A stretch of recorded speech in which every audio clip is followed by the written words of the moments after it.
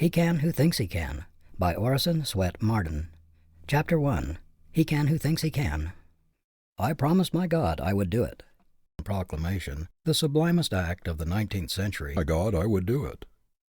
Does anyone doubt that such a mighty resolution added power to this marvelous man, or that it nerved him to accomplish what he had undertaken? Neither ridicule nor caricature, neither dread of enemies nor desertion of friends, could shake his indomitable faith in his ability to lead the nation through the greatest struggle in its history. Napoleon, Bismarck, and all other great achievers had colossal faith in themselves. It doubled, trebled, even quadrupled the ordinary power of these men. In no other way can we account for the achievements of Luther, Wesley, or Savonarola.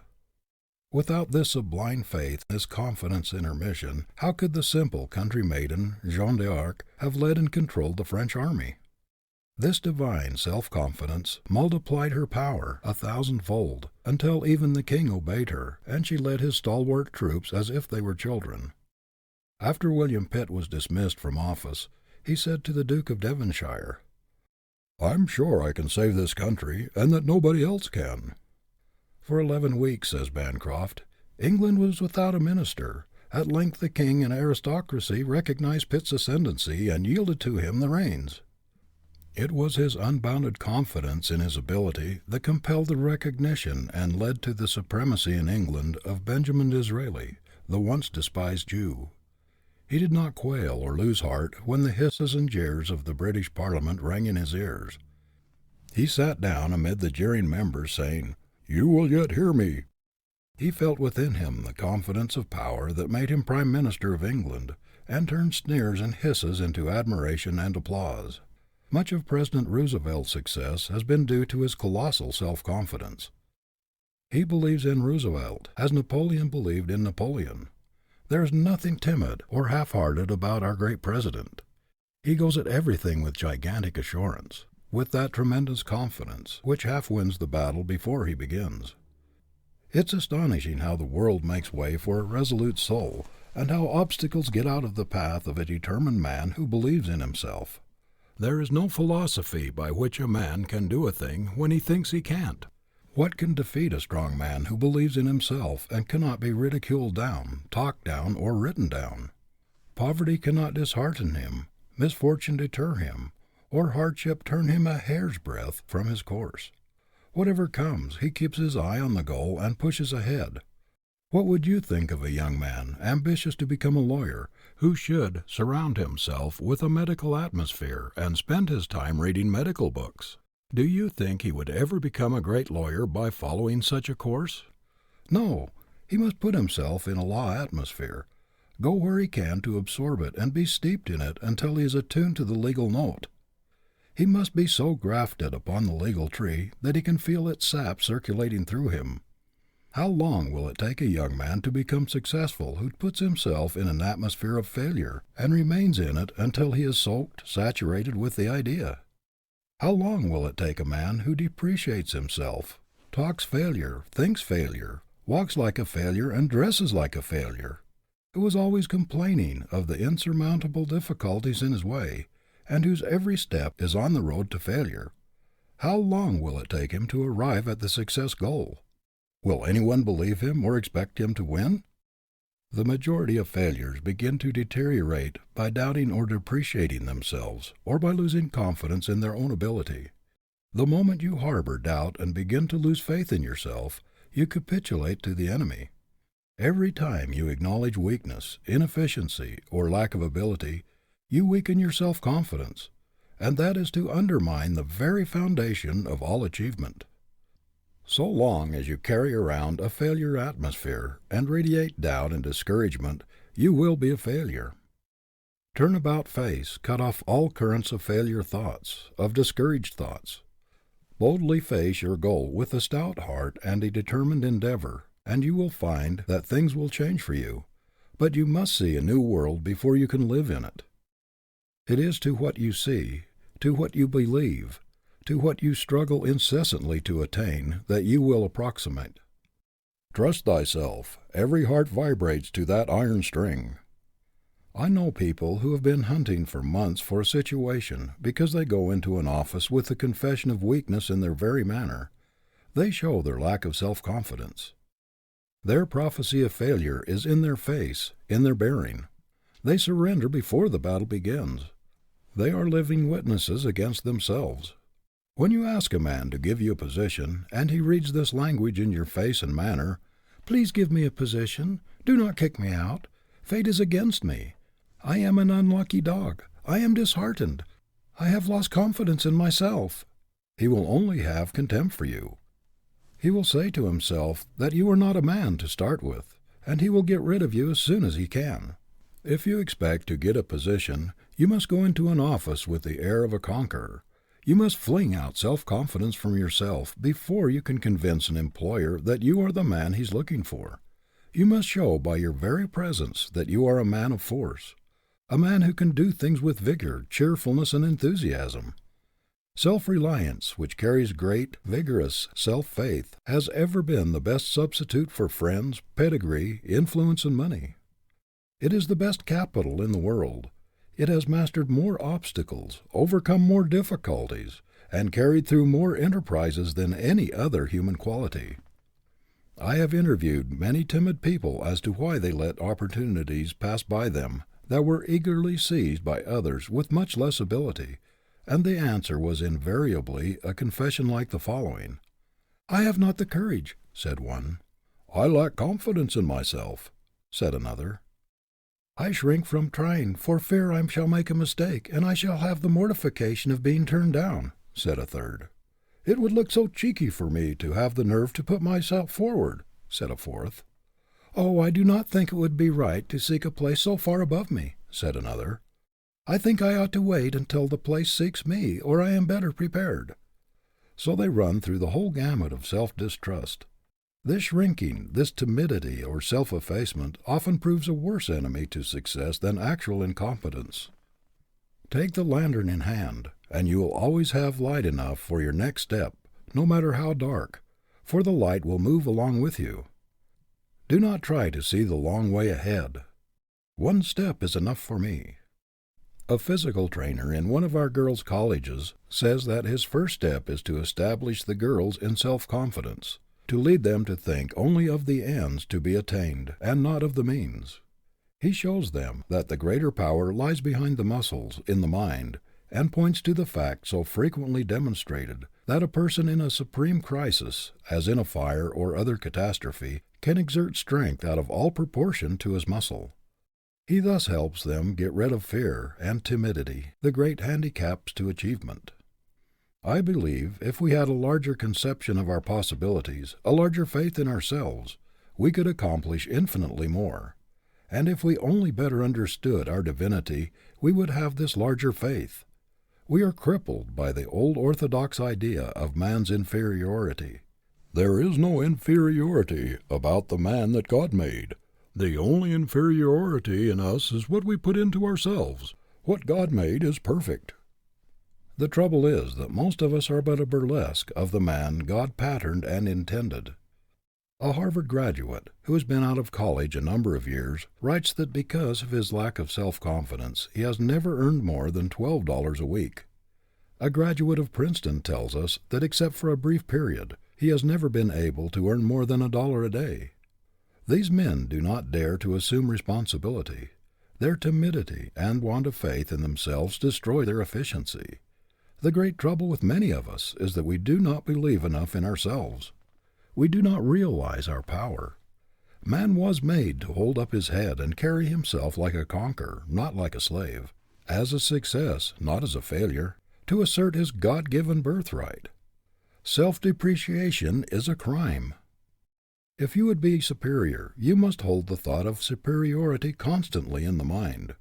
A singularly modest man of so retiring a disposition that at one time he did not show half of his great ability, whose shrinking nature and real talent for self-abasement had actually given him an inferior appearance, told me one day how he had encountered this tendency toward self-depreciation.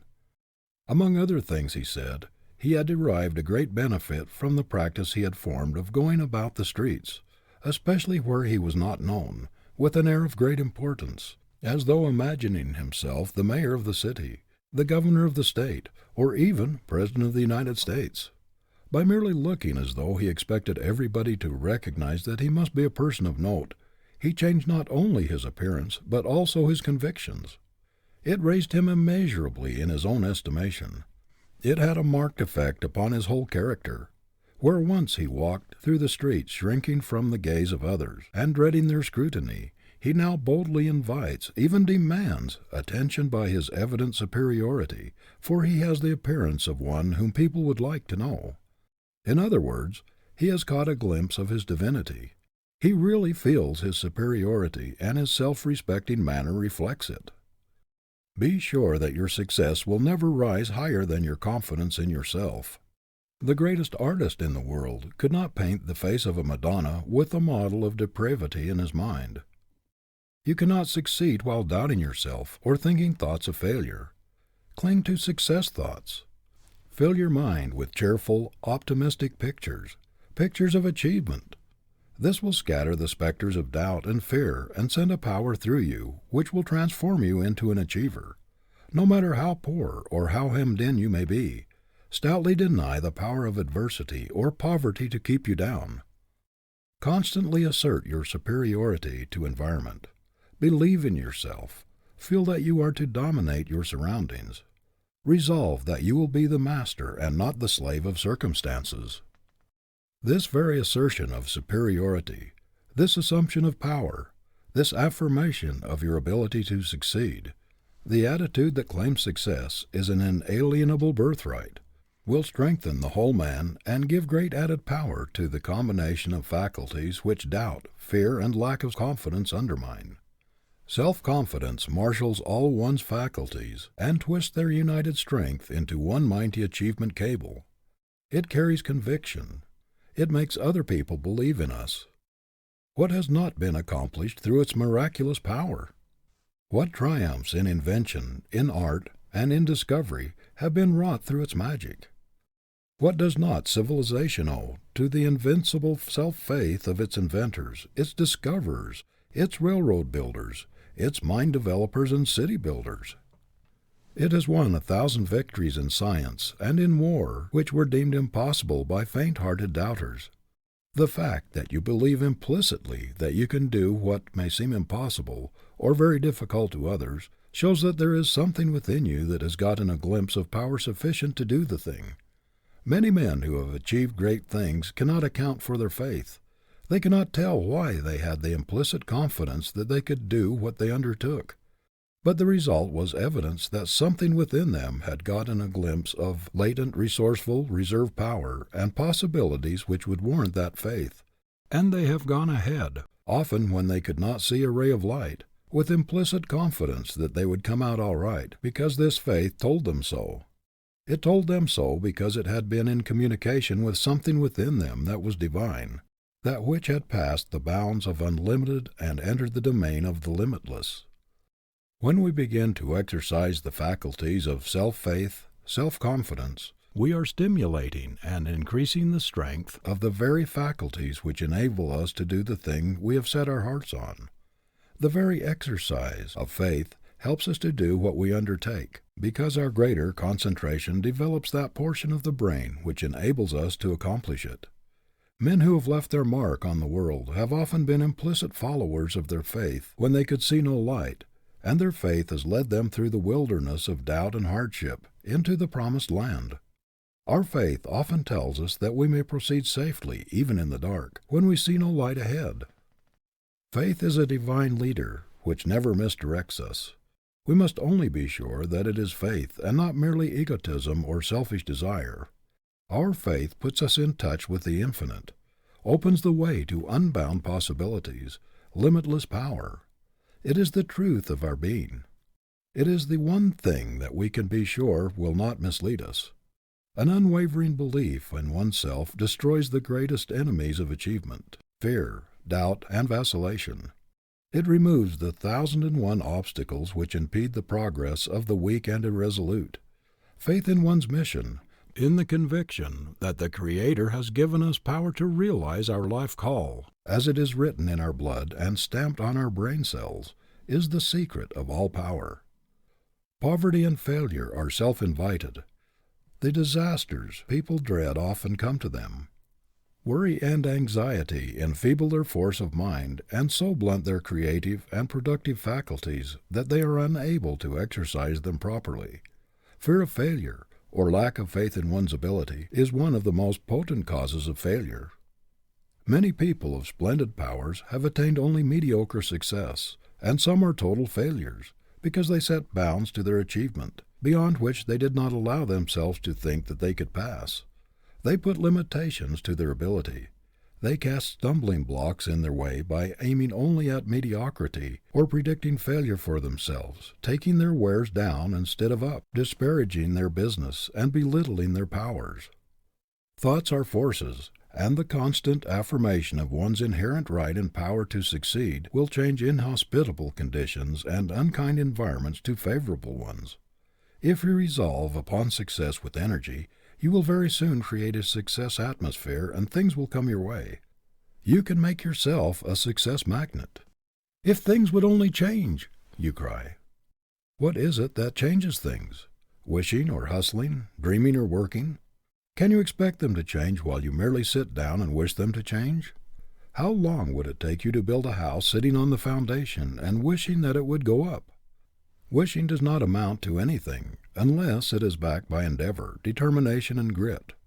Webster's father was much chagrined and pained when Daniel refused a $1,500 clerkship in the Court of Common Pleas in New Hampshire, which he had worked hard to secure for him after he left college.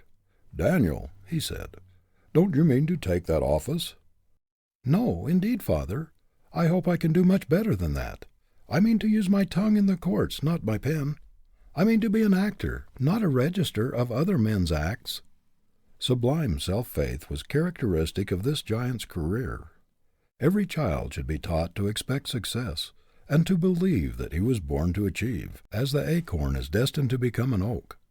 It is cruel for parents and teachers to tell children that they are dull or stupid, or that they are not like others of their age. They should inspire them, instead, with hope and confidence and belief in their success birthright. A child should be trained to expect great things, and should believe firmly in his God-given power to accomplish something worthwhile in the world. Without self-faith and an iron will, man is but the plaything of chance, a puppet of circumstances. With these he is a king, and it is in childhood the seeds must be sown that will make him a conqueror in life. If you want to reach nobility, you can never do it by holding the thought of inferiority, the thought that you are not as good as other people, that you are not as able, that you cannot do this, that you cannot do that. Kant philosophy never does anything but tear down. It never builds up. If you want to amount to anything in the world, you must hold up your head.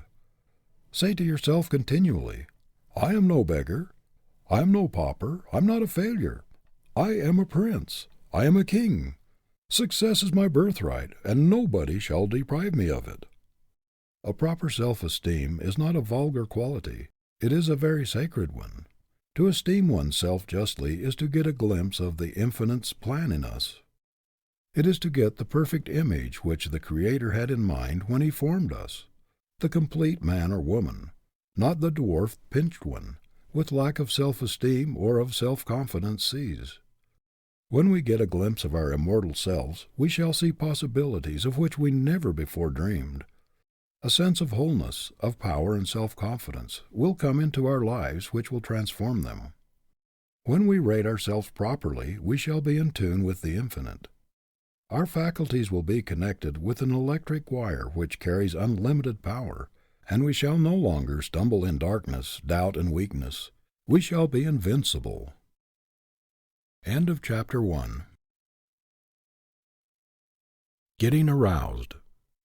"How's the boy getting on, Davis?" asked Farmer John Field, as he watched his son, Marshall, waiting upon a customer. "Well, John, you and I are old friends," replied Deacon Davis, as he took an apple from a barrel and handed it to Marshall's father as a peace offering. "We're old friends, and I don't want to hurt your feelin's, but I'm a blunt man, and air going to tell you the truth. Marshall is a good, steady boy, all right, but he wouldn't make a merchant, if he stayed in my store 1,000 years. He weren't cut out for a merchant. Take him back to the farm, John, and teach him how to milk cows." If Marshall Field had remained as clerk in Deacon Davis's store in Pittsfield, Massachusetts, where he got his first position, he could never have become one of the world's merchant princes. But when he went to Chicago and saw the marvelous examples around him of poor boys who had won success, it aroused his ambition and fired him with the determination to be a great merchant himself. "If others can do such wonderful things," he asked himself, "why cannot I?" Of course, there was the making of a great merchant in Mr. Field from the start, but circumstances and ambition-arousing environment had a great deal to do with stimulating his latent energy and bringing out his reserve force. It is doubtful if he would have climbed so rapidly in any other place than Chicago. In 1856, when young Field went there, this marvelous city was just starting on its unparalleled career. It had then only about 85,000 inhabitants. A few years before, it had been a mere Indian trading village. But the city grew by leaps and bounds, and always beat the predictions of its most sanguine inhabitants. Success was in the air. Everybody felt there were great possibilities there. Many people seem to think that ambition is a quality born within us, that is not susceptible to improvement, that it is something thrust upon us which will take care of itself. But it is a passion that responds very quickly to cultivation, and it requires constant care and education, just as the faculty for music or art does, or it will atrophy. If we do not try to realize our ambition, it will not keep sharp and defined. Our faculties become dull and soon lose their power if they are not exercised. How can we expect our ambition to remain fresh and vigorous through years of inactivity, indolence, or indifference? If we constantly allow opportunities to slip by us without making any attempt to grasp them, our inclination will grow duller and weaker. "What I most need," as Emerson says, "is somebody to make me do what I can."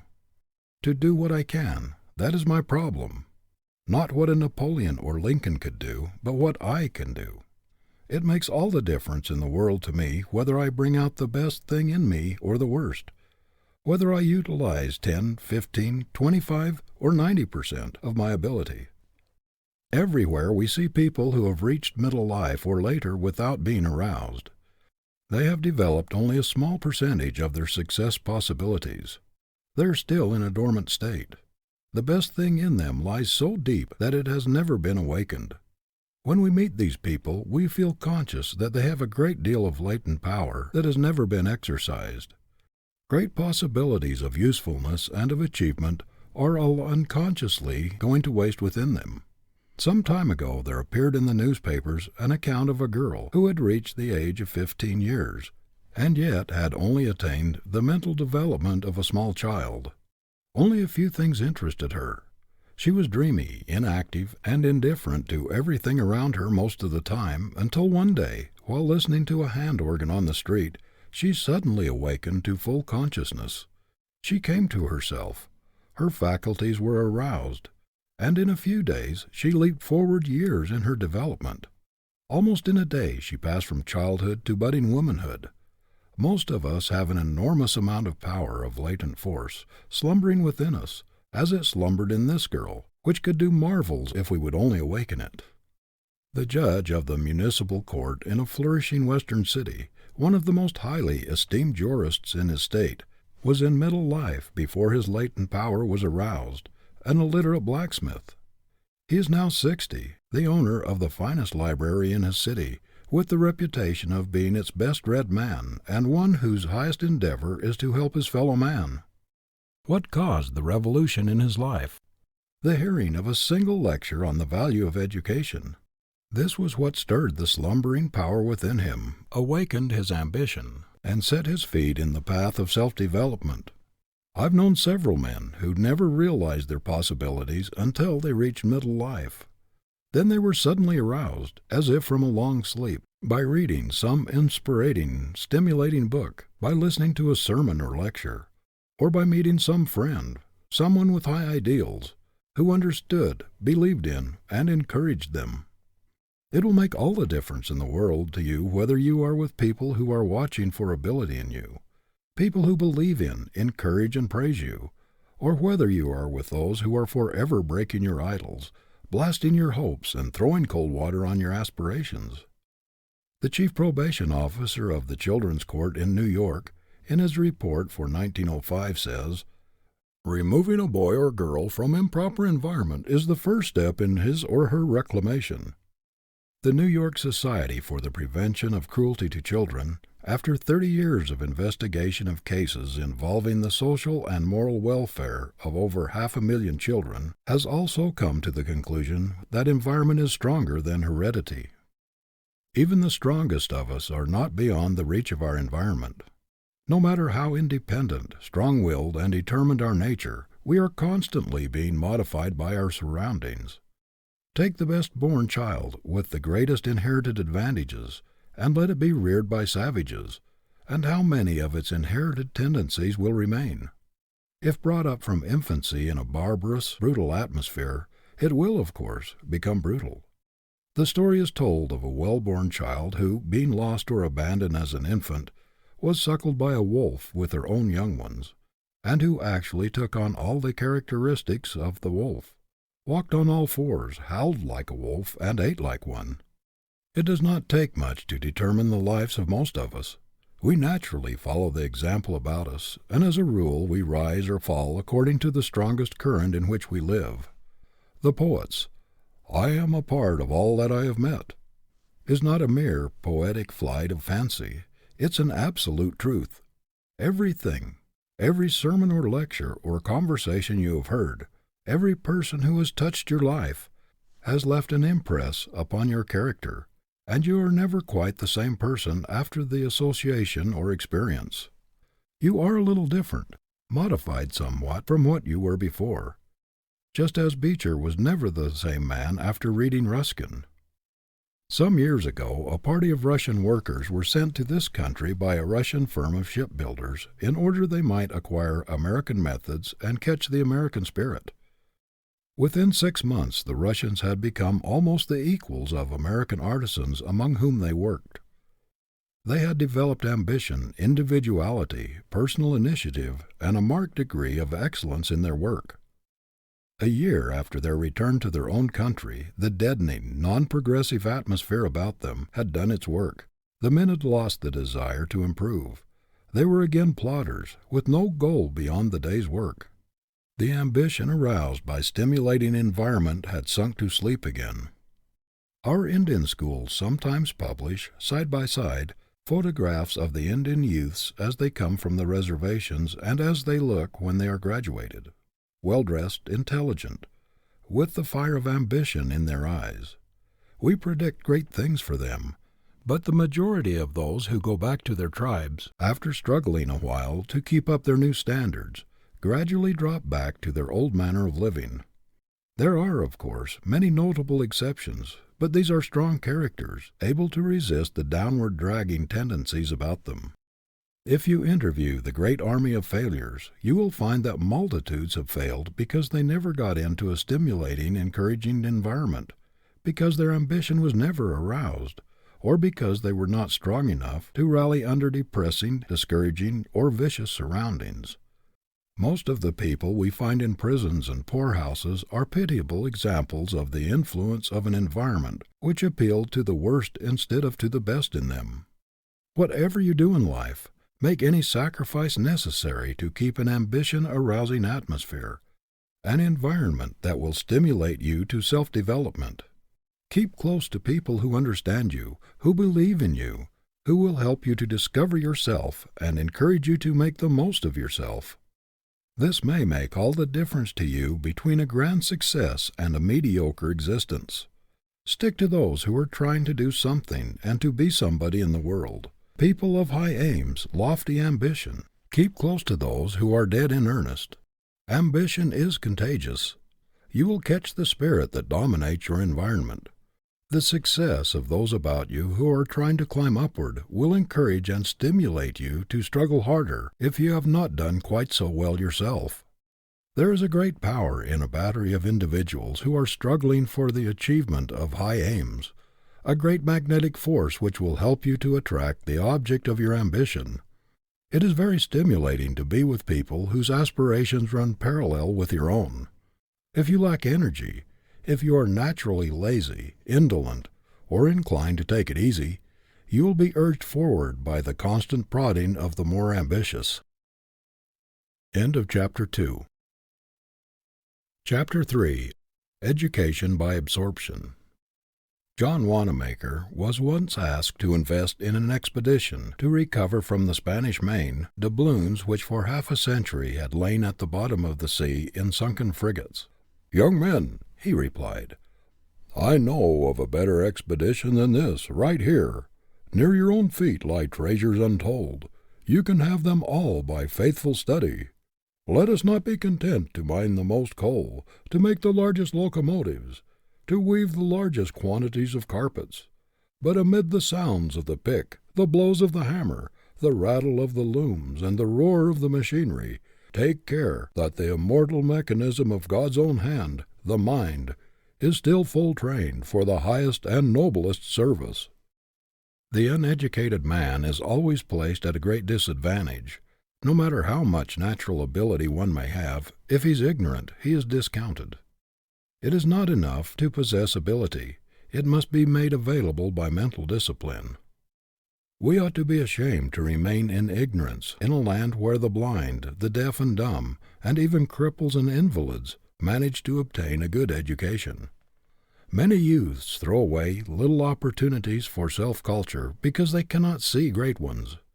They let the years slip by without any special effort at self-improvement, until they are shocked in middle life or later by waking up to the fact that they are still ignorant of what they ought to know.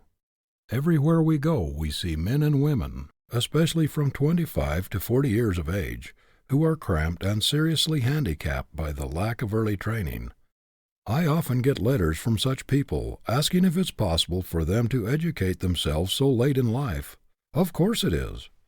There are so many good correspondence schools today, and institutions like Chautauqua, so many evening schools, lectures, books, libraries, and periodicals, that men and women who are determined to improve themselves have abundant opportunities to do so. While you lament the lack of early education and think it's too late to begin, you may be sure that there are other young men and women not very far from you who are making great strides in self-improvement, though they may not have half as good an opportunity for it as you have. The first thing to do is to make a resolution, strong, vigorous, and determined, that you are going to be an educated man or woman, that you are not going to go through life humiliated by ignorance, that if you have been deprived of early advantages, you are going to make up for their loss. Resolve that you will no longer be handicapped and placed at a disadvantage for that which you can remedy. You will find the whole world will change to you when you change your attitude toward it. You will be surprised to see how quickly you can very materially improve your mind after you have made a vigorous resolve to do so. Go about it with the same determination that you would to make money or to learn a trade. There is a divine hunger in every normal being for self-expansion, a yearning for growth or enlargement. Beware of stifling this craving of nature for self-unfoldment. Man was made for growth. It is the object, the explanation of his being. To have an ambition to grow larger and broader every day, to push the horizon of ignorance a little farther away, to become a little richer in knowledge, a little wiser and more of a man. That is an ambition worthwhile. It is not absolutely necessary that an education should be crowded into a few years of school life. The best educated people are those who are always learning, always absorbing knowledge from every possible source and at every opportunity. I know young people who have acquired a better education, a finer culture, through a habit of observation, or of carrying a book in the pocket to read at odd moments, or by taking courses in correspondence schools, than many who have gone through college. Youths who are quick to catch at new ideas, and who are in frequent contact with superior minds, not only often acquire a personal charm, but even, to a remarkable degree, develop mental power. The world is a great university. From the cradle to the grave we are always in God's great kindergarten, where everything is trying to teach us its lesson, to give us its great secret. Some people are always at school, always storing up precious bits of knowledge. Everything has a lesson for them. It all depends upon the eye that can see, the mind that can appropriate. Very few people ever learn how to use their eyes. They go through the world with a superficial glance at things. Their eye pictures are so faint and so dim that details are lost, and no strong impression is made on the mind. Yet the eye was intended for a great educator. The brain is a prisoner, never getting out to the outside world.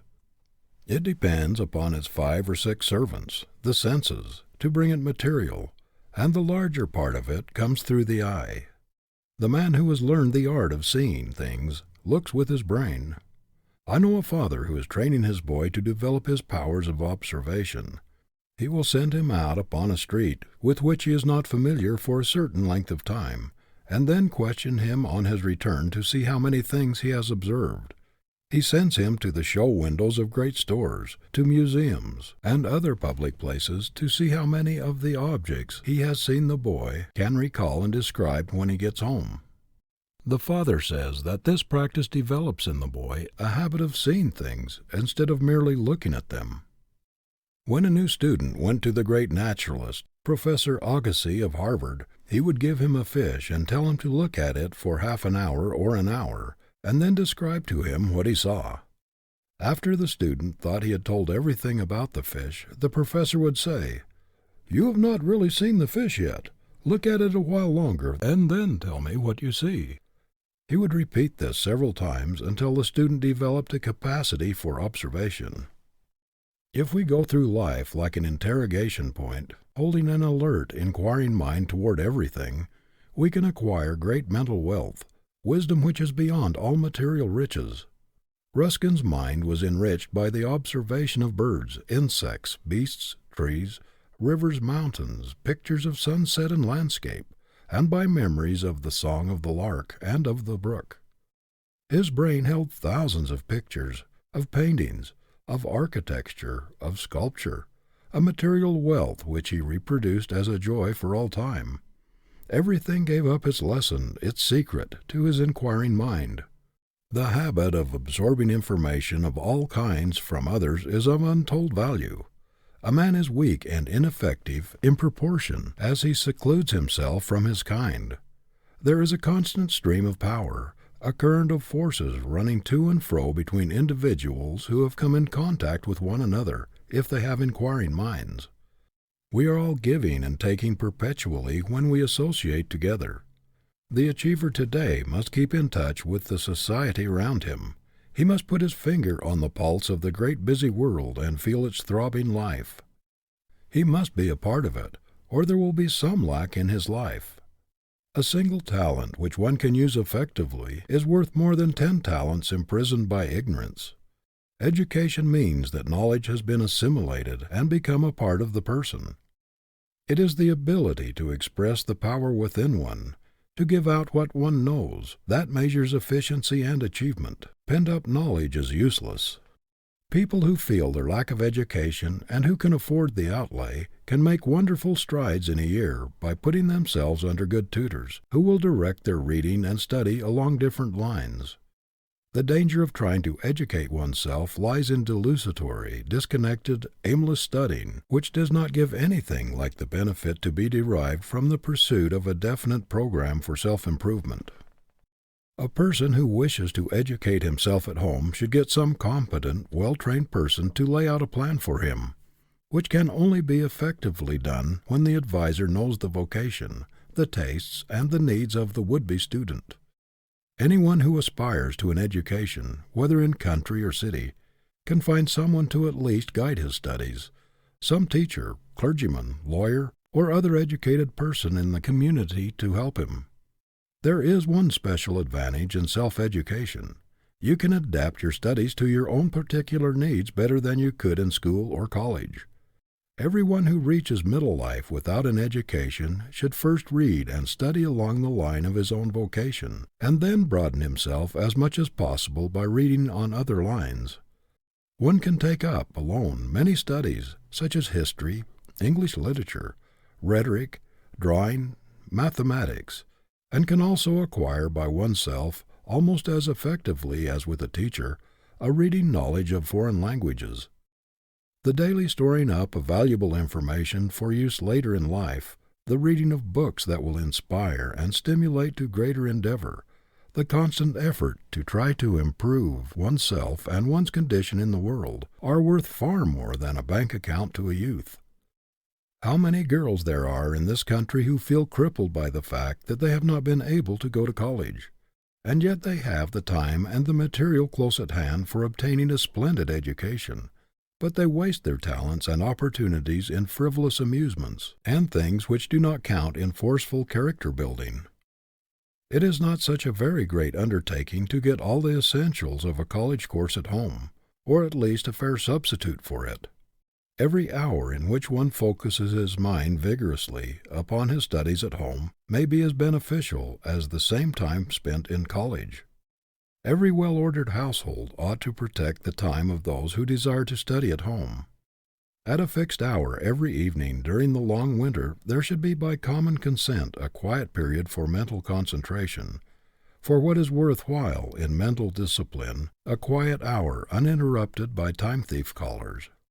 In thousands of homes where the members are devoted to each other and should encourage and help each other along, it is made almost impossible for anyone to take up reading, studying, or any exercise for self-improvement. Perhaps someone is thoughtless and keeps interrupting the others so that they cannot concentrate their minds. Or those who have nothing in common with your aims or your earnest life drop in to spend an evening in idle chatter. They have no ideals outside of the bread and butter and amusement questions, and do not realize how they are hindering you.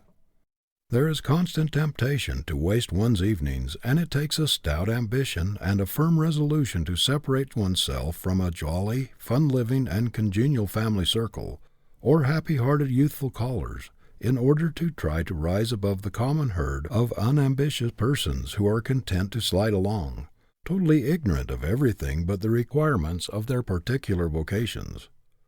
A habit of forcing yourself to fix your mind steadfastly and systematically upon certain studies, even if only for periods of a few minutes at a time, is of itself of the greatest value. This habit helps one to utilize the odds and ends of time which are unavailable to most people because they have never been trained to concentrate the mind at regular intervals. A good understanding of the possibilities that live in spare moments is a great success asset. The very reputation of always trying to improve yourself, of seizing every opportunity to fit yourself for something better, the reputation of being dead in earnest, determined to be somebody and to do something in the world, would be of untold assistance to you. People like to help those who are trying to help themselves. They will throw opportunities in their way. Such a reputation is the best kind of capital to start with. One trouble with people who are smarting under the consciousness of deficient education is that they do not realize the immense value of utilizing spare minutes. Like many boys who will not save their pennies and small change because they cannot see how a fortune could ever grow by the saving. They cannot see how a little study here and there each day will ever amount to a good substitute for a college education. I know a young man who never attended a high school, and yet educated himself so superbly that he has been offered a professorship in a college. Most of his knowledge was gained during his odds and ends of time, while working hard at his vocation. Spare time meant something to him. The correspondence schools deserve very great credit for inducing hundreds of thousands of people, including clerks, mill operatives, and employees of all kinds, to take their courses, and thus save for study the odds and ends of time which otherwise would probably be thrown away. We have heard of some most remarkable instances of rapid advancement which these correspondence school students have made by reason of the improvement in their education. Many students have reaped 1,000% on their educational investment. It has saved them years of drudgery and has shortened wonderfully the road to their goal. Wisdom will not open her doors to those who are not willing to pay the price in self-sacrifice in hard work. Her jewels are too precious to scatter before the idle, the ambitionless. The very resolution to redeem yourself from ignorance at any cost is the first great step toward gaining an education. Charles Wagner once wrote to an American regarding his little boy, "May he know the price of the hours. God bless the rising boy who will do his best, for never losing a bit of the precious and God-given time." There is untold wealth locked up in the long winter evenings and odd moments ahead of you. A great opportunity confronts you. What will you do with it? End of Chapter 3. Chapter 4. Freedom at Any Cost. Were you to decide to risk your reputation, your material welfare, your whole future, upon some great physical or mental contest which you could extend over a considerable period of time, you would begin long beforehand to train or discipline yourself for the decisive conflict. You would not, if possible to avoid doing so, go into it handicapped. Every person who is ambitious to make his life count, to do what is worthwhile, is entering upon just such a contest. In starting upon a conflict so grave, so significant, and which affects the whole future, the first thing to do is get absolute freedom from everything which strangles ambition, discourages effort, and hinders progress. Freedom from everything which saps vitality, enslaves the faculties, and wastes energy. To remove every obstruction from the way and leave a clear path to one's goal. No matter how ambitious a runner may be to win, if he does not train off his surplus fat, if he is hampered with extra clothing, or runs with feet cramped and sore, his race is lost. The trouble with most of us is that while ambitious to succeed, we do not put ourselves in a condition to win. We do not cut the cords which bind us, or try to get rid of the entanglements and obstructions that hinder us. We trust too much to luck. To eliminate everything that can possibly retard us, to get into as harmonious an environment as possible, is the first preparation for a successful career. There are tens of thousands of people who have ability and inclination to rise out of mediocrity, and to do something worthwhile in the world, but who never do so because they cannot break the chains that bind their movements. Most of us are so bound in some part of our nature that we cannot get free, cannot gain the liberty to do the larger thing possible to us. We go through life doing the smaller, the meaner, when the larger, the grander would be possible could we get rid of the things that handicap us. Every normal man has a reserve power within him, a mighty coil of force and purpose, which would enable him to make his life strong and complete, were he free to express the largest and the best things in him, were he not fettered by some bond, physical or moral. You can tie a strong horse with a very small cord, and he cannot show his greatest speed or strength till he is free. On every hand we see people with splendid ability tied down by some apparently insignificant thing which handicaps all their movements. They cannot go ahead until they are free. A giant would be a weakling if he were confined to so small a space that he did not have room to exert himself with freedom. The majority of people live in a cramped and uncongenial environment, in an atmosphere which dampens enthusiasm, discourages ambition and effort, scatters energy and wastes time.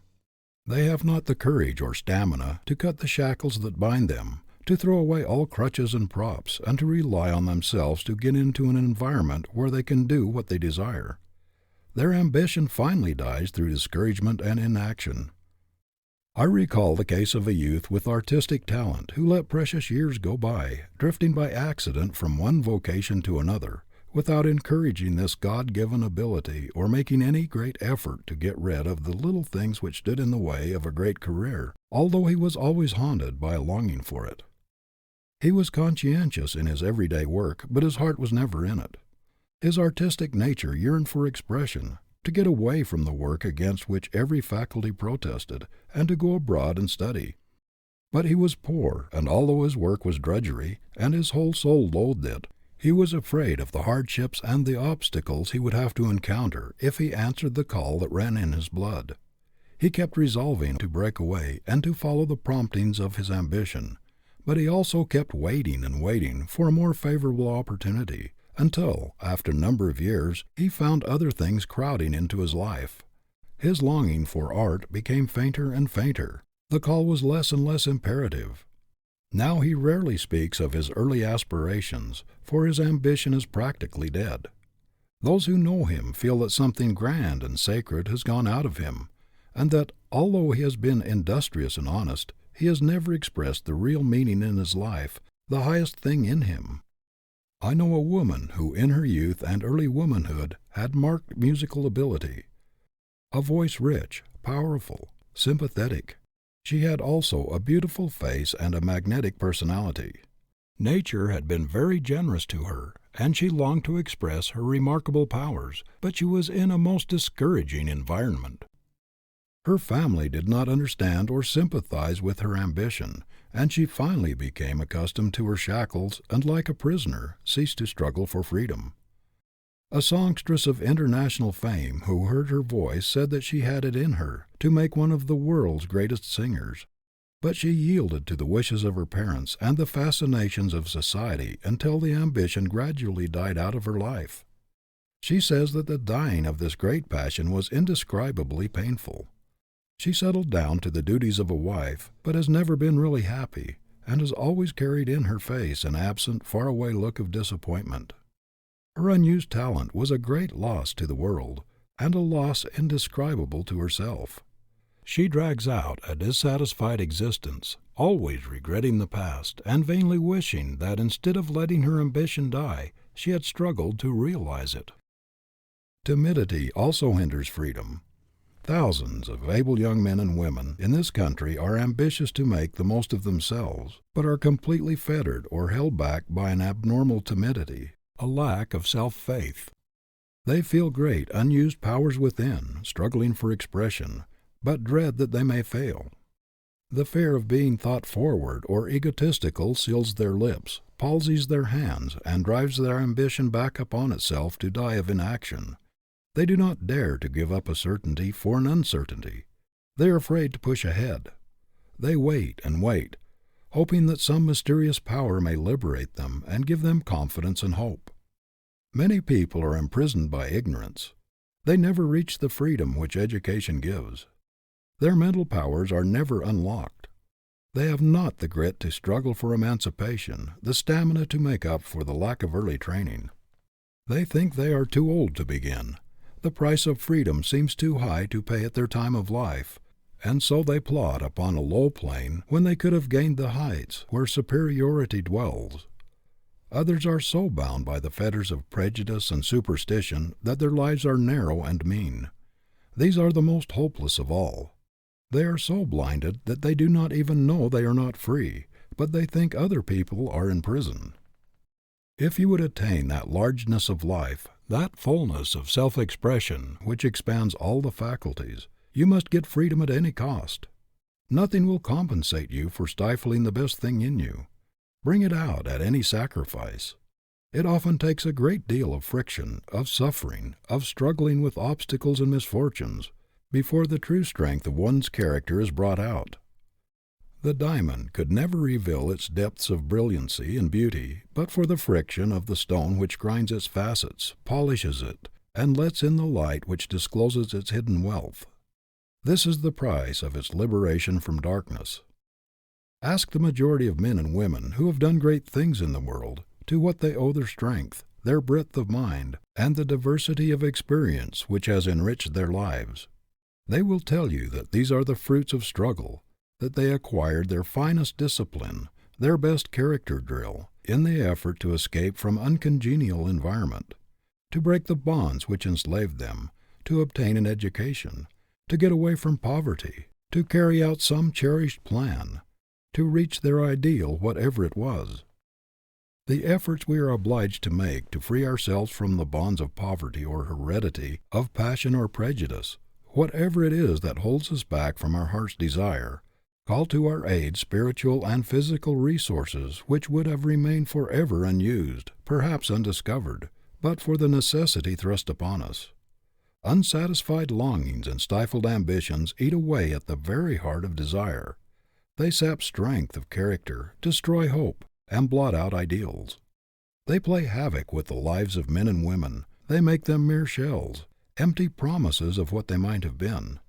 I do not believe that anybody in any circumstances can be happy until he expresses that which God has made to dominate in his life, until he has given vent to that grand passion which speaks loudest in his nature, until he has made the best use of that gift which was intended to take precedence of all his other powers. No man can live a half-life when he has genuinely learned that it is a half-life, said Philip Brooks. After we have gained a glimpse of a life higher and better than we have been living, we must either break the bonds that bind us and struggle towards the attainment of that which we see, or development will cease and deterioration set in. Even the longing to reach an ideal will soon die out if no effort is made to satisfy it. No one should follow a vocation except by inevitable compulsion, which does not tend to unlock his prison house and let out the man. No one should voluntarily remain in an environment which prevents his development.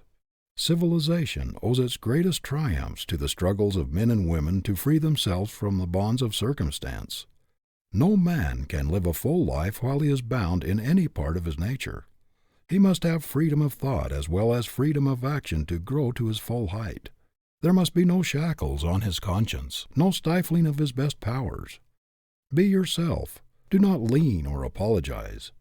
Few people belong to themselves. They are slaves to their creditors or to some entangling alliance.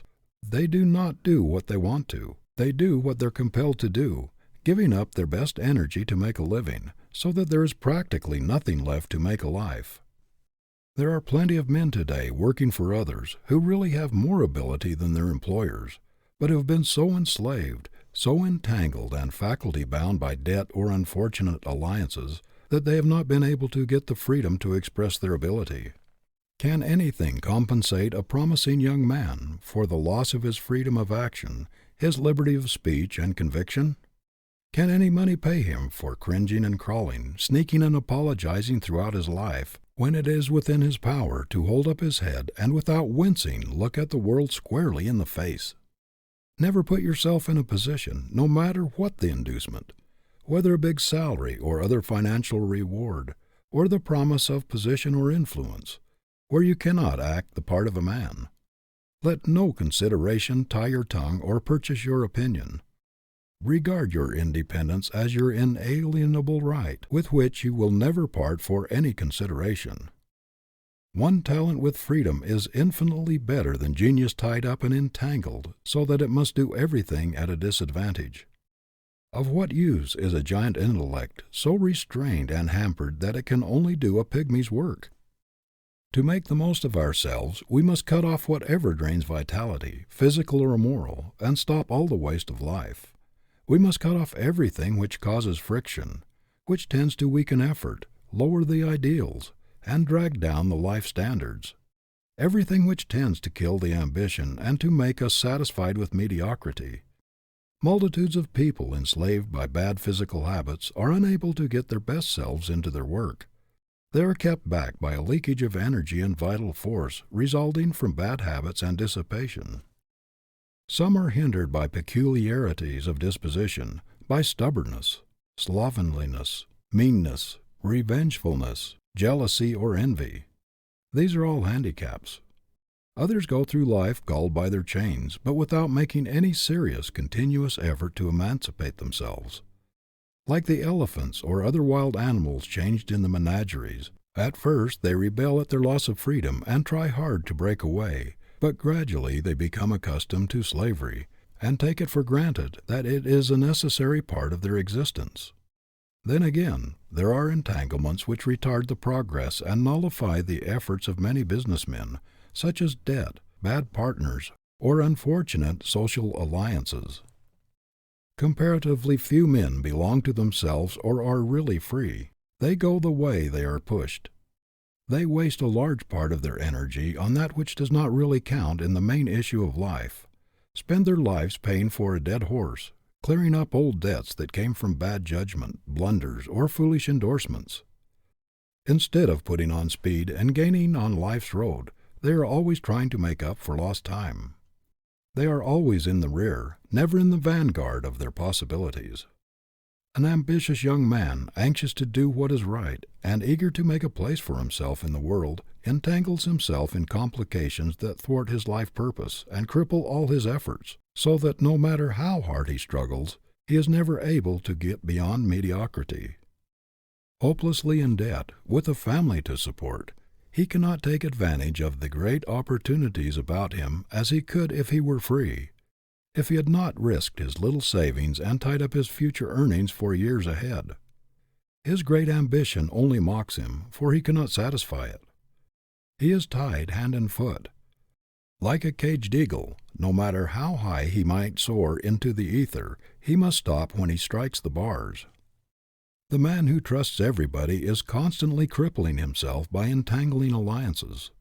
He endorses notes, loans money, helps everybody out, and usually gets left. He ties up his productive ability and hampers his work by his poor judgment or lack of business sense. A most estimable man of my acquaintance was ruined financially by endorsements and loans which would have been foolish even for a boy of 15. For many years it took every dollar he could spare from the absolute necessities of his family to pay these obligations.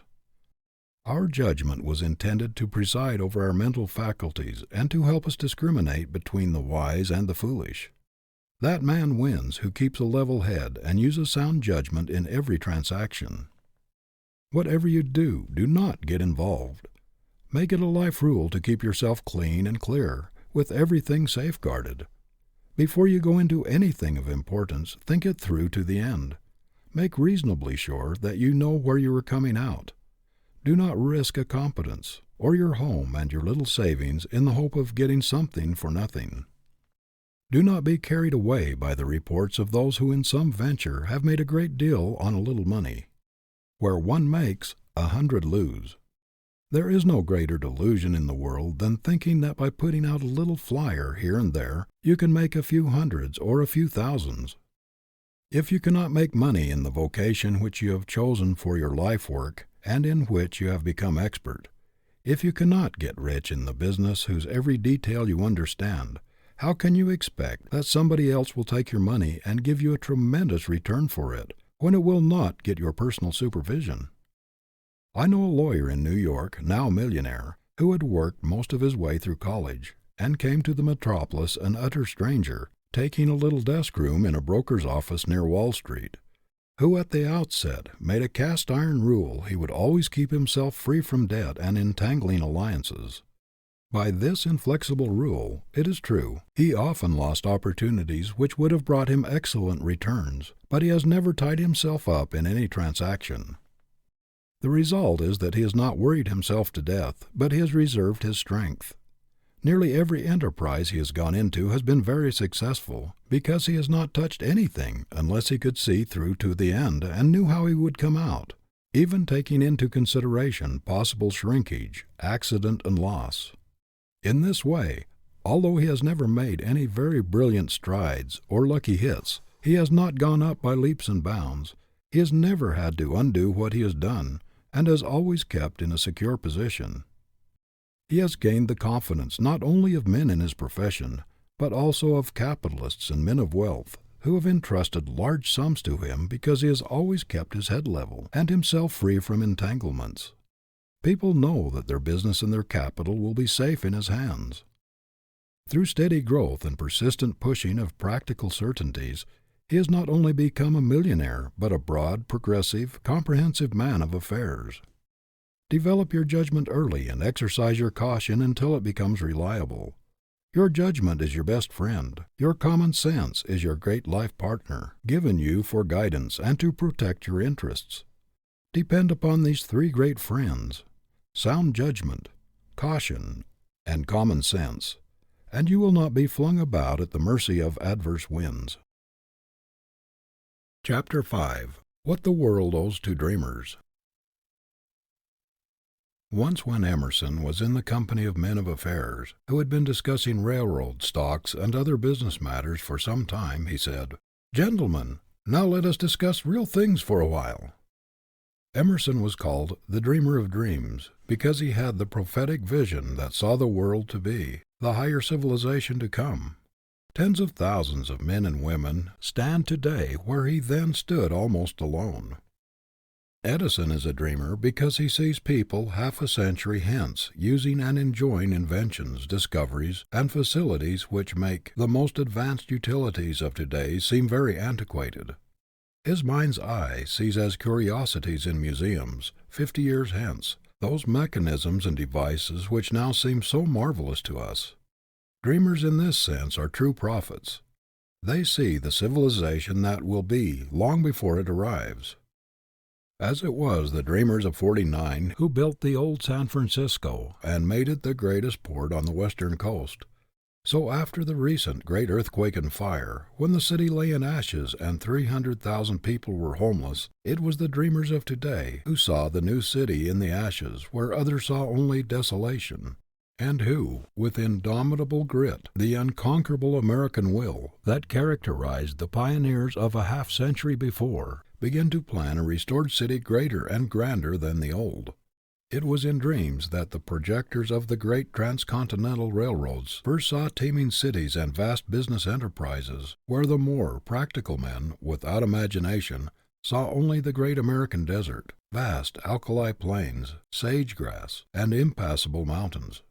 The dreams of men like Collis P. Huntington and Leland Strafford bound together the East and the West with bands of steel, made the two oceans neighbors, reclaimed the desert, and built cities where before only desolation reigned. It was the persistency and grit of dreamers that triumphed over the congressmen without imagination who advised importing dromedaries to carry the mails across the great American desert, because they said it was ridiculous, a foolish waste of money, to build a railroad to the Pacific Ocean, as there was nothing there to support a population. It was such dreamers as those who saw the great metropolis of Chicago in a straggling Indian village, who saw Omaha, Kansas City, Denver, Salt Lake City, Los Angeles, and San Francisco many years before they arrived, that made their existence possible. It was such dreamers as Marshall Field, Joseph Leiter, and Potter Palmer, who saw in the ashes of the burned Chicago a new and glorified city, infinitely greater and grander than the old. Take the dreamers out of the world's history, and who would care to read it? Our dreamers. They are the advance guard of humanity, the toilers who, with bent back and sweating brow, cut smooth roads over which man marches forward from generation to generation. Most of the things which make life worth living, which have emancipated man from drudgery and lifted him above commonness and ugliness, the great amenities of life, we owe to our dreamers. The present is but the sum total of the dreams of the ages that have gone before, the dreams of the past made real. Our great ocean liners, our marvelous tunnels, our magnificent bridges, our schools, our universities, our hospitals, our libraries, our cosmopolitan cities with their vast facilities, comforts, and treasures of art are all the result of somebody's dreams. We hear a great deal of talk about the impracticality of dreamers, of people whose heads are among the stars while their feet are on the earth. But where would civilization be today but for the dreamers? We should still be riding in the stagecoach or tramping across continents. We should still cross the ocean in sailing ships, and our letters would be carried across continents by the Pony Express. "It cannot be done," cries the man without imagination. "It can be done. It shall be done," cries the dreamer, and he persists in his dreams through all sorts of privations, even to the point of starvation, if necessary, until his visions, his inventions, his discoveries, his ideas for the betterment of the race are made practical realities. What a picture the dreamer Columbus presented as he went about exposed to continual scoffs and indignities, characterized as an adventurer, the very children taught to regard him as a madman and pointing to their foreheads as he passed. He dreamed of a world beyond the seas, and in spite of unspeakable obstacles, his vision became a glorious reality. It was the men who, a quarter of a century ahead of their contemporaries, saw the marvelous hoe press in the hand press that made modern journalism possible. Without these dreamers our printing would still be done by hand. It was the men who were denounced as visionaries who practically annihilated space and enabled us to converse and transact business with people thousands of miles away as though they were in the same building with us. How many matter-of-fact, unimaginative men who see only through practical eyes would it take to replace a civilization, an Edison, a Bell, or a Marconi? The very practical people tell us that the imagination is all well enough in artists, musicians, and poets, but that it has little place in the great world of realities. Yet all leaders of men have been dreamers. Our great captains of industry, our merchant princes, have had powerful prophetic imaginations. They had faith in the vast commercial possibilities of our people. If it had not been for our dreamers, the American population would still be hugging the Atlantic coast. The most practical people in the world are those who can look far into the future and see the civilization yet to be, who can see the coming man emancipated from the narrowing, hampering fetters, limitations, and superstitions of the present day, who have the ability to foresee things to come with the power to make them realities. The dreamers have ever been those who have achieved the seemingly impossible. Our public parks, our art galleries, our great institutions are dotted with monuments and statues which the world has built to its dreamers, those who saw visions of better things, better days for the human race. What horrible experiences men and women have gone through in prisons and dungeons for their dreams, dreams which were destined to lift the world from savagery and emancipate man from drudgery. The very dreams for which Galileo and other great scientists were imprisoned and persecuted were recognized as science only a few generations later. Galileo's dream gave us a new heaven and a new earth. The dreams of Confucius, of Buddha, of Socrates have become realities in millions of human lives. Christ himself was denounced as a dreamer, but his whole life was a prophecy, a dream of the coming man, the coming civilization. He saw beyond the burlesque of the man God intended, beyond the deformed, weak, deficient, imperfect man heredity had made, to the perfect man, the ideal man, the image of divinity. Our visions do not mock us. They are evidences of what is to be, the foreglimpses of possible realities. The castle in the air always precedes the castle on the earth. George Stephenson, the poor miner, dreamed of a locomotive engine that would revolutionize the traffic of the world. While working in the coal pits for 6 pence a day, or patching the clothes and mending the boots of his fellow workmen to earn a little money to attend night school, and at the same time supporting his blind father, he continued to dream. People called him crazy. "His roaring engine will set the houses on fire with its sparks," everybody cried. "Smoke will pollute the air. Carriage makers and coachmen will starve for want of work." See this dreamer in the House of Commons when members of Parliament were cross-questioning him. "What," said one member, "can be more palpably absurd and ridiculous than the prospect held out of locomotives traveling twice as fast as horses?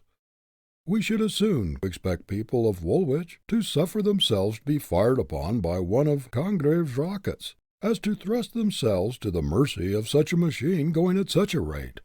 We trust that Parliament will, in all the railways it may grant, limit the speed to 8 or 9 miles an hour, which is as great as can be ventured upon." But in spite of calumny, ridicule, and opposition, this crazy visionary toiled on for 15 years for the realization of his vision. On the 4th of August, 1907, New York celebrated the centennial of the dream of Robert Fulton. See the crowd of curious scoffers at the wharves of the Hudson River at noon on Friday, August 4th, 1807, to witness the results of what they thought the most ridiculous idea which ever entered a human brain, to witness what they believed would be a most humiliating failure of the dreams of a crank who proposed to take a party of people up the river to Albany in a steam vessel named Claremont. Did anybody ever hear of such an absurd idea as navigating against the current of the Hudson River without sail? Scornfully said the scoffing wiseacres. Many of them thought that the man who had fooled away his time and money on the Claremont was little better than an idiot, and that he ought to be in an insane asylum. But the Clermont did sail up the Hudson, and Fulton was hailed as a benefactor of the human race. What does the world not owe to Morse, who gave it its first telegraph? When the inventor asked for an appropriation of a few $1,000s for the first experimental line from Washington to Baltimore, he was sneered at by congressmen. After discouragements which would have disheartened most men, this experimental line was completed, and some congressmen were waiting for the message which they did not believe would ever come, when one of them asked the inventor how large a package he expected to be able to send over the wire. But very quickly the message did come, and derision was changed to praise. The dream of Cyrus W. Field, which tied two continents together by the ocean cable, was denounced as worse than folly. How long would it take to get the world's day-by-day news but for such dreamers as Field? When William Murdoch, at the close of the 18th century, dreamed of lighting London by means of coal gas conveyed to buildings in pipes, even Sir Humphrey Davy sneeringly asked, "Do you intend taking the dome of St. Paul's for a gasometer?"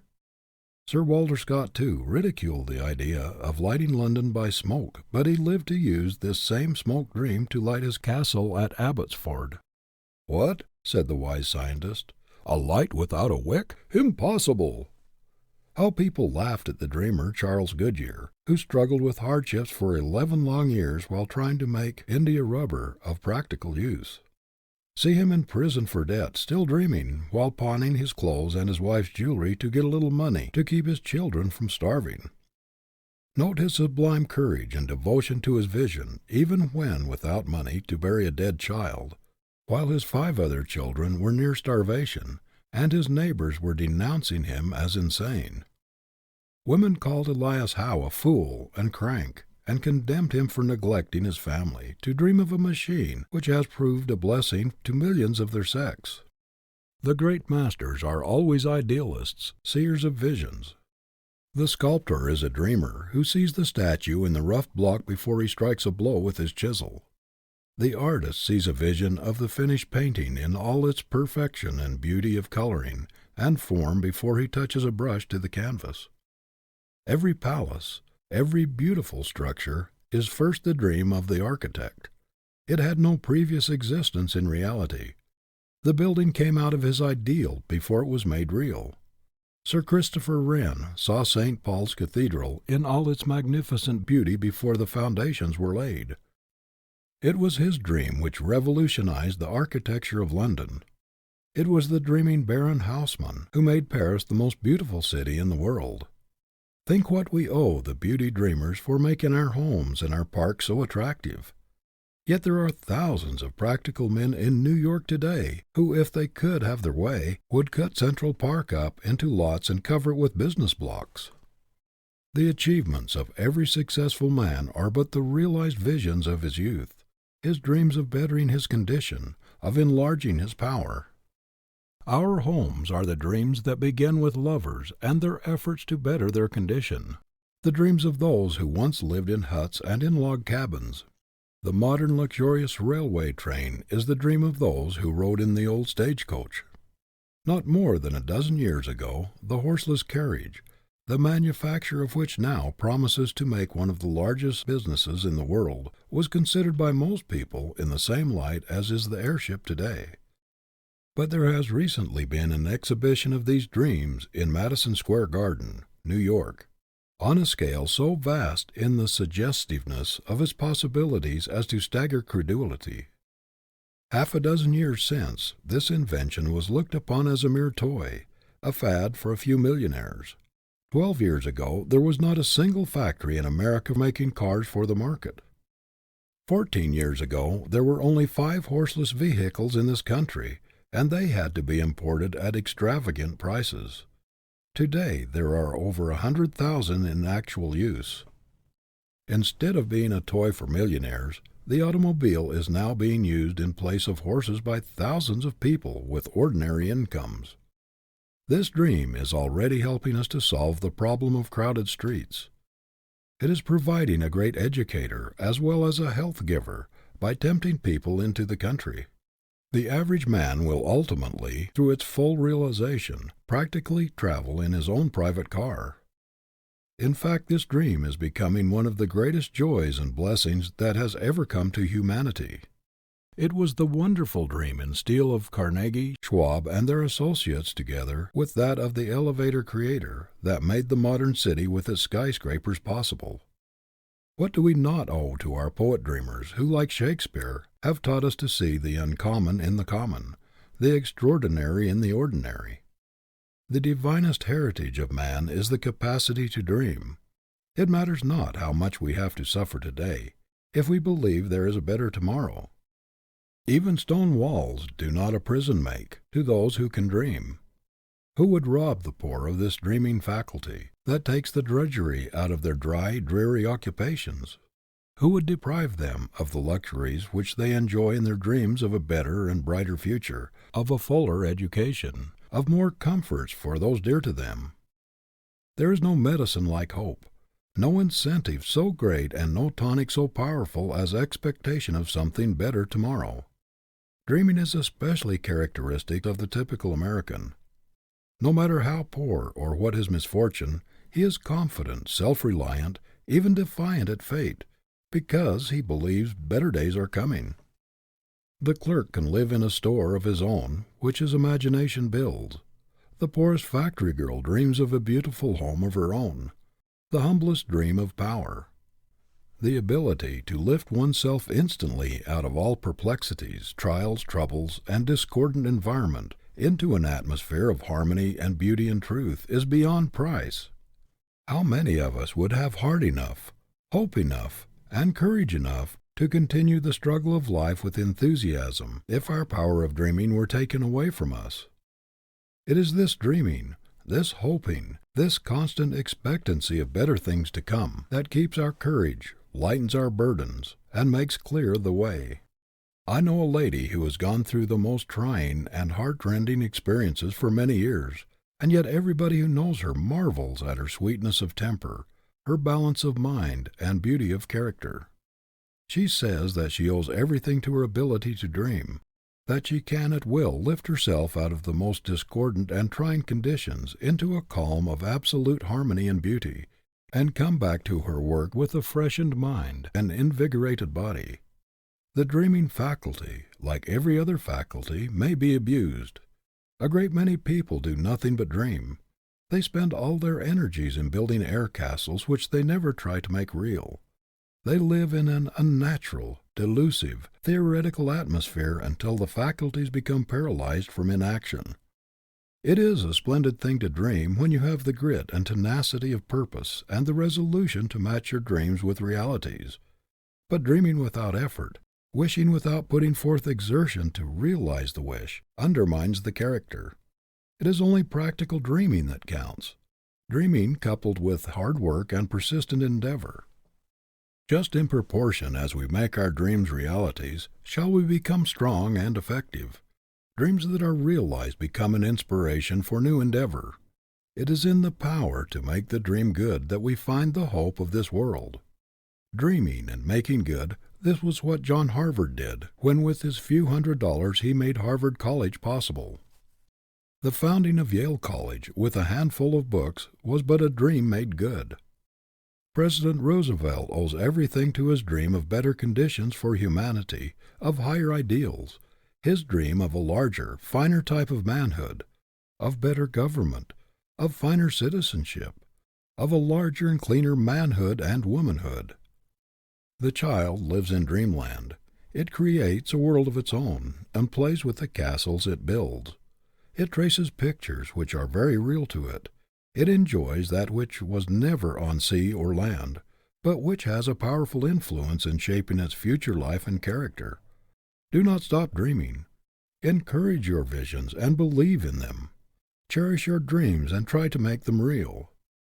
This thing in us that aspires, that bids us to look up, that beckons us higher, is God-given. Aspiration is the hand that points us to the road that runs heavenward. As your vision is, so will your life be. Your better dream is the prophecy of what your life may be, ought to be. The great thing is to try to fashion the life after the pattern shown us in the moment of our highest inspiration, to make our highest moment permanent. We are all conscious that the best we do is but a sorry apology for what we ought to do, might do. The average man is but a burlesque of the sublime man God intended him to be. We certainly were made for something larger, grander, and more beautiful than we are. We have a feeling that what we are is out of keeping with, does not fit the larger, greater life plan which the Creator patterned for us. That it is mean, sordid, stingy, and pinched compared with the pattern of that divine man shown us in the moment of our highest vision. It is this creative power of the imagination, these dreams of the dreamers made good, that will ultimately raise man to his highest power, that will break down the barriers of caste, race, and creed, and make real the poet's vision of the Parliament of Man, the Federation of the World. The golden age lies onward, not behind. The pathway through the past has led us up. The pathway through the future will lead on, and higher. End of Chapter 5. Chapter 6. The Spirit in which you work. It ought not be necessary to ask a man if he likes his work. The radiance of his face should tell that. His very buoyancy and pride in his task, his spirit of unbounded enthusiasm and zest ought to show it. He ought to be so in love with his work that he finds his greatest delight in it. And this inward joy should light up his whole being. A test of the quality of the individual is the spirit in which he does his work. If he goes to it grudgingly, like a slave under the lash, if he feels the drudgery in it, if his enthusiasm and love for it do not lift it out of commonness and make it a delight instead of a bore, he will never make a very great place for himself in the world. The man who feels his life yoke galling him, who does not understand why the bread and butter question could not have been solved by one great creative act instead of every man's being obliged to wrench everything he gets from nature through hard work. The man who does not see a beneficent design and a superb necessity in the principle that everyone should earn his own living has gotten a wrong view of life, and will never get the splendid results out of his vocation that were intended for him. Multitudes of people do not half respect their work. They look upon it as a disagreeable necessity for providing bread and butter, clothing and shelter, as unavoidable drudgery, instead of as a great man-builder, a great life university for the development of manhood and womanhood. They do not see the divinity in the spur of necessity which compels man to develop the best thing in him, to unfold his possibilities by his struggle to attain his ambition, to conquer the enemies of his prosperity and his happiness. They cannot see the curse in the unearned dollar, which takes the spur out of the motive. Work to them is sheer drudgery, an unmitigated evil. They cannot understand why the Creator did not put bread ready-made on trees. They do not see the stamina, the grit, the nobility, and the manhood in being forced to conquer what they get. No one can make a real success of his life when he is all the time grumbling or apologizing for what he is doing. It is a confession of weakness. What a pitiable sight to see one of God's noblemen, made to hold up his head and be a king, to be cheerful and happy, and to radiate power, going about whining and complaining of his work, even deploring the fact that he should have to work at all. It is demoralizing to allow yourself to do a thing in a half-hearted, grudging manner. There is a great adaptive power in human nature. The mind is wonderfully adjustive to different conditions, but you will not get the best results until your mind is settled, until you are resolved not only to like your work, but also to do it in the spirit of a master and not in that of a slave. Resolve that, whatever you do, you will bring the whole man to it, that you will fling the whole weight of your being into it, that you will do it in the spirit of a conqueror, and so get the lesson and power out of it which come only to the conqueror. Put the right spirit into your work. Treat your calling as divine, as a call from principle. If the thing itself be not important, the spirit in which you take hold of it makes all the difference in the world to you. It can make or mar the man. You cannot afford grumbling service or botched work in your life's record. You cannot afford to form a habit of half-doing things, or of doing them in the spirit of a drudge, for this will drag its slimy trail through all your subsequent career, always humiliating you at the most unexpected times. Let other people do the poor jobs, the botched work, if they will. Keep your standards up, your ideals high. The attitude with which a man approaches his task has everything to do with the quality and efficiency of his work, and with its influence upon his character. What a man does is a part of himself. It is the expression of what he stands for. Our life work is an outpicturing of our ambition, our ideals, our real selves. If you see a man's work, you see the man. No one can respect himself or have that sublime faith in himself which is essential to all high achievement when he puts mean, half-hearted, slipshod service into what he does. He cannot get his highest self-approval until he does his level best.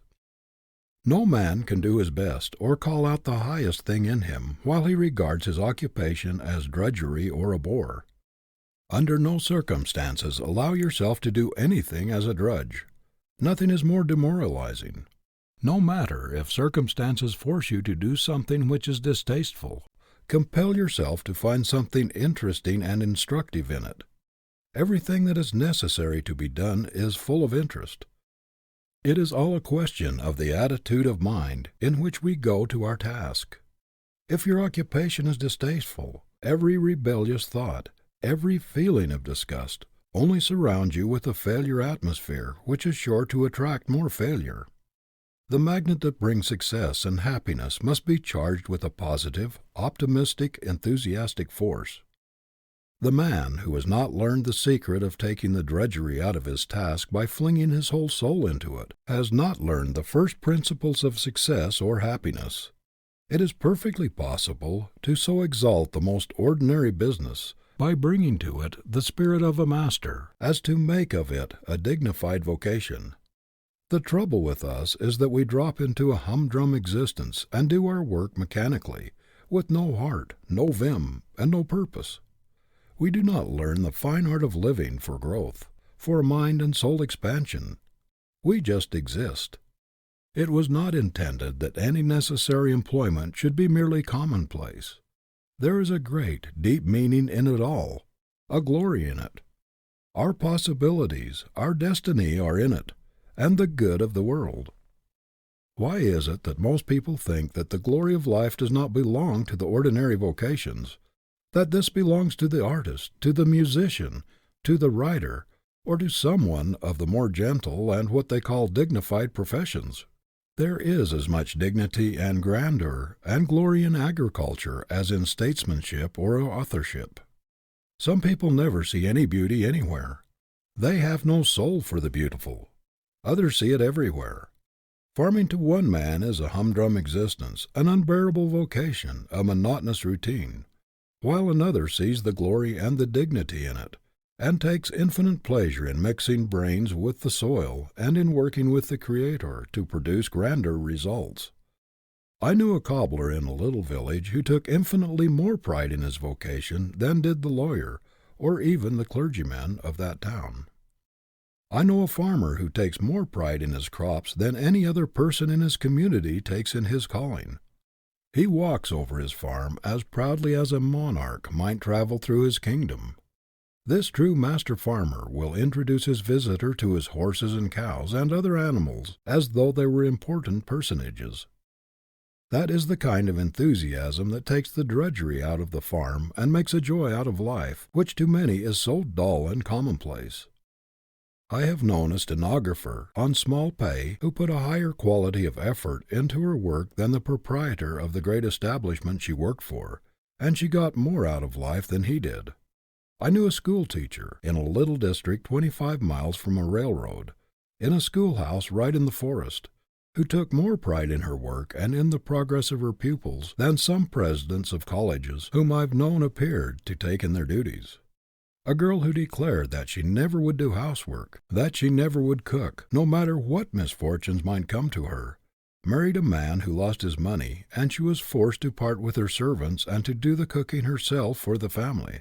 She thought she never could do it, but she determined to make bread-making an art, to elevate cooking and make it a science in her home, and she succeeded. No matter how humble your work may seem, do it in the spirit of an artist, of a master. In this way you lift it out of commonness and rob it of what would otherwise be drudgery. You will find that learning to thoroughly respect everything you do, and not to let it go out of your hands until it has the stamp of your approval upon it as a trademark, will have a wonderful effect upon your whole character. The quality of your work will have a great deal to do with the quality of your life. If your work quality is down, your character will be down, your standards down, your ideals down. The habit of insisting upon the best of which you are capable, and of always demanding of yourself the highest, never accepting the lowest, will make all the difference between mediocrity or failure and a successful career. If you bring your work to the spirit of an artist instead of an artisan, if you bring a burning zeal, an all-absorbing enthusiasm, if you determine to put the best there is in everything you do, no matter what it is, you will not long be troubled with a sense of drudgery. Everything depends on the spirit we bring to the task. The right spirit makes an artist in the humblest task, while the wrong spirit makes an artisan in any calling, no matter how high that calling may be. There is a dignity, an indescribable quality of superiority in everything we do which we thoroughly and honestly respect. There is nothing belittling or menial which has to be done for the welfare of the race. You cannot afford to give the mere dregs, the mere leavings of your energies to your work. The best in you is none too good for it. It is only when we do our best, when we put joy, energy, enthusiasm, and zeal into our work, that we really grow, and this is the only way we can keep our highest self-respect. We cannot think much of ourselves when we are not honest in our work, when we are not doing our level best. There is nothing which will compensate you for the loss of faith in yourself, for the knowledge of your reputation for doing bungling, dishonest work. You have something infinitely higher within you to satisfy than to make a mere living, to get through your day's work as easily as possible. It is your sense of right, the demand within you to do your level best, to develop the highest thing in you, to do the square thing, to be a man. This should speak so loudly in you that the mere bread-and-butter question, the money-making question, should be absolutely insignificant in comparison. Start out with the tacit understanding with yourself that you will be a man at all hazards, that your work shall express the highest and best things in you, and that you cannot afford to debase or demoralize yourself by appealing to the lowest, the most despicable, mean side of yourself by deteriorating, by botching your work. How often we see people working along without purpose, half committed to their aim, only intending to pursue their vocation until they strike snags. They intend to keep at it as long as it is tolerable, or until they find something they like better. This is a cowardly way to face a life work which determines our destiny.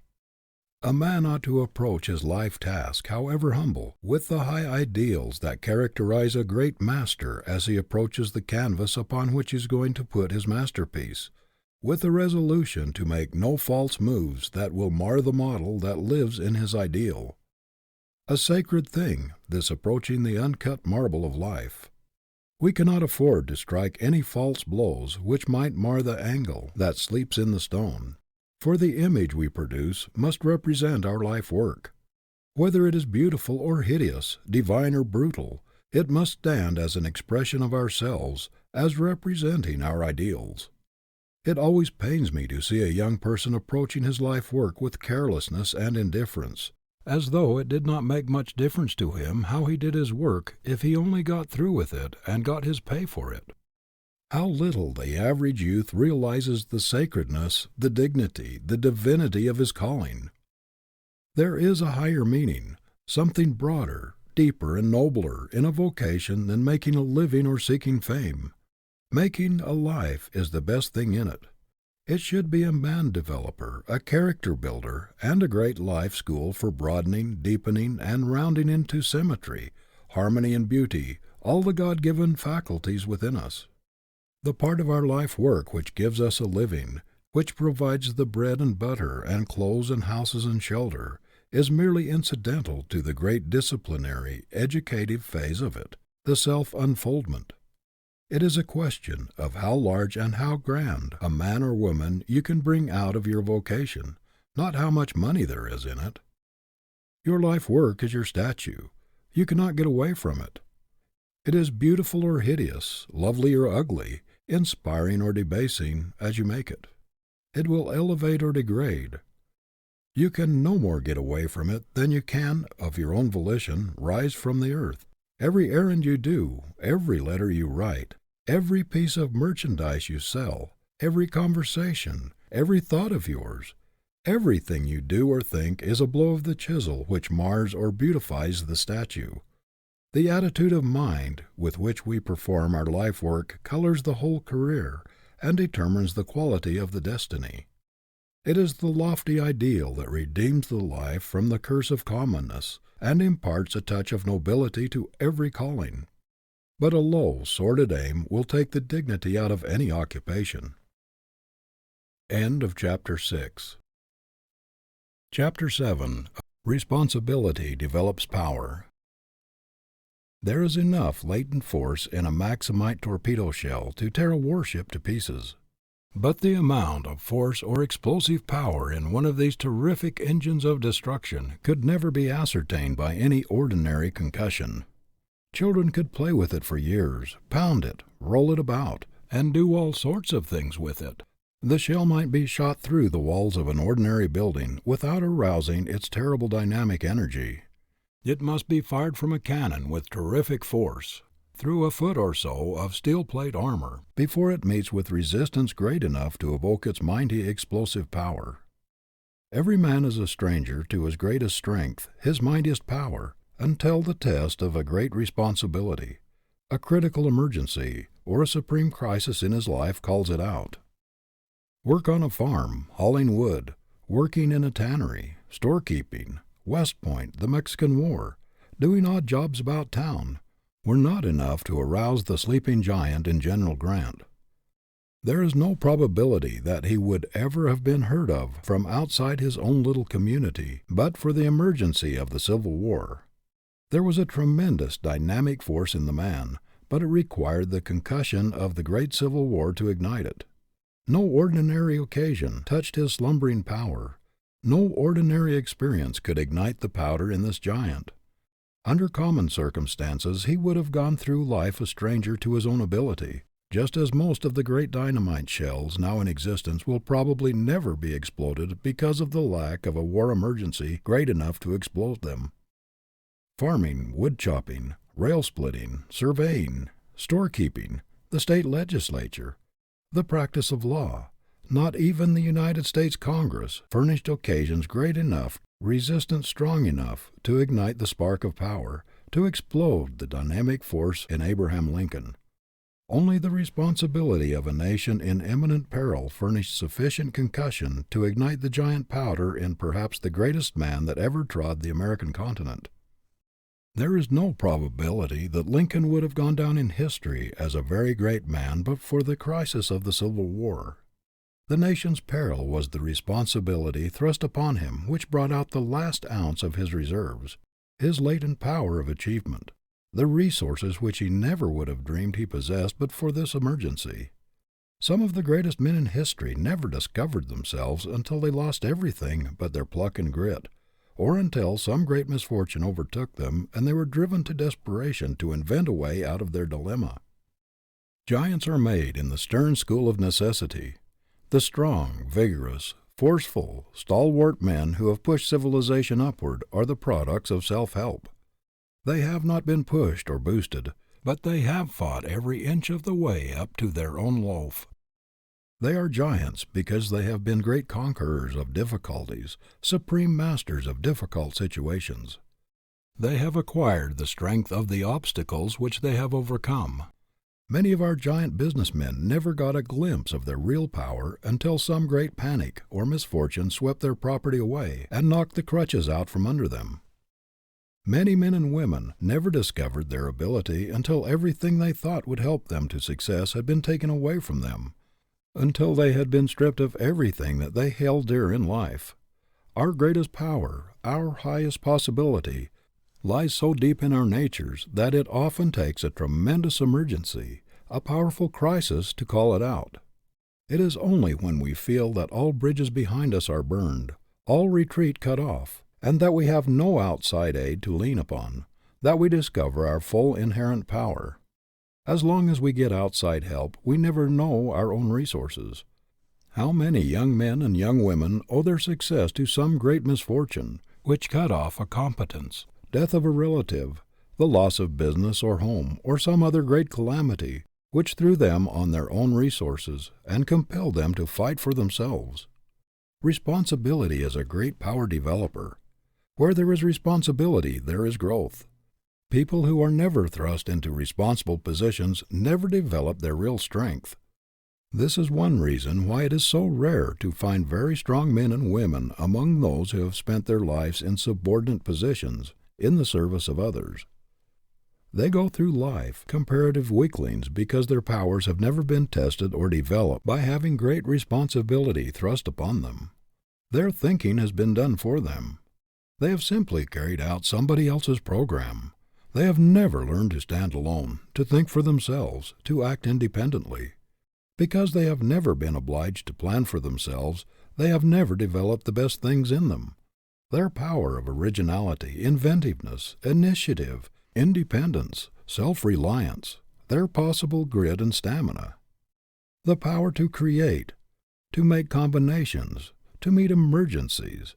The power which comes from continuous marshalling of one's forces to meet difficult situations, to adjust means to ends. That stamina or power which makes one equal to the great crisis in the life of a nation is only developed by years of practical training under great responsibility. There is nothing more misleading than the philosophy that if there is anything in a youth it will come out. It may come out, and it may not. It depends largely upon circumstances, upon the presence or absence of an ambition-arousing, a grit-awakening environment. The greatest ability is not always accompanied by the greatest confidence or the greatest ambition. There is at this moment enough power latent in the clerks or ordinary employees in almost any of our business houses to manage them as well as, or better than they are being managed today, if the opportunity and necessary emergency to call out this dynamic force should arise. But how can clerks who remain behind counters, measuring cloth, selling shoes or hosiery, year in and year out, ever know what latent power for organization, what executive ability or initiative they possess? It is true that some of the more ambitious and courageous get out and start for themselves, but it does not follow that they are always abler than those who remain behind. Sometimes the greatest ability is accompanied by great modesty and even timidity. Then again, employees conscious of great ability are often deferred from taking the risk of launching out for themselves because of possible disaster to those depending upon them for daily bread. But thrust great responsibility upon a man, drive him to desperation, and the demand will bring out what there is in him. It will call out his initiative, his ingenuity, his resourcefulness, his self-reliance, his power to adjust means to ends. If there are any elements of leadership in him, responsibility will call them out. It will test his power to do things. I have in mind a young man who developed such amazing ability within 6 months from the date of a very important promotion that he surprised everybody who knew him. Even his best friends did not believe that it was in him. But the great responsibilities, the desperate situation thrust upon him brought out his reserve power, and he very quickly showed of what stuff he was made. This promotion, and a little stock in the concern, which had been given him, aroused his ambition and called out a mighty power which before he did not dream he possessed. Tens of thousands of young men and young women today are only waiting for a chance to show themselves, waiting for an opportunity to try their wings.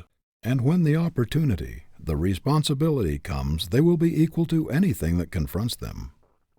Proprietors of large concerns are often very much exercised by the death of a superintendent or lieutenant who is managed with exceptional ability. They are fearful that very disastrous results may follow, and believe it will be almost impossible to fill his place. But while they are looking around to find a man big enough for the place, someone, perhaps, who was under the former chief, attends to his duties temporarily, and makes even a better manager than his predecessor. Young men and young women are rising out of the ranks constantly, everywhere, who fill these positions oftentimes much better than those who drop out and whose places it was thought almost impossible to fill. Do not be afraid to pile responsibility upon your employees. You will be amazed to see how quickly they will get out from under their load, and what unexpected ability they will develop. Many employers are always looking for people outside of their own establishment to fill important vacancies, simply because they cannot see or appreciate a man's ability until he has actually demonstrated it. But how can he demonstrate it until he has the chance?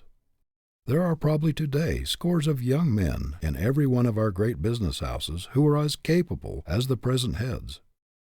There is no position that cannot be filled as well or better than it's being filled now by someone who is still in the ranks, and who has not yet been heard from in any distinctive way.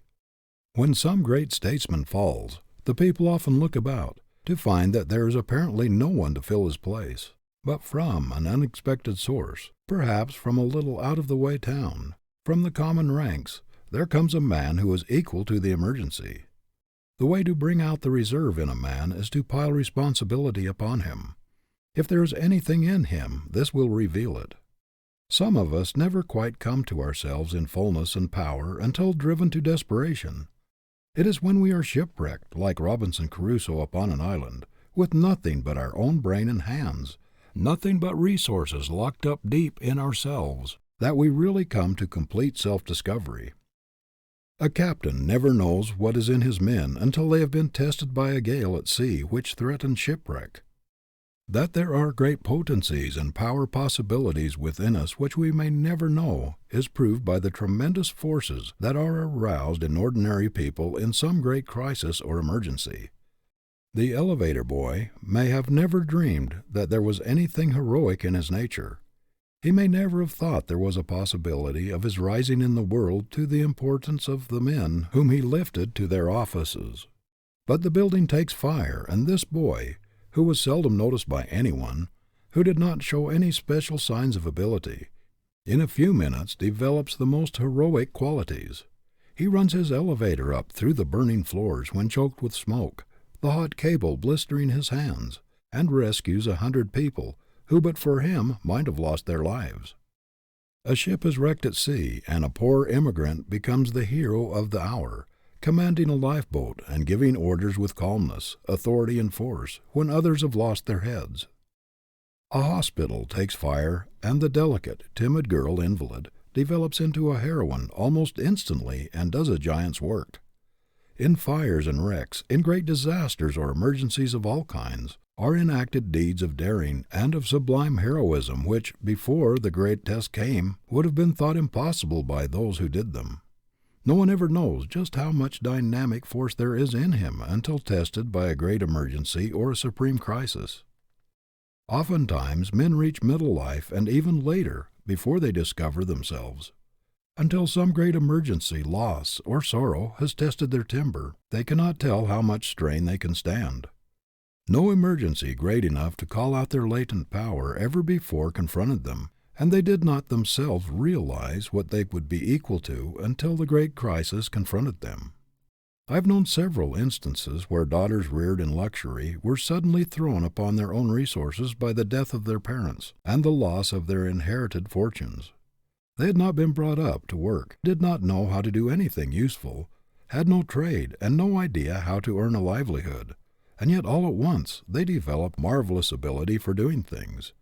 The power was there, latent, but responsibility had not hitherto been thrust upon them. Young men suddenly forced into positions of tremendous responsibility by accident or death are often not the same men in 6 months. They have developed strong, manly qualities which no one ever dreamed they possessed. Responsibility has made men of them, and it makes women of inexperienced and untried girls who are suddenly thrust into an emergency where they are obliged to conduct a business or support a family.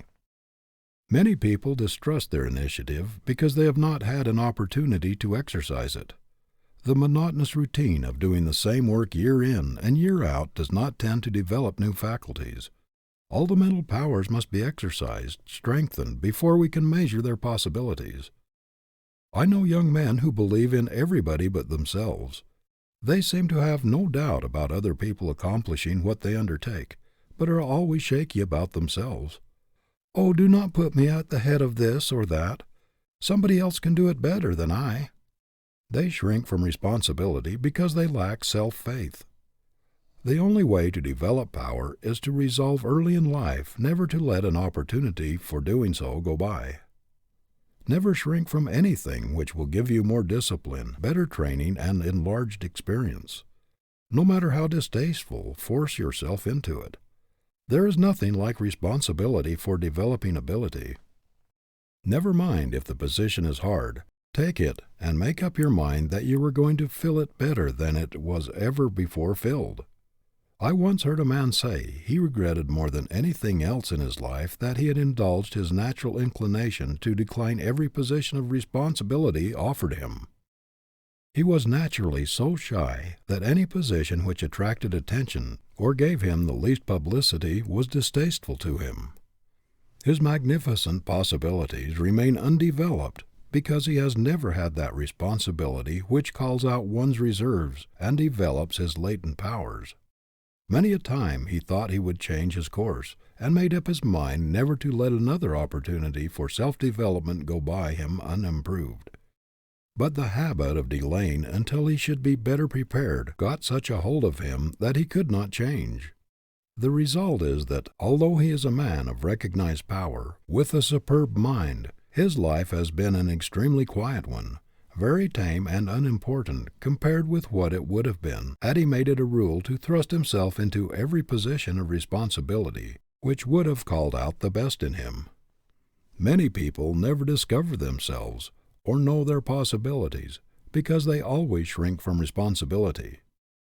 They lease themselves to somebody else and die with their greatest possibilities unreleased, undeveloped.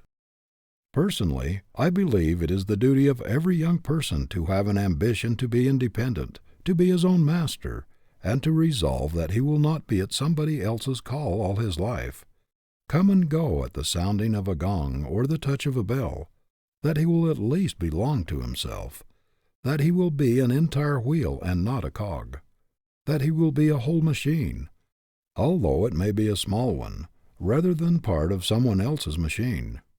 The very stretching of the mind toward high ideals, the looking forward to the time when we shall be our own masters, working along the lines of a resolution, a fixed, irrevocable determination, has a strengthening, unifying influence upon all the faculties. And you will be a stronger man or woman, whatever your future, if you keep steadily, persistently in your mind your own individual declaration of independence. It means freedom. It means delivery from restraint, from a certain feeling of slavery which attaches to every subordinate position.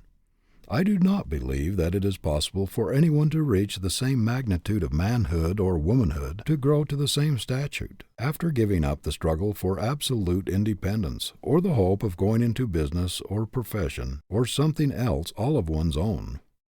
It is true that not every person has the executive ability or strength of mind, the qualities of leadership, the moral stamina, or the push to conduct a business successfully for himself and stand his ground. There are also many instances of young men who have others dependent upon them, and who are not in a position to take the risks of going into business for themselves. A great many, however, work for others merely because they do not dare to take the risk of starting on their own responsibility. They lack the courage to branch out. The fear of possible failure deters them. Moreover, a great many start as boys in certain occupations, work up to a fairly good salary, and though they may be ambitious to be independent, are yet held back by the distrust of their own powers and the advice of others to let well enough alone, until the habit of doing the same thing year in and year out becomes so fixed that it is very difficult to wrench themselves out of their environment. Again, a great many people prefer a small certainty to a big uncertainty. There is no disposition to hazard, no desire to take risks, in their makeup. They do not want to assume large responsibilities. They prefer steady employment, and the certainty that every Saturday night they will find fixed sums in their pay envelopes, to the great risks, responsibilities, and uncertainties of a business of their own. You may not have the ambition, the desire, or the inclination to take responsibility. You may prefer to have an easier life and to let somebody else worry about the payment of notes and debts, the hard times, the dull seasons, and the panics.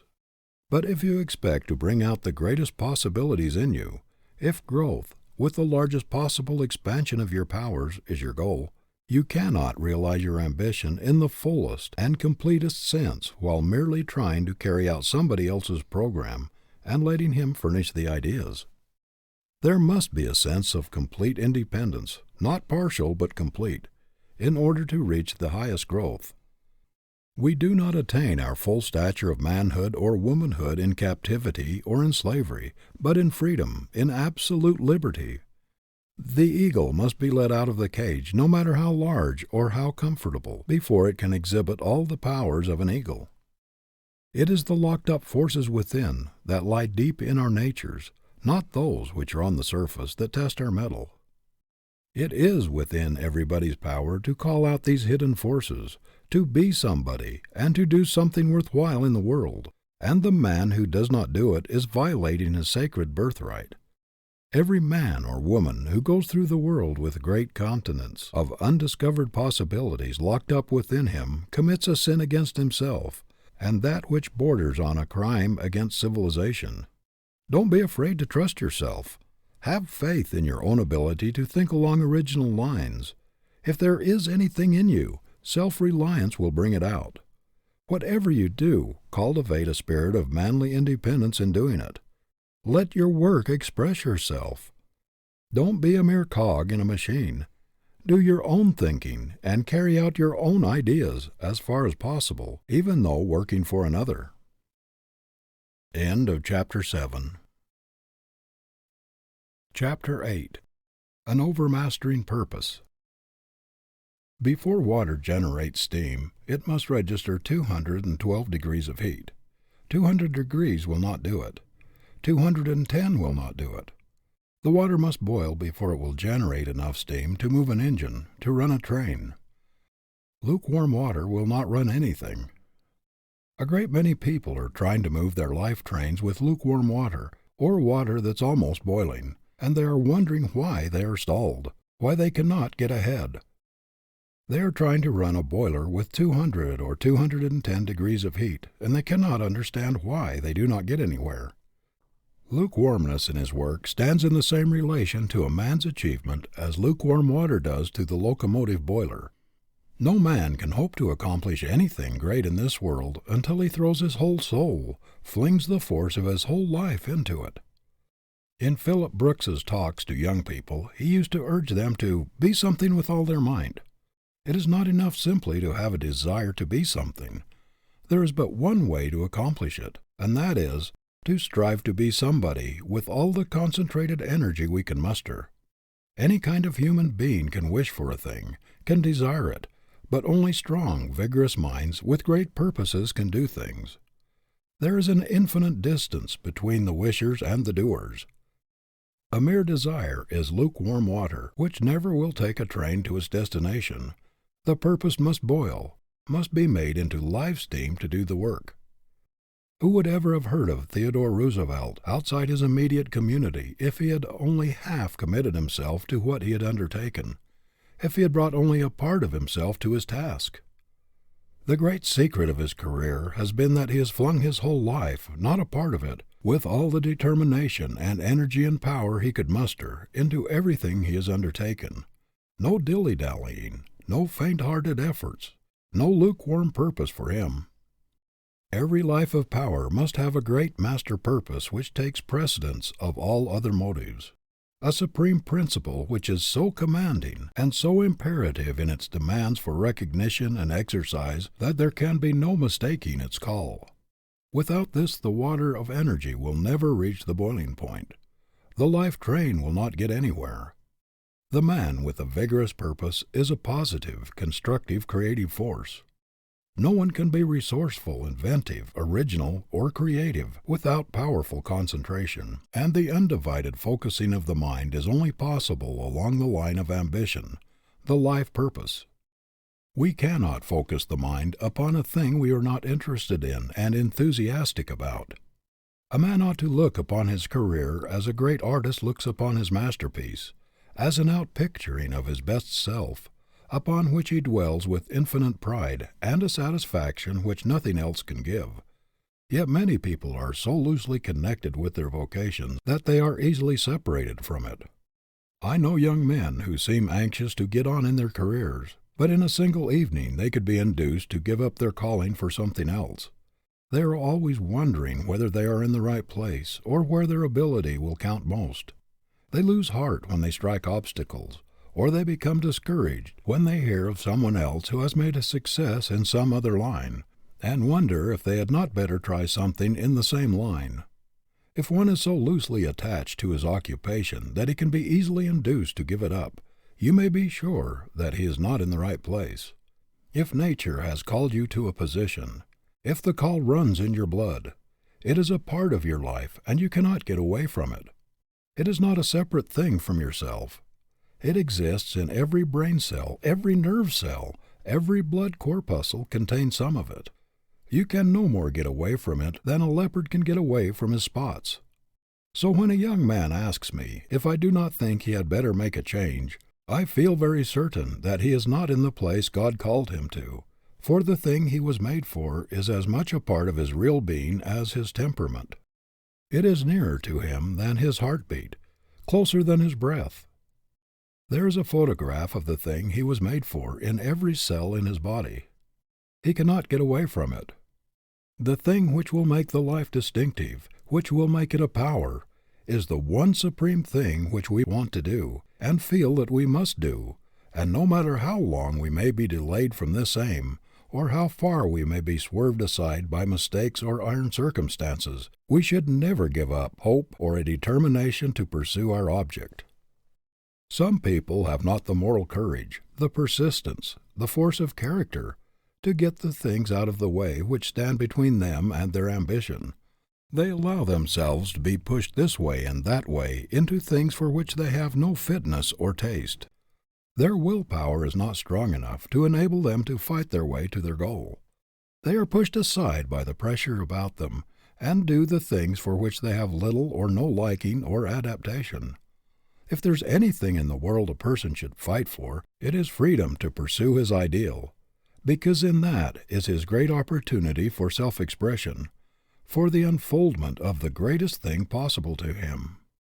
It is his great chance to make his life tell in the largest, completest way, to do the most original, distinctive thing possible to him. If he does not pursue his ideal, does not carry out his supreme aim, his life will be more or less a failure, no matter how much he may be actuated by a sense of duty, or how much he may exert his willpower to overcome his handicap. There is great power in a resolution that has no reservation in it, a strong, persistent, tenacious purpose which burns all bridges behind it, clears all obstacles from its path, and arrives at its goal no matter how long it may take, no matter what the sacrifice or the cost.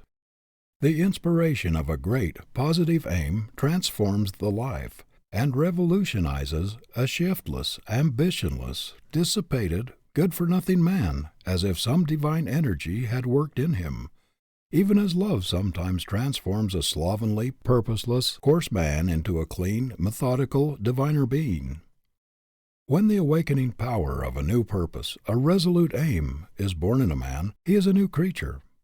He sees everything in a new light, the doubts, the fears, the apathy, the vicious temptations which dogged his steps but yesterday, the stagnation which had blighted his past life, all vanish as if by magic. They are dispelled by the breath of a new purpose.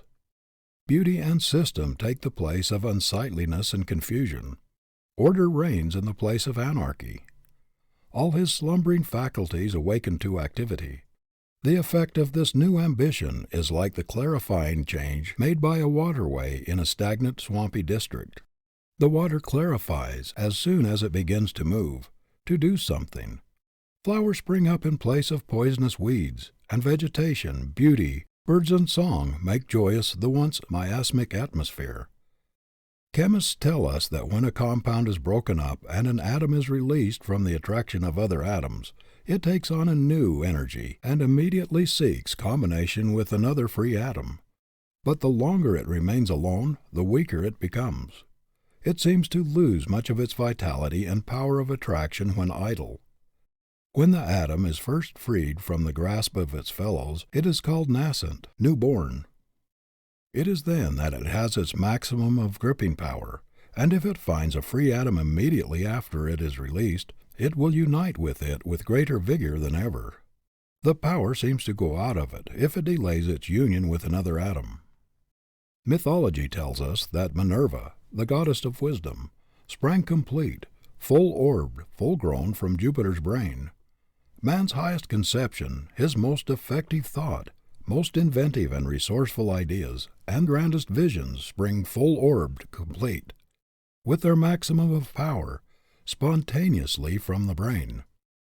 Men who postpone their visions, who delay the execution of their ideas, who bottle up their thoughts to be used at a more convenient time, are always weaklings. The forceful, vigorous, effective men are those who execute their ideas while they are full of enthusiasm of inspiration. Our ideas, our visions, our resolutions come to us fresh every day, because this is the divine program for the day, not for tomorrow. Another inspiration, new ideas will come tomorrow. Today, we should carry out the inspiration of the day. A divine vision flashes across the artist's mind with lightning-like rapidity, but it is not convenient for him to seize his brush and fasten the immortal vision before it fades. He keeps turning it over and over in his mind. It takes possession of his very soul, but he is not in his studio, or it is not convenient to put his divine vision upon canvas, and the picture gradually fades from his mind. A strong, vigorous conception flashes into the brain of the writer, and he has an almost irresistible impulse to seize his pen and transfer the beautiful images and the fascinating concept to paper. But it is not convenient at the moment, and while it seems almost impossible to wait, he postpones the writing. The images and the conception keep haunting him, but still he postpones. Finally the visions grow dimmer and dimmer, and at last fade away and are lost forever. There is a reason for all this. Why do we have these strong, vigorous impulses, these divine visions of splendid possibilities? Why do they come to us with such rapidity and vigor, such vividness and suddenness? It is because it is intended that we shall use them while fresh, execute them while the inclination is hot. Our ideas, our visions are like manna of the wilderness, which the Israelites were obliged to gather fresh every day. If they undertook to hoard it, it became stale, the nourishment evaporated, the life went out of it. They could not use old manna. There is something about allowing a strong resolution to evaporate without executing it that has a deteriorating influence upon the character. It is the execution of a plan that makes stamina. Almost anybody can resolve to do a great thing. It is only the strong, determined character that puts the resolve into execution. If we could only make our highest moments permanent, what splendid things we should do in life, and what magnificent beings we should become. But let our resolutions cool, our visions fade, until it's more convenient to execute them, and they're gone. There is no easier way in which one can hypnotize or deceive himself than by thinking that because he is always making great resolutions, he is doing something worthwhile or carrying them out. I know a man who would feel insulted if anyone were to intimate that he had not been a hard worker and had not accomplished a great deal in life. And yet, although he is an able man, his whole life has been spent in jumping out of one thing into another so quickly that one could scarcely see the change. Yet every time you see him he carries his head high. He is as enthusiastic and optimistic as though his whole life had been one triumphant march. His enthusiasm is intense, but it fades away just as quickly as it came. The very fact that he always lives in the clouds, is always dreaming of the great things he is going to do, seems to convince him that he actually does them. But he never stays at one thing long enough to reach effectiveness. His whole life has been spent in starting things brilliantly and enthusiastically. Few men have ever begun so many things as he, or completed so few. The putting off habit will kill the strongest initiative. Too much caution and lack of confidence are fatal enemies of initiative. How much easier it is to do a thing when the purpose impels us, when enthusiasm carries us along, than when everything drags in the postponement. One is drudgery, the other delight. Hungering and striving after knowledge is what makes a scholar. Hungering and striving after virtue is what makes a saint. Hungering and starving after noble action is what makes a hero a man. The great successes we see everywhere are but the realization of an intense longing, a concentrated effort. Everyone is gravitating toward his aim just in proportion to the power and intensity of his desire and his struggle to realize it. One merely desires to do this or that, or wishes he could, or would be glad if he could. Another knows perfectly well that if he lives, he's going to do the thing he sets his heart on, if it is within the limits of human possibility. We do not hear him whining because nobody will pay his way to college. He does not say he wishes to go. He says, "I am going to prepare myself for a great life work. I have faith in my future. I have made a vow to myself to succeed, and I am going to do so on a broad-gauge plan. I am not going to start out half-equipped, half-fitted. I will have college training."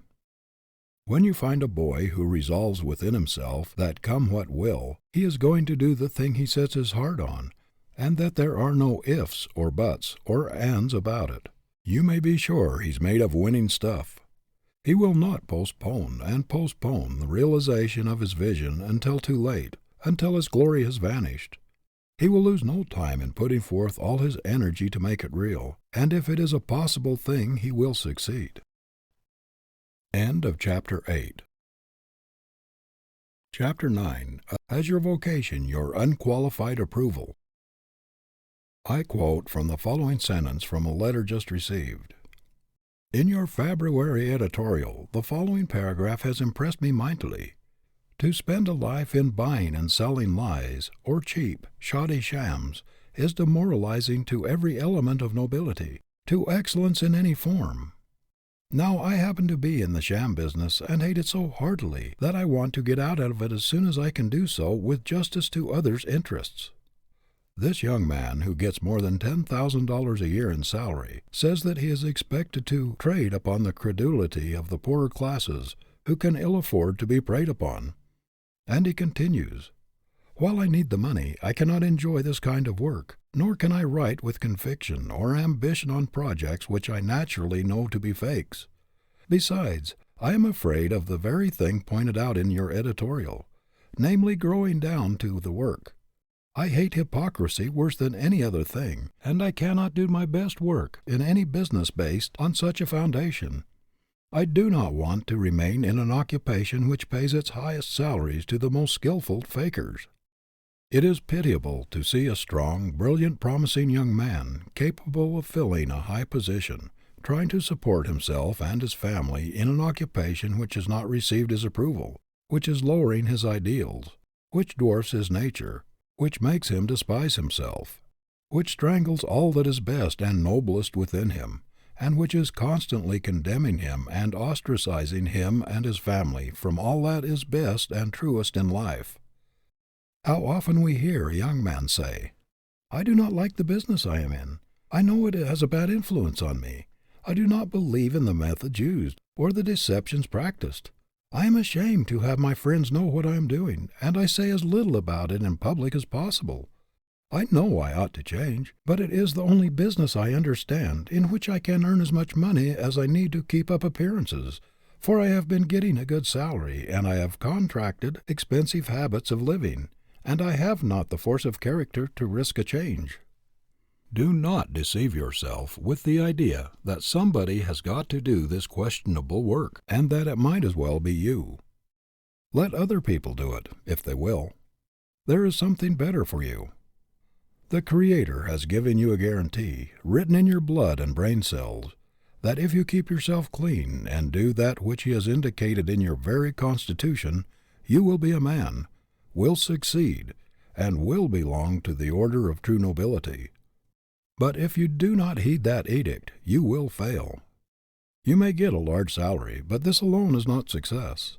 If the almighty dollar is dragging its slimy trail all through your career, if money-making has become your one unwavering claim, you have failed, no matter how much you have accumulated. If your money smells of the blood of the innocent, if there is a dirty dollar in it, if there is a taint of avarice in it, if envy and greed have helped in its accumulation, if there is a sacrifice of the rights and comforts of others in it, if there is a stain of dishonor on your stocks and bonds, or if a smirched character looms up in your pile, do not boast of your success, for you have failed. Making money by dirty work is bad business, gild it how we will. There are 1,000 indications in you that the Creator did not fit you for what is wrong, but only for the right. Do the right, and all nature, all law, and all science will help you, because the attainment of rectitude is the plan of the universe. It is the very nature of things. Reverse it, and all these forces are pledged to defeat you. To the young men who have written for advice, let me say that if you are making money by forcing yourself by sheer willpower to do what you loathe, what does not engage your whole heart, or that into which you cannot fling your entire being, because you fear that it is not quite right, you can do 1,000 times better in an occupation which has your unreserved, unqualified consent. If you refuse to smirch your ability, no matter what the reward, you will thereby increase your success power 1,000-fold. The very fact that you can come out of a questionable situation boldly and take a stand for the right, regardless of consequences, will help you immeasurably. The greater self-respect, increased self-confidence, and the tonic influence which will come from the sense of victory will give you the air of a conqueror instead of that of one conquered. Nobody ever loses anything by standing for the right with decision, with firmness, and with vigor. You have a compass within you, the needle of which points more surely to the right and to the true than the needle of the mariner points to the pole star. If you do not follow it, you are in perpetual danger of going to pieces on the rocks. Your conscience is your compass, given you when you were launched upon life's high seas. It is the only guide that is sure to take you safely into the harbor of true success. What if a mariner should refuse to steer by the pointing of his compass, declaring it to be all nonsense, that the needle should always point north, and should pull it around so that it would point in some other direction, fasten it there, and then sail by it? He would never reach the port in safety. It takes only a little influence, just a little force, to pull the needle away from its natural pointing. Your conscious compass must not be influenced by greed or expediency. You must not trammel it. You must leave it free. The man who tampers with the needle of his conscience, who pulls it away from its natural love, and who tries to convince himself that there are other standards of right, other stars as reliable as the pole star of his character, and proposes to follow them in some questionable business, is a deluded fool who invites disaster. Every little while I meet young men who dislike to tell me what their vocation is. They seem ashamed of what they're doing. One young man I met some time ago very reluctantly told me that he was a bartender in a large saloon. I asked him how long he had been there, and he said about 6 years. He said he hated the business, it was degrading, but that he was making pretty good money, and just as soon as he could get enough laid up so that he could afford it, he was going to quit and go into something else. Now this young man had been deceiving himself for years by thinking he was doing pretty well, and that he would soon leave the business. There is something very demoralizing to the whole nature in doing that against which the better self protests. An effort to reconcile the ideal with that which we cannot respect is fatal to all growth. This is the reason why men shrivel and shrink instead of expanding when they are out of place. A man does not grow when a large part of him is entering its protest against his work. A volunteer makes a better soldier than a drafted man. A great many young men try to justify themselves and check inward protests by the perpetual self-suggestion that it is better to keep on for the present, in questionable occupations, because the great financial reward will put them in a position to do better later. This is a sort of sedative to the conscience, to keep it quiet until they can afford to listen to it. Do not deceive yourself by the expectation of making clean money in a dirty occupation. Do not deceive yourself either by thinking you can elevate a bad business or make it respectable. Many a man has thus been dragged down to his ruin. Some occupations are so demoralizing, brutalizing, and hardening that even a Lincoln could not make them respectable. If what you are doing is wrong, stop it. You have nothing to do with it. If you are in doubt, or if you suspect that you are warping your conscience, give yourself the benefit of the doubt. Take no chances with it. Leave it before it's too late. Long familiarity with a bad business will make it seem right to you. If it is very profitable, it will at last hush your doubts and blunt your moral faculties. It will make you feel that there is compensation in pursuing it, at least until capital is accumulated for something else. Besides, the philosophy of habit that is every repetition of an act makes it more certain that it will be repeated again and again, quickly making the doer a slave.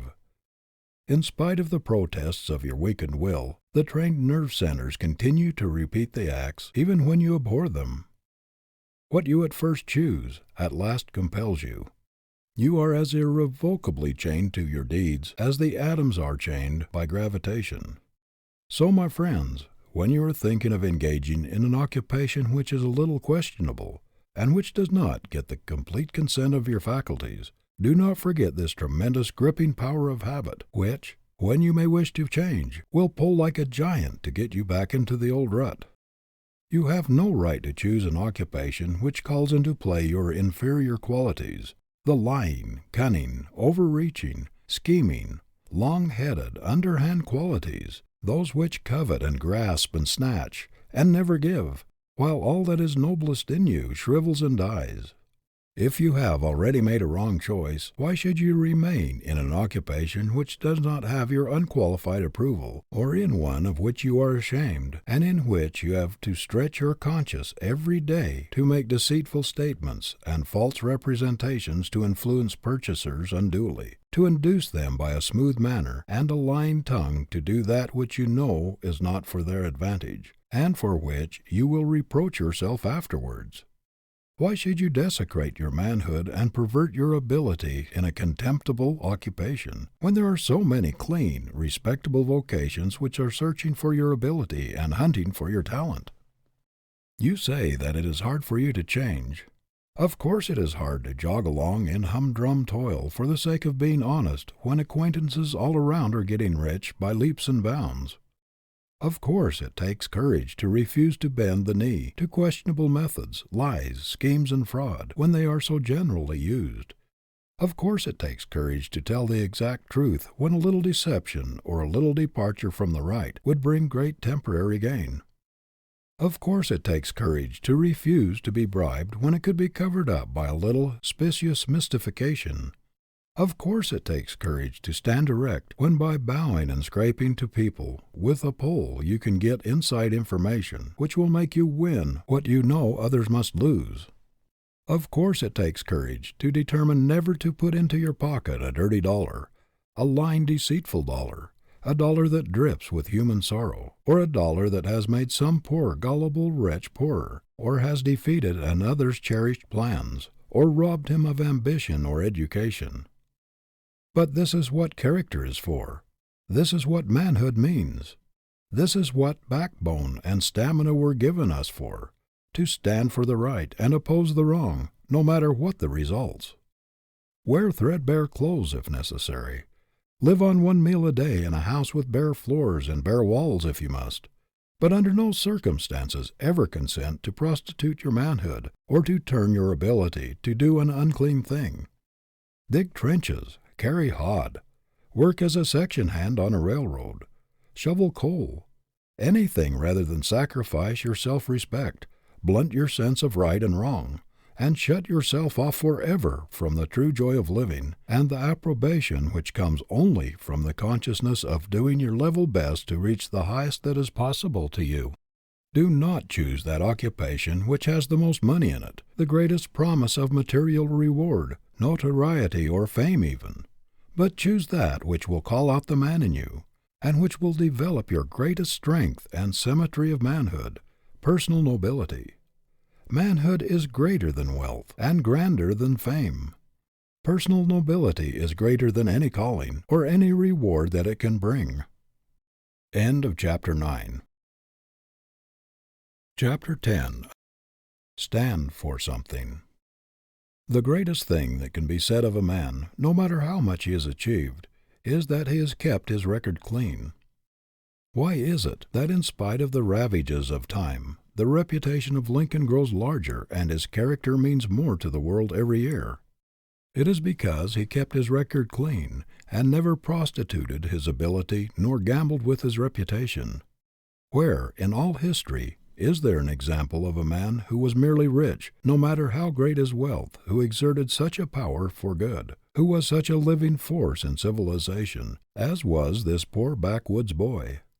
What a powerful illustration of the fact that character is the greatest force in the world. A man assumes importance and becomes a power in the world just as soon as it is found that he stands for something, that he is not for sale, that he will not lease his manhood for any salary, for any amount of money, or for any influence or position, that he will not lend his name to anything which he cannot endorse. The trouble with so many men today is that they do not stand for anything outside their vocation. They may be well educated, well up on their specialities, may have a lot of expert knowledge, but they cannot be depended upon. There is some flaw in them which takes the edge off their virtue. They may be fairly honest, but you cannot bank on them. It is not difficult to find a lawyer or a physician who knows a good deal, who is eminent in his profession, but it is not so easy to find one who is a man before he is a lawyer or a physician, whose name is a synonym for all that is clean, reliable, solid, substantial. It is not difficult to find a good preacher, but it is not so easy to find a real man, sterling manhood, back of the sermon. It is easy to find successful merchants, but not so easy to find men who put character above merchandise. What the world wants is men who have principle underlying their expertness, principle under their law, their medicine, their business, men who stand for something outside of their offices and stores, who stand for something in their community, whose very presence carries weight. Everywhere we see smart, clever, long-headed, shrewd men, but how comparatively rare it is to find one whose record is as clean as a hound's tooth, who will not swerve from the right, who would rather fail than be a party to a questionable transaction. Everywhere we see businessmen putting the stumbling blocks of deception and dishonest methods right across their own pathway, tripping themselves up while trying to deceive others. We see men worth millions of dollars filled with terror, trembling lest investigations may uncover things which will damn them in the public estimation. We see them cowed before the law like whipped spaniels, catching at any straw that will save them from public disgrace.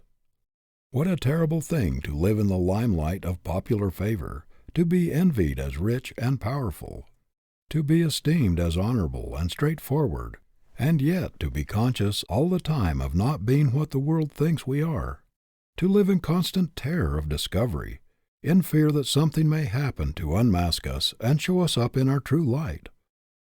But nothing can happen to injure seriously the man who lives foursquare to the world, who has nothing to cover up, nothing to hide from his fellows, who lives in a transparent, clean life, with never a fear of disclosures.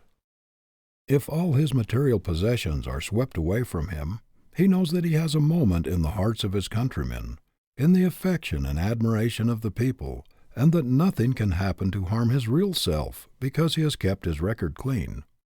Mr. Roosevelt early resolved that, let what would come, whether he succeeded in what he undertook or failed, whether he made friends or enemies, he would not take chances with his good name. He would part with everything else first. that he would never gamble with his reputation, that he would keep his record clean. His first ambition was to stand for something, to be a man. Before he was a politician or anything else, the man must come first. In his early career, he had many opportunities to make a great deal of money by allying himself with crooked, sneaking, unscrupulous politicians. He had all sorts of opportunities for political graft, but crookedness never had any attraction for him. He refused to be a party to any political jobbery, any underhand business.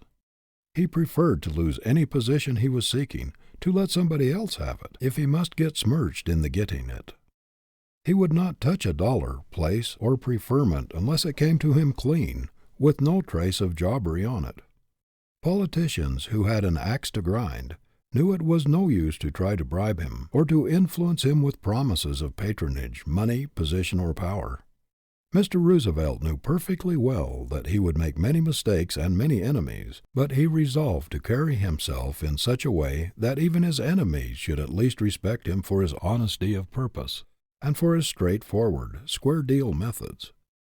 He resolved to keep his record clean, his name white, at all hazards. Everything else seemed unimportant in comparison. In times like these, the world especially needs men as Mr. Roosevelt, men who hew close to the chalk line of right and hold the line plumb to truth, men who do not pander to public favor, men who make duty and truth their goal and go straight to their mark, turning neither to the right nor to the left, though a paradise tempt them. Who can ever estimate how much his influence has done toward purging politics and elevating the American ideal? He has changed the viewpoint of many statesmen and politicians. He has shown them a new and better way.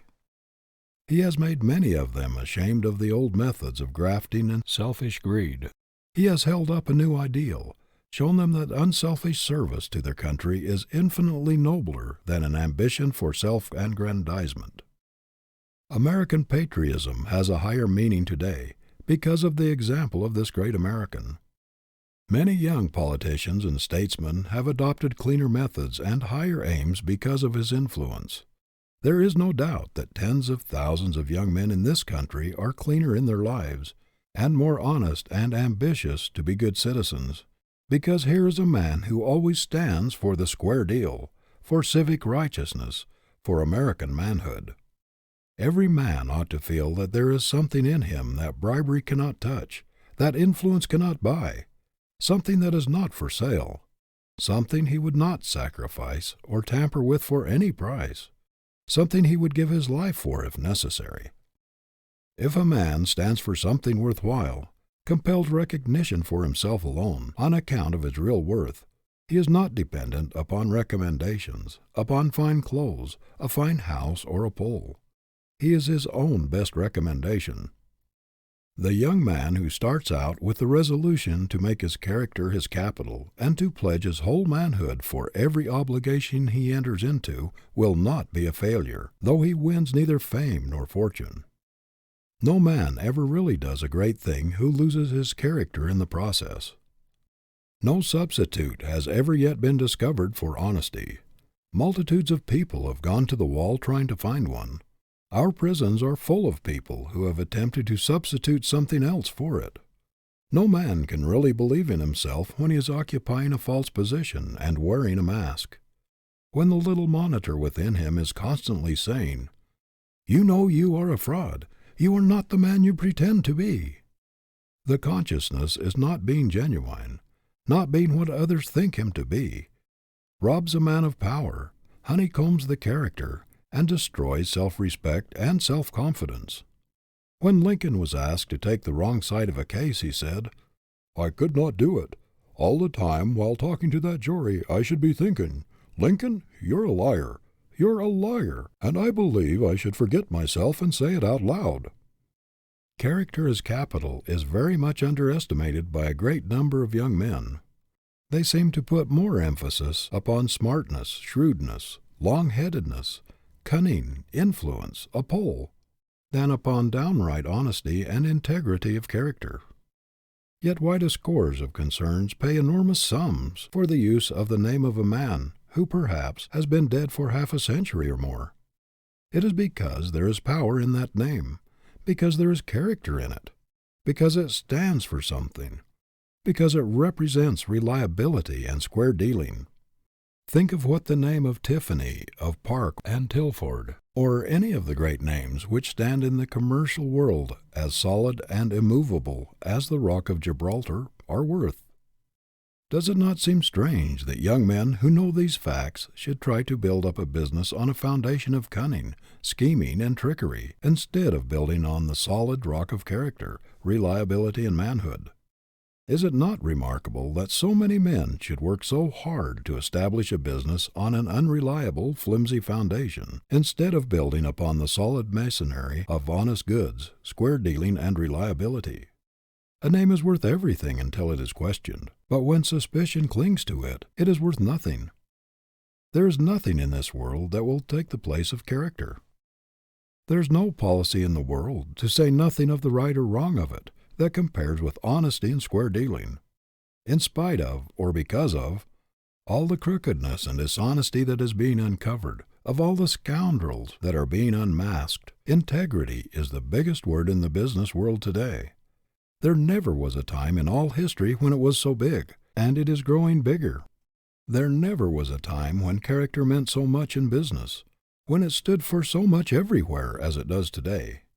There was a time when the man who was the shrewdest and sharpest and cunningest in taking advantage of others got the biggest salary. But today, the man at the other end of the bargain is looming up as never before. Nathan Strauss, when asked the secret of the great success of his firm, said it was their treatment of the man at the other end of the bargain. He said they could not afford to make enemies.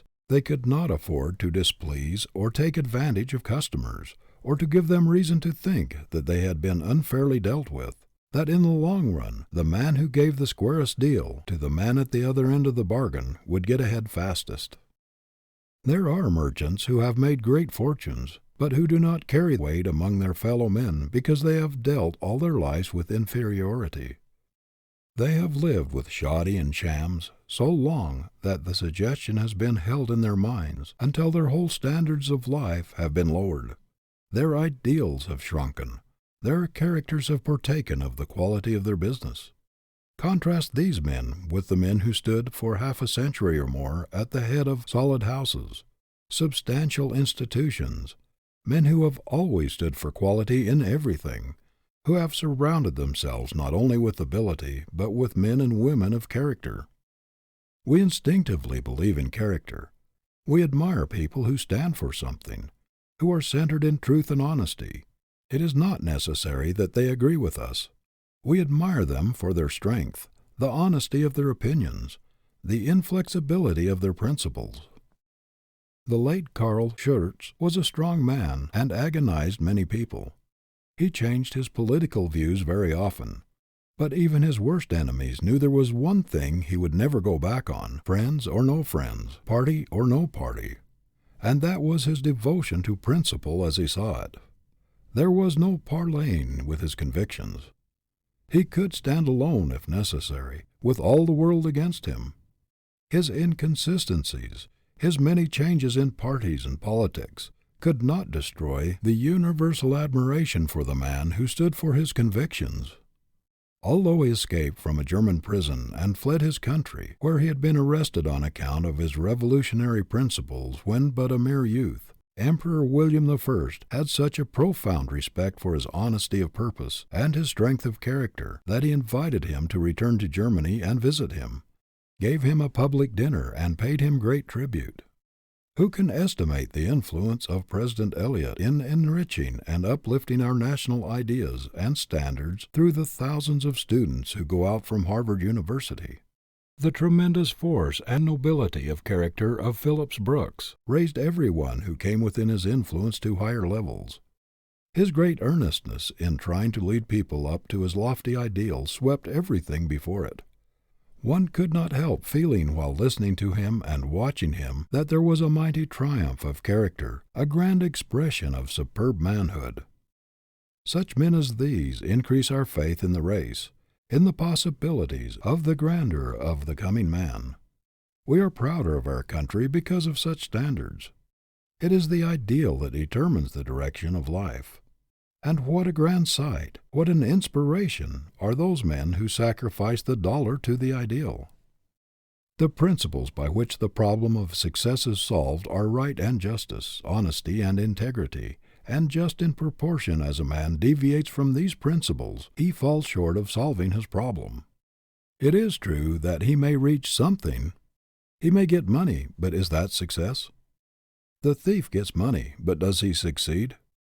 Is it any honester to steal by means of a long head than by means of a long arm? It is very much more dishonest, because the victim is deceived and then robbed, a double crime.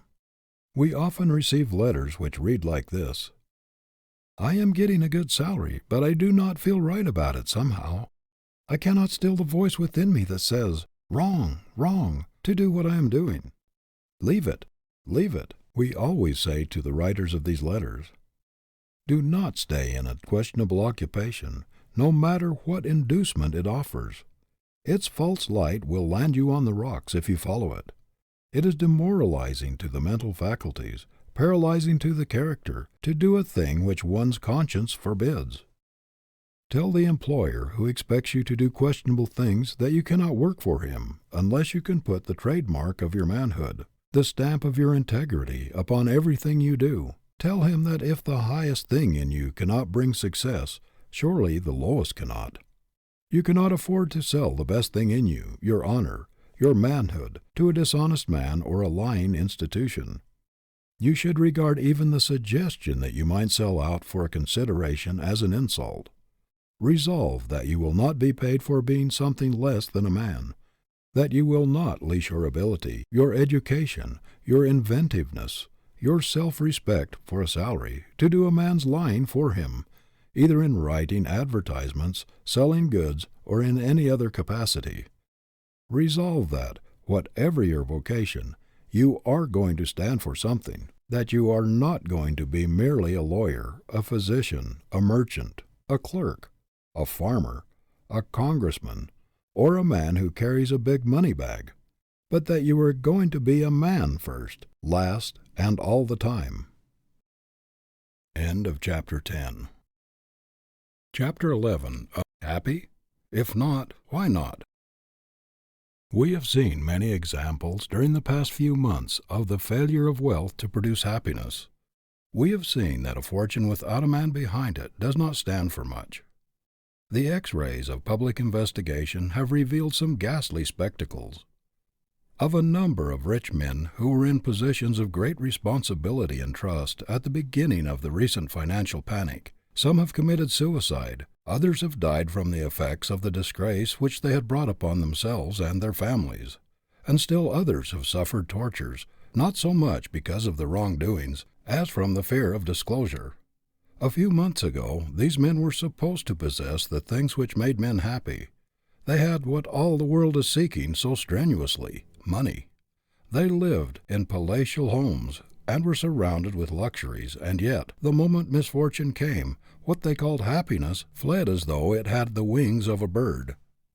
These men felt secure because they had that which most people are struggling so hard to get. They had supposed themselves so firmly entrenched in the wherewithal of life, but so buttressed by their solid investments, that nothing could shake them.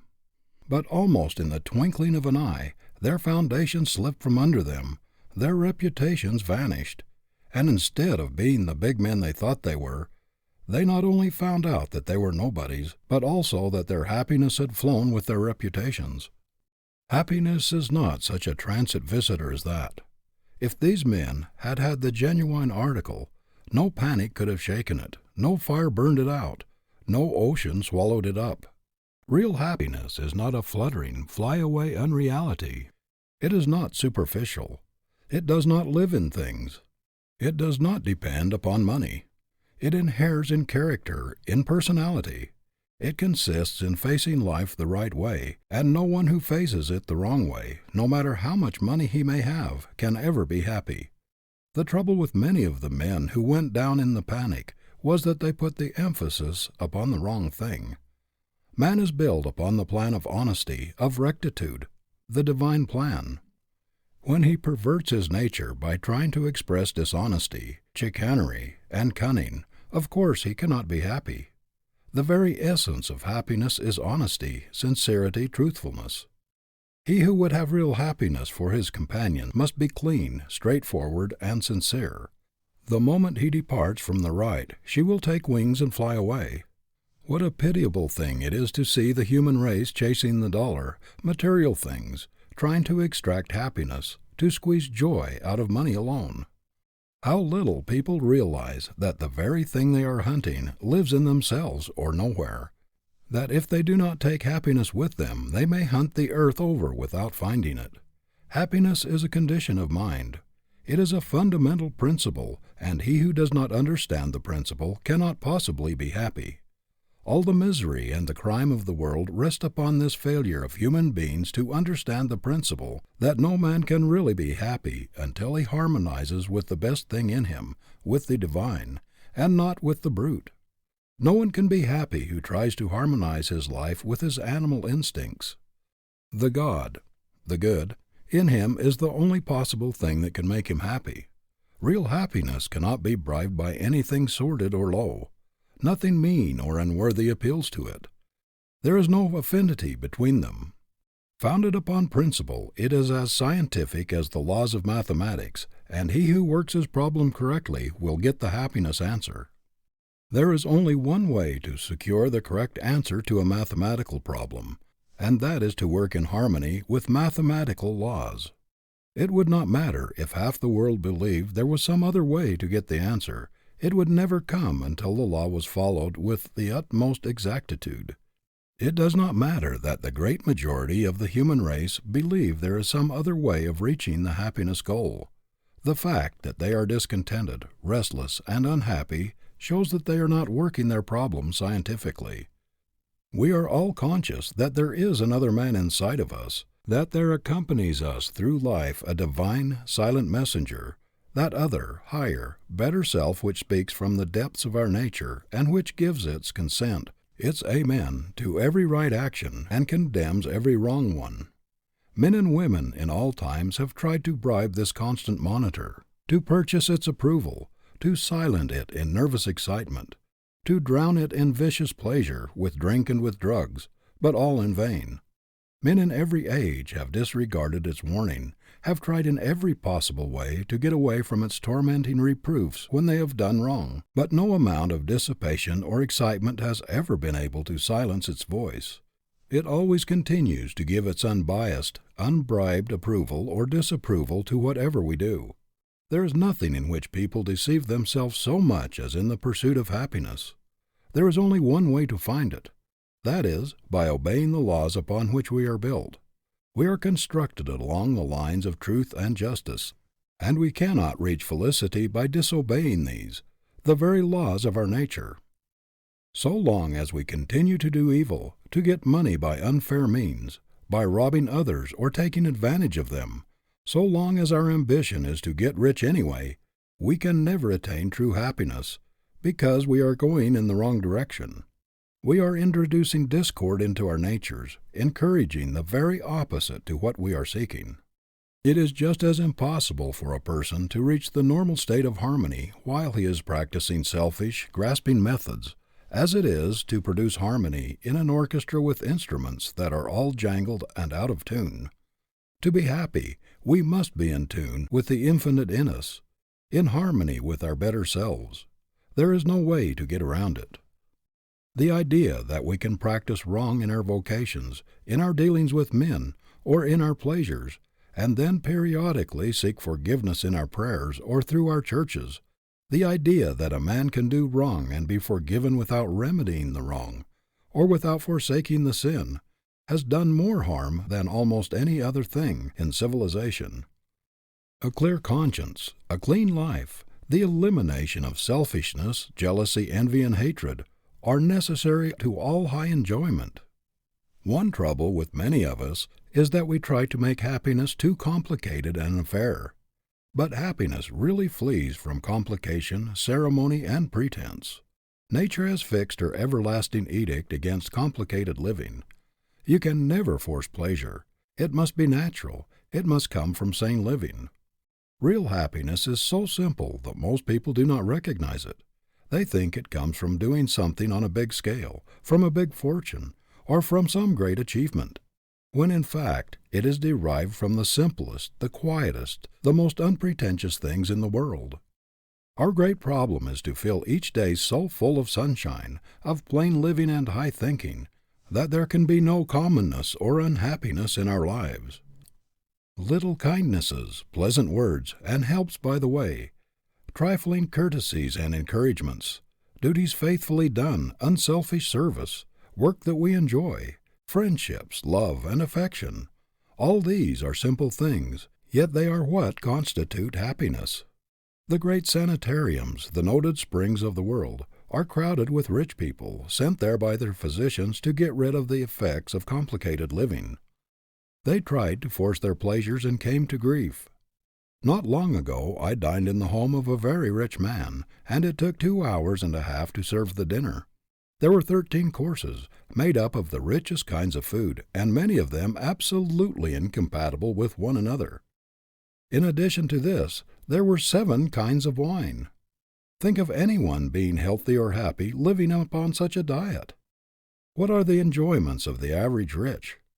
Is there anything more vapid, insipid, unsatisfying than the chasing after that infinite, mysterious something which they call happiness, that will-o'-the-wisp which is always beckoning them on, but ever eluding their grasp, that rainbow which recedes as they approach? They may enjoy the titillation of the nerves for a moment, the temporary excitement and exhilaration which comes from even vicious pleasures. But what of it all? It is only animal enjoyment. Nothing but regret, disappointment, and disgust follow. There is within every normal person a strong desire to do something and to be something in the world, and every idler knows that he is violating the fundamental demand of his nature, that he is really cheating himself out of a very sacred prize, the getting of which would mean more to him than everything else in the world. I have talked with idle rich young men who said they knew that it was all wrong for them to refuse to do their part of the world's work, that it was a mistake for them not to enter into the activities of life and struggle for a prize which the Creator had fitted them to take, but that the paralyzing effect of not being obliged to work had undermined their inclination. Recently, a rich young man was asked why he did not work. "I do not have to," he said. "Do not have to" has ruined more young men than almost anything else. The fact is, nature never made any provision for the idle man. Vigorous activity is the law of life. It is the saving grace, the only thing that can keep a human being from retrograding.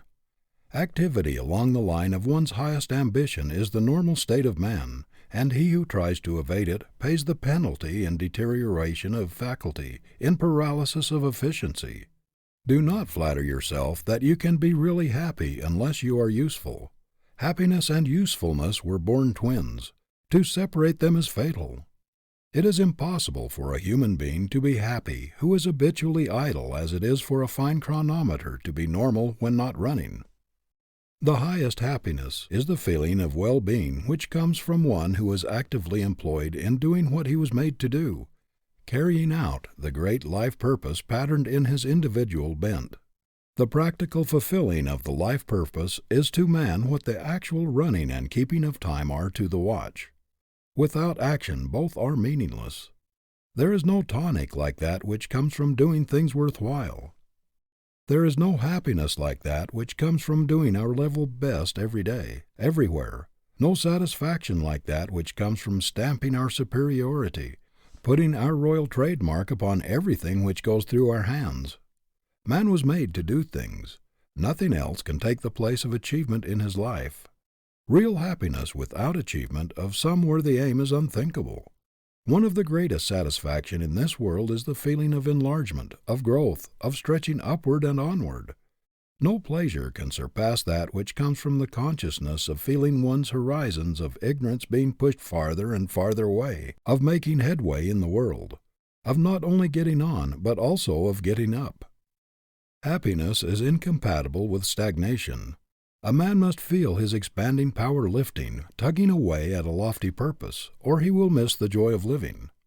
the discords, the bickerings, and divorces, the breaking up of rich homes, and the resorting to all sorts of silly devices by many rich people in their pursuit of happiness, prove that it does not dwell within them, that happiness does not abide with low ideals, with selfishness, idleness, and discord. It is a friend of harmony, of truth and beauty, of affection and simplicity. Multitudes of men have made fortunes, but have murdered their capacity for enjoyment in the process. How often we hear the remark, "He has the money, but cannot enjoy it." A man can have no greater delusion than that he can spend the best years of his life coining all of his energies into dollars, neglecting his home, sacrificing friendships, self-improvement, and everything else that is really worthwhile, for money, and yet find happiness at the end. If a man coins his ability, his opportunities into dollars, and during all the years he is accumulating wealth, neglects the cultivation of the only faculties which are capable of appreciating the highest happiness, he cannot effectively revive his atrophied brain cells. His enjoyment, after he makes his money, must come from the exercise of the same faculties which he has employed in making it. He cannot undo the results of a life habit after he retires from business. If you have not kept alive your ability to appreciate the beautiful, the good, and the true, you will be as surprised to find that it has left you as Darwin was when in the middle of life he discovered that all at once that he had lost his power to appreciate Shakespeare and music. We ought to be able to get a good living, even to make fortunes, and yet have a jolly good time every day of our lives. This idea of being a slave most of the time, and of only occasionally enjoying a holiday, is all wrong. Every day should be a holiday, a day of joy and gladness, a day of supreme happiness, and it would be if we lived sanely, if we knew the secret of right thinking and normal living. Isn't it strange that so few people ever think of making happiness a daily duty, that they should put this everlasting emphasis upon their vocations, on money-making, and let the thing for which they really live come incidentally or without planning? The making of a life should be emphasized infinitely more than the making of a living. Few people ever learn the art of enjoying the little things of life as they go along, yet it is the little everyday enjoyments and satisfactions that count most in a lifetime. Almost every person I know is living in anticipation, not in reality. He's not actually living the life he has always looked forward to or expected to attain, but is just getting ready to live, just getting ready to enjoy it. When he gets a little more money, a little better house, a little more of the comforts of life, a little more leisure, a little more freedom from responsibility, he will then be ready to enjoy life. It is a rare thing to find a person who can truthfully say, "I'm really living. This is the life I've been striving for, the life that I have looked forward to as being as near my ideal as I'm likely to find in this world." It is a great thing so to cultivate the art of happiness that we can get pleasure out of the common experiences of every day. The happiness habit is just as necessary to our best welfare as the work habit, or the honesty, or square dealing habit. No one can do his best, his highest work, who is not perfectly normal, and happiness is a fundamental necessity of our being. It is an indication of health, of sanity, of harmony. The opposite is a symptom of disease, of abnormality. There are plenty of evidences in the human economy that were intended for happiness, that it is our normal condition, that suffering, unhappiness, discontent are absolutely foreign and abnormal to our natures. There is no doubt that our life was intended to be one grand, sweet song. We are built upon the plan of harmony, and every form of discord is abnormal. There is something wrong when any human being in this world, tuned to infinite harmonies and beauties that are unspeakable, is unhappy and discontented. One of the most inexplicable mysteries that has ever puzzled the selfish rich is their failure to find happiness where they had expected to find it. The bitterest disappointment that comes to people who have made fortunes is that the wealth did not bring the happiness which it promised, or anything like it. They find that the affections do not feed on material things, that the heart would starve in the midst of the greatest luxuries alone. They find that while money can do many things, it has little power to satisfy the heart yearnings, the heart hunger. How many women are there in palatial homes in this country who are starving for happiness and who would gladly exchange all their luxuries for the love of a good man, even if he had not a dollar in the world? No selfish life can ever be happy. I am acquainted with a self-made man who has made a fortune, who tells me that the greatest enigma and disappointment of his life lie in the fact that although he has made millions, he is not happy. He says that somehow he has never been able to make many friends, that people avoid him, that he has never been able to get the confidence of others to any very great extent, and that he is not popular even among his own neighbors. He cannot understand why he is not happy, for he tells me he has tried very hard to find happiness. The trouble with him is that he has always done everything with reference to himself.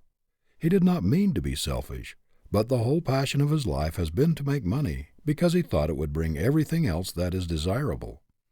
He has chosen his friends for their ability to advance his interests, and has considered every step in life with reference to the effect it would have upon him. What is there in it for me? Seems to have been the interrogation point in his life. Now happiness is a reflection, an echo, a part of what we do and think.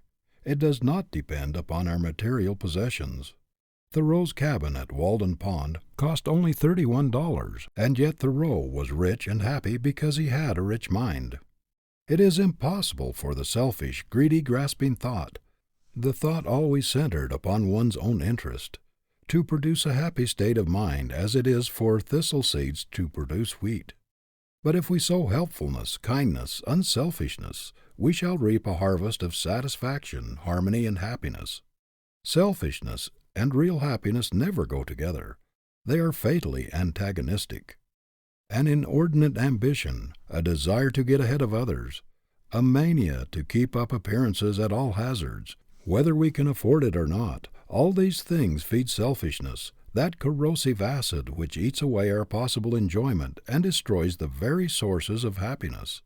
The devouring ambition to get ahead of others in money-making, to outshine others socially, develops a sordid, grasping disposition which is the bane of happiness. No man with greed developed big within him can be happy.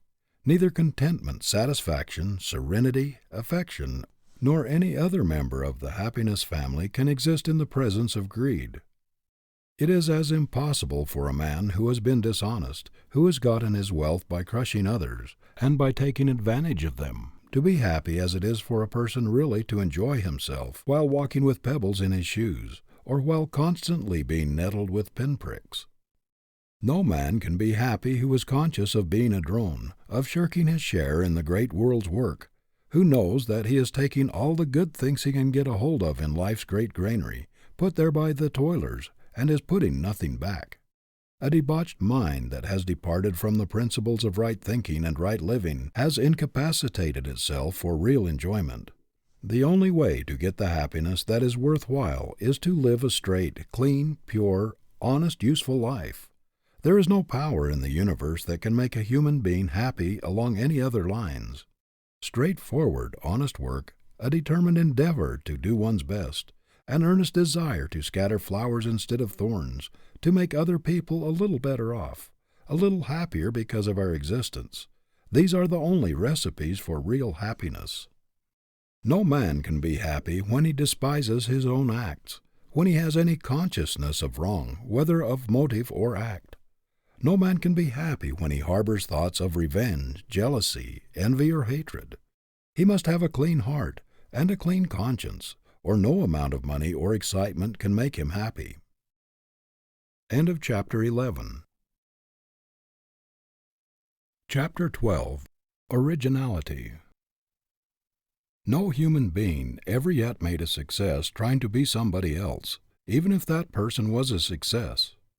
Success cannot be copied, cannot be successfully imitated.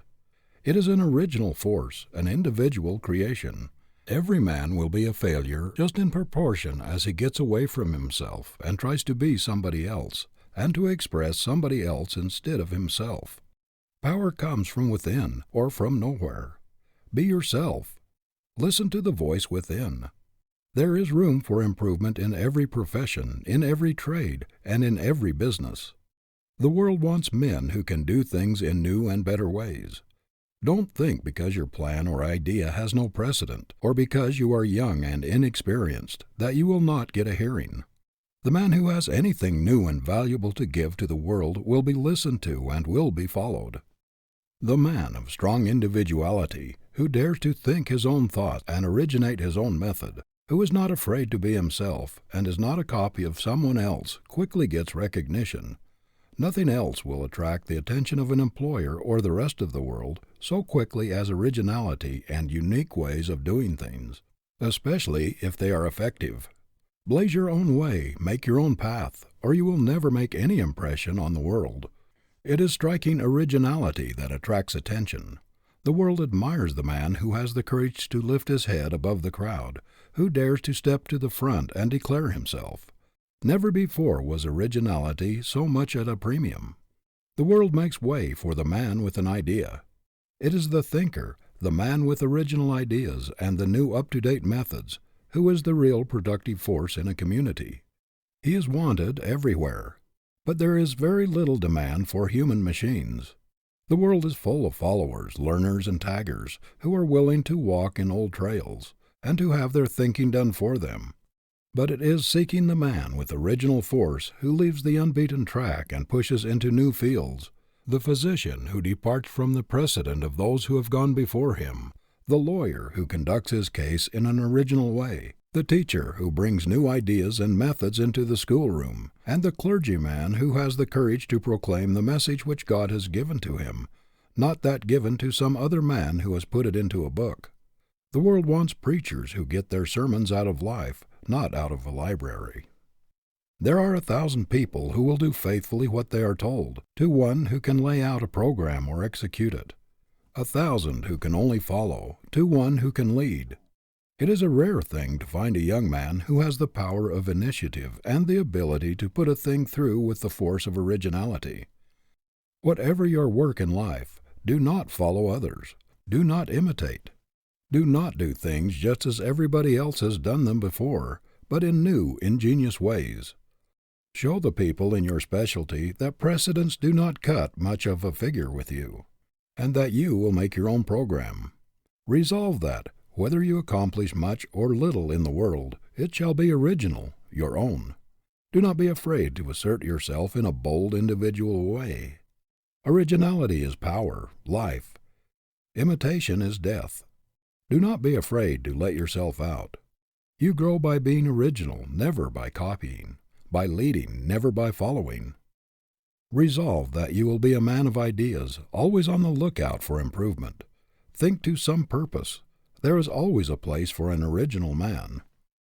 There is nothing else which will kill the creative faculty and paralyze growth more quickly than following precedents in everything and doing everything in the same old way. I have known progressive young men to stop growing, become hopelessly rutty, and lose all their progressiveness by going into their father's stores, factories, or places of business, where everything was done in the same old-fashioned way, and the precedents were followed in everything. They lost all expansiveness. There was no motive for reaching out for the new and the original, because their fathers would not change.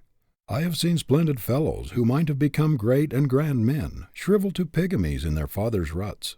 How many of our business houses are weighted down with machinery, old, antiquated methods, ponderous bookkeeping, and out-of-date appliances, when new devices or new methods with short-cut ways of doing things would enable them to economize greatly on room and to get along with much less help, but they cling to the old with a fatal tenacity.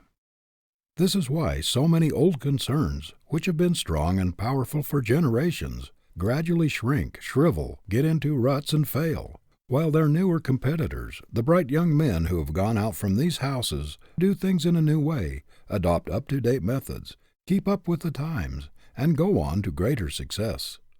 There is a great advertising quality in originality or uniqueness. The man who does business like the great majority of men, although he may have superior ability, does not attract much attention.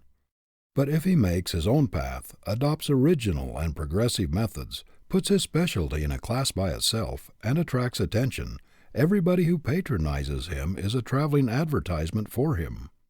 There is a specialty store in Boston whose progressive proprietors make a study of original ways of doing everything.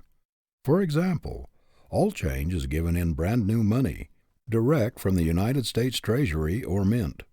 This does not cost much and causes but little trouble, yet it is a very shrewd advertisement. It is especially attractive to women and children and has brought a great deal of trade.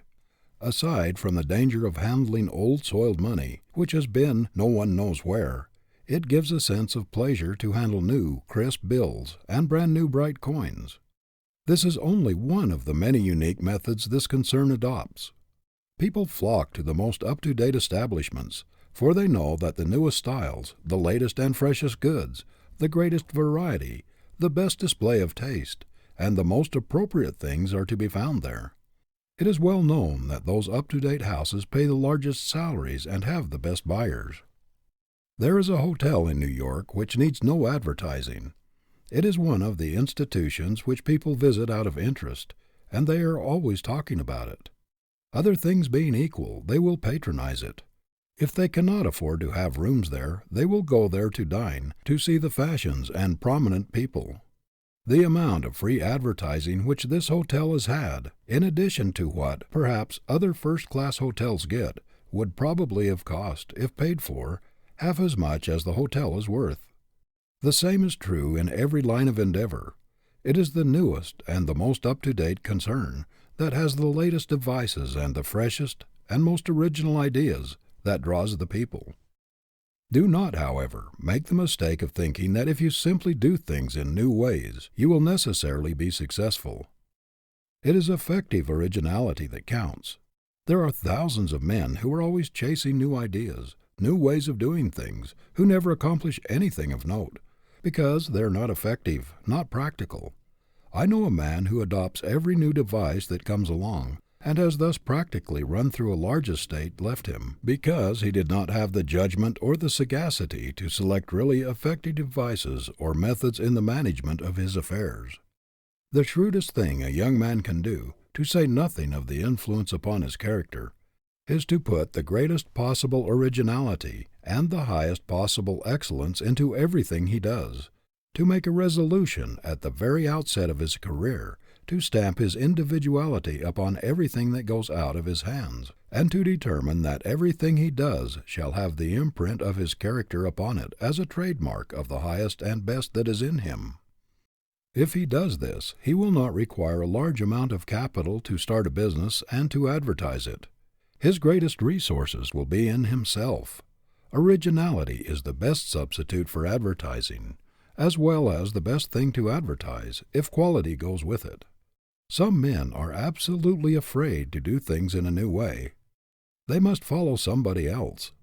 What was good enough for my father and grandfather is good enough for me, seems to be their motto. They cannot see any reason for changing. They must have a precedent for everything or they reject it. They cannot appreciate a new idea or a new way of doing things. They think there must be something the matter with it if it has not been used before.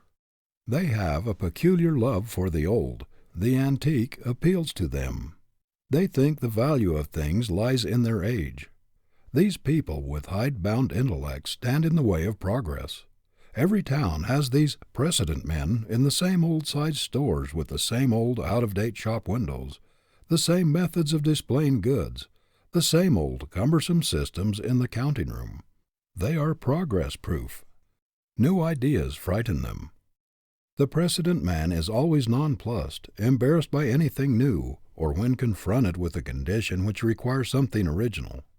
He must get hold of something which has been used before, or he is powerless. Many people think it is unfortunate to be unlike others in their personalities. They are always afraid of being thought peculiar or eccentric. Yet the Creator never made two things alike, nor any two people alike. Nature breaks her mold at every new birth. Great characters always have strong individuality and originality, characteristics which mark them from the crowd. To be eccentric is not to be weak, but more often it is a sign of strength. Lincoln had eccentricities, but they were inseparable from his great character. Eccentricities do not make a person disagreeable or repulsive, are often advantages rather than disadvantages. What is more monotonous than a dead level, insipid character that has no strongly marked features which individualize it? We all love a great nature, a strong, vigorous, rugged personality, which impresses us with power, something colossal which looms above us and inspires us with awe and admiration, such as we feel when standing under some mighty mountain cliff towering above us into the clouds. We do not wish the rugged crags smoothed off. They add to the peak's sublimity. They suggest majesty and power. Why should we want to plane off the eccentricities of a great character, or the individuality which characterizes him and distinguishes him from all others? We believe in the original man or woman who does not remind us of others, who makes a new, strong, vigorous, and lasting impression upon us, who does not imitate or follow, who makes his own program, who acts upon his own judgment, who leans upon nobody, and who does not ask advice, but acts fearlessly, boldly, independently. We know there is force there that can do things, that can achieve, a reserve power that makes its possessor a master. Fearlessness is a quality absolutely necessary to great achievement. Courage always accompanies force. It is a marked quality of the original man. Imitators are timid, weak.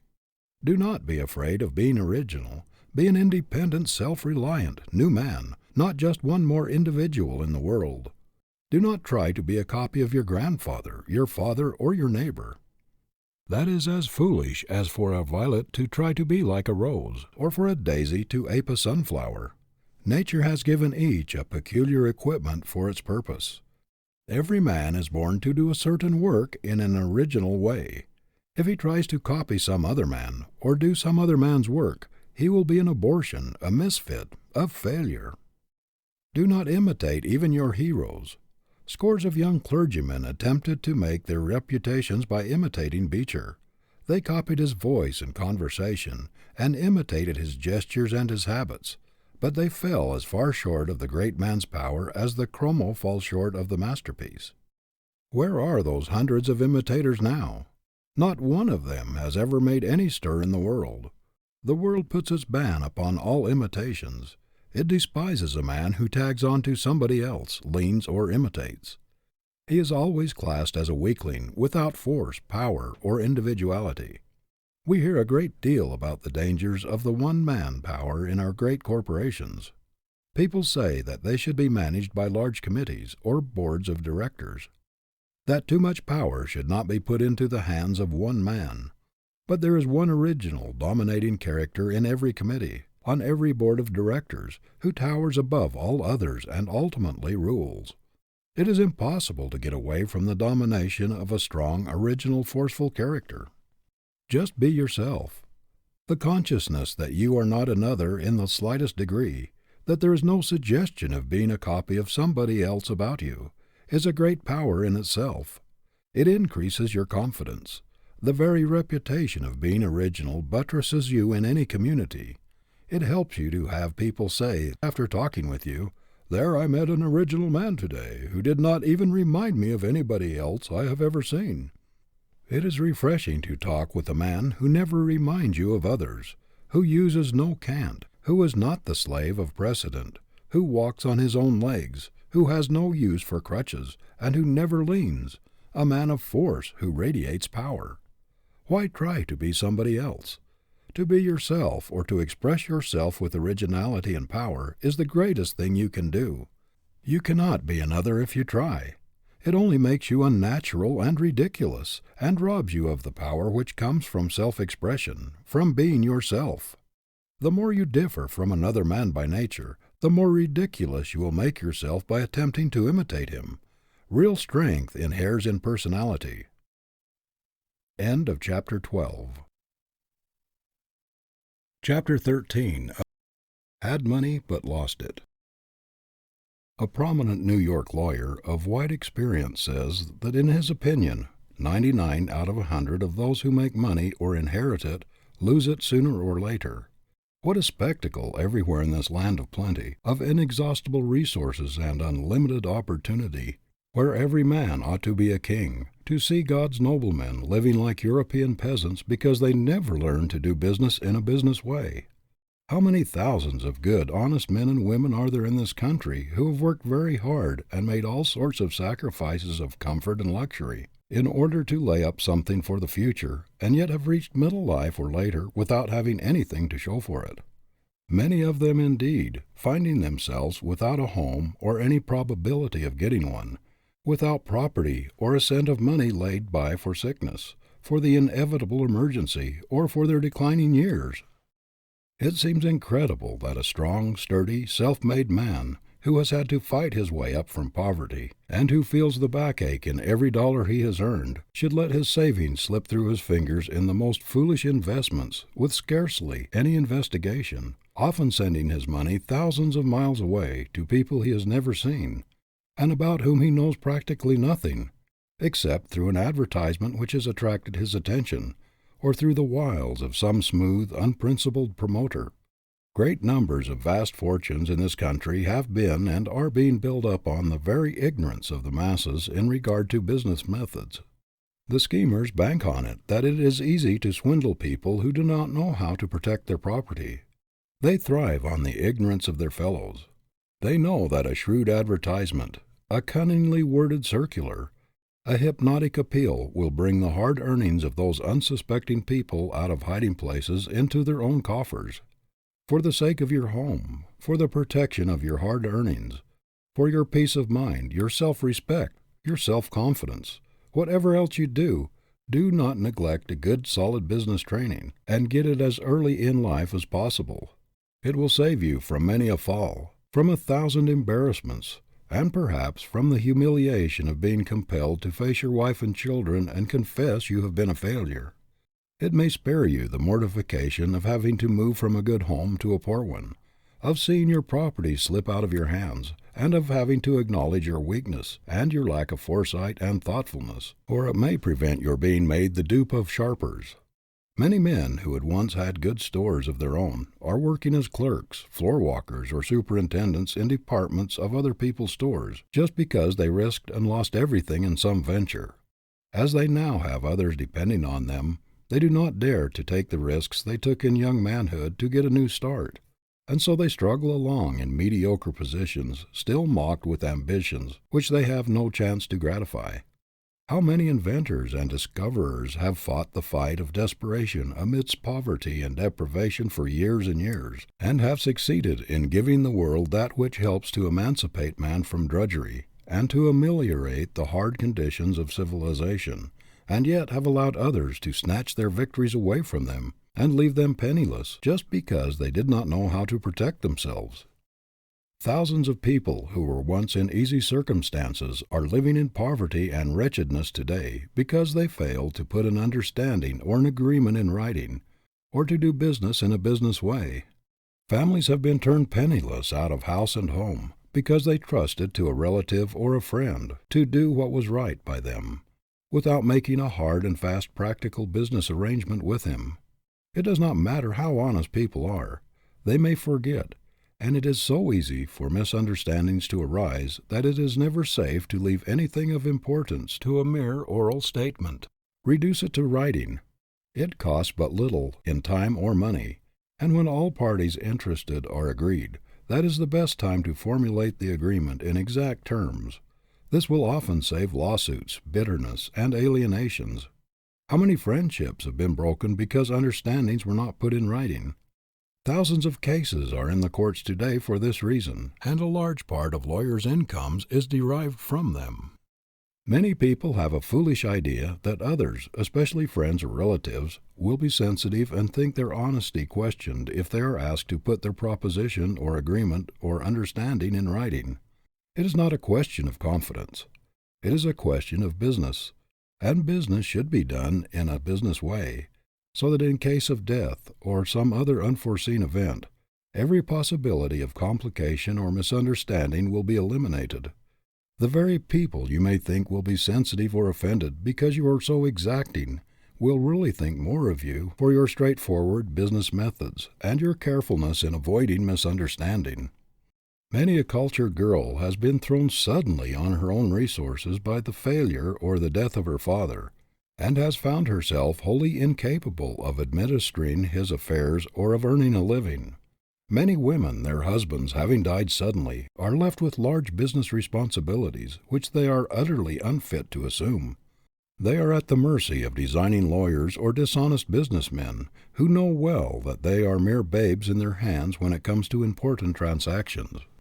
Business talent is as rare as a talent for mathematics. We find boys and girls turned out of school and college full of theories, and all sorts of knowledge or smatterings of knowledge, but without the ability to protect themselves from human thieves who are trying to get something for nothing. No girl or boy should be allowed to graduate, especially from any of the higher institutions, without being well grounded in practical business methods.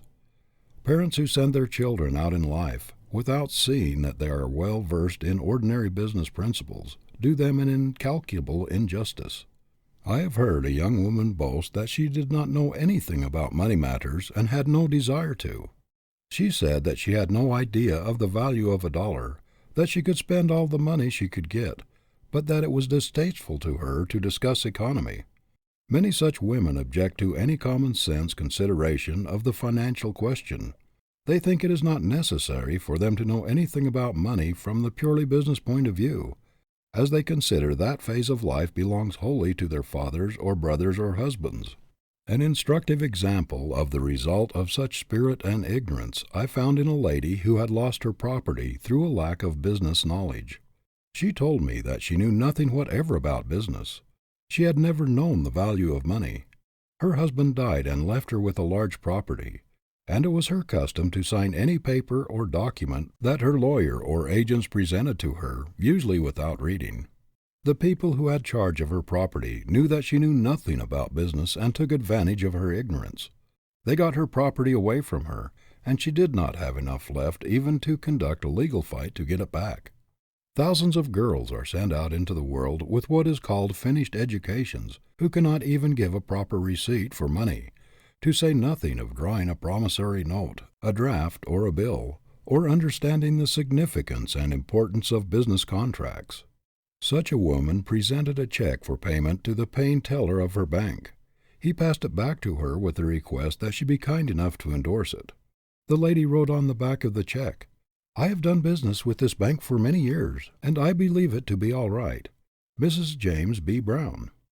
A society woman in New York presented a check for payment at a bank, and the teller told her that it was not signed. "Oh, do they have to be signed?" she responded. "What an awful lot of red tape there is about the banking business." I know of a lady whose husband made a deposit for her in a bank and gave her a checkbook so that she could pay her bills without calling on him for money. One day she received a notice from the bank that her account was overdrawn. She went to the bank and told the teller that there must be a mistake about it, because she still had a lot of checks left in her book. She knew so little about business methods that she thought she could keep drawing any amount until the checks were all gone. This sounds ridiculous and almost incredible, yet the very girl who laughs at it may make even more absurd blunders. Many an accomplished woman, when given a pen and asked to sign an important document drawn up by an attorney or a long-headed businessman, will sign it without reading it or even asking to be informed of its contents, only to learn afterward, by disastrous results, that she has signed away her property and turned herself out of her home. Only a short time ago I read of a lady who had won a suit involving about $20,000. New evidence, however, was brought forward, which caused the court immediately to reverse its decision. It was proved that the lady had sworn falsely. She was perfectly innocent of any such intention, but she had sworn that she had never signed her name to a certain document. The document was produced, and to her utter astonishment, she saw her signature affixed to it. She acknowledged at once that the signature was hers, although she had just sworn that she had never signed the paper in question. It appeared that, during her husband's lifetime, whenever papers were to be signed, he told her where to write her name, and she did as she was told, without having the slightest idea of the contents of the papers. Many people come to grief by giving full power of attorney to their lawyer or business agent. Very few impractical people, especially women, understand the significance of a full power of attorney, which authorizes the person so empowered to deal with your property in all respects as if it were his own, or as if he had for the time being assumed your personality. He may sign your name to any instrument. He may bind you to anything he pleases. He may draw money from your bank. He may impersonate you in all business transactions. In short, as far as business arrangements are concerned, he stands practically and legally for yourself. It is a tremendous power to place in the hands of another, and people should be very careful to whom they assign it. It should never be conferred on any person but one whose honesty is above suspicion, and whose knowledge of business and of men and affairs has been tried and proved. "Oh, I signed a paper giving full power of attorney to my lawyer before I went abroad. I trusted everything to him, and when I came back practically everything was gone. My business affairs were so complicated that I have not had the money to fight the man I trusted." This was, in brief, the story of one man's wrecked finances as he told it to me. Women will often pay out large sums of money and never think of asking for a receipt, especially if they are dealing with friends or people they know well. Intelligent women, however, ought to know that our government is a good example of how we should do business. It does not doubt President Roosevelt's honesty, and yet he must sign a voucher for his salary, just the same as the cheapest government employee. The justices of the United States Supreme Court, who are considered to be the soul of honor, and are the final arbiters of all great questions, must also sign a receipt for their salaries. If every child in America had a thorough business training, tens of thousands of promoters, long-headed, cunning schemers, who have thriven on the people's ignorance, would be out of an occupation. I believe that the business colleges are among the greatest blessings in American civilization today, because through their teaching they have been the means of saving thousands of homes, and have made happy and comfortable tens of thousands of people who might otherwise be living in poverty and wretchedness. This ignorance of practical business principles is very common among professional men. I know clergymen, journalists, authors, doctors, teachers, men in every profession, who are constantly subjected to serious embarrassment by their incapacity in business matters. Some of them do not know how to interpret the simplest business forms. Not long ago, a Harvard graduate, occupying a very important position as a teacher, went to the president of a commercial school and asked to give him some lessons on how to handle money, notes, etc. He said that when he went to his bank and asked them how much money he had there, they laughed at him, and that when the bank draft came to him, he did not know what to do with it. Nothing will stand you in better stead, in the hard, cold, practical, everyday world, than a good, sound business education. You will find that your success in any trade, occupation, or profession will depend as much on your general knowledge of men and affairs as on your technical training. No matter what your vocation may be, you must be a businessman first, or you will always be placed at a great disadvantage in the practical affairs of life. We cannot entirely ignore the money side of existence any more than we can the food side, and the very foundation of a practical, successful life is the ability to know how to manage the money side effectively. It is infinitely harder to save money and to invest it wisely than it is to make it. And if, even the most practical men who have had a long training in scientific business methods, find it a difficult thing to hold on to money after they make it, what is likely to happen to people who have no practical training in business methods? End of Chapter 13. Chapter 14. Sizing Up People. After Alexander the Great had conquered the Persians, he became suddenly very ill. One of his generals sent him a letter saying that his attending physician had resolved to poison him. He read the letter without the slightest sign of emotion and put it under his pillow. When the physician came and prepared medicine, Alexander said he would not take it just then, but told him to put it where he could reach it, and at the same time gave him the letter from his general. Alexander raised himself on his elbow and watched the physician's face with the most searching scrutiny, looking into his very soul. But he did not see in it the slightest evidence of fear or guilt. He immediately reached for the medicine bottle, and without a word drank its contents. The amazed physician asked him how he could do that after receiving such a letter. Alexander replied, "Because you are an honest man." Alexander was a remarkable student of human nature. He knew men and the motives which actuated them. He could read the human heart as an open book. The art of all arts for the leader is this ability to measure men, to weigh them, to size them up, to estimate their possibilities, to place them so as to call out their strength and eliminate their weakness. This is the epitaph which Andrew Carnegie has chosen for himself. Here lies a man who knew how to get around him men much cleverer than himself. People wonder how a Morgan, a Harriman, a Ryan, a Wanamaker can carry on such prodigious enterprises. The secret lies in their ability to project themselves through a mighty system, and to choose men who will fit the places they are put in, men who can carry out their employer's program to the letter. Marshall Field was always studying his employees and trying to read their futures. Nothing escaped his keen eye. Even when those about him did not know what he was thinking of them, he was taking their measure at every opportunity. His ability to place men, to weigh and measure them, to pierce all pretense, amounted to genius. When he missed a man from a certain counter, he would often ask his manager what had become of him. When told that he was promoted, he would keep track of him until he missed him again, and then would ask where he was. He always wanted to see how near the man came to his estimate of him. He thus kept track of men of promise in his employ and watched their advancement. In this way he became an expert in human nature reading. Mr. Field would sometimes pick out a man for a position the choice of whom his advisers would tell him they thought was a mistake. But he was nearly always right, because he had a greater power of discernment than the others. He did not pay much attention to the claims of the applicant, or to what he said, because he could see through the surface and measure the real man. He had a wonderful power for taking a man's mental caliber. He could see in which direction his strength lay, and he could see his weak points as few men could. A man who had been his general manager for many years once resigned very suddenly to go into business for himself. Without the slightest hesitation or concern, Mr. Field called to his office a man whom he had been watching, unknown to the man, for a long time.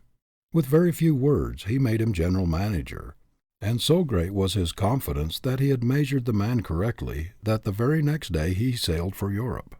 He did not think it necessary to wait and see how this new manager turned out. He believed he had the right man and that he could trust him. He was not disappointed. Men who are capable of succeeding in a large way are shrewd enough to know that they do not know it all, shrewd enough to employ men who are strong where they are weak, to surround themselves with men who have the ability which they lack, who can supplement their weakness and shortcomings with strength and ability. Thus, in their combined power, they make an effective force. Many men, because of their inability to read human nature, duplicate their own weaknesses in their employees, thus multiplying their chances of failure. Few men are able to see their own weaknesses and limitations, and those who do not surround themselves with men who have the same weak links in their character, and the result is that their whole institution is weak. A leader must not only be able to judge others, but he must also be able to read himself, to take an inventory of his own strong points and weak points. Men who have been elected to high office or to fill very important positions at the head of great concerns because of their recognized ability have often disappointed the expectation of those who placed their hopes in them, simply because they could not read people. They may have been well educated, well posted, strong intellectually, may have had a great deal of general ability, but they lacked the skill to read men, to measure them, to weigh them, to place them where they belonged. Grant was cut out for a general, a military leader, but when he got into the White House he felt out of place. He was shorn of his great power. He could not use his greatest ability. He was obliged to depend too much upon the advice of friends. The result was that, as president, he did not maintain the high reputation he had made as a general. If he had had the same ability to read politicians, and to estimate men for government positions that he had for judging of military ability, he would have made a great president. But he felt his weakness in the position which he was not fitted by nature to fill, and made the fatal mistake of putting himself into the hands of his friends. The young man starting out for himself ought to make a study of his power of penetration, of his character reading ability. He ought to make it a business to study men, to estimate their capabilities and the motives which actuate them. He should scrutinize their actions, watch their tendencies in little things, and learn to read them as an open book. The involuntary acts and natural manner of a man indicate more than does his studied conversation. The eye cannot lie. It speaks the truth in all languages. It often contradicts the tongue.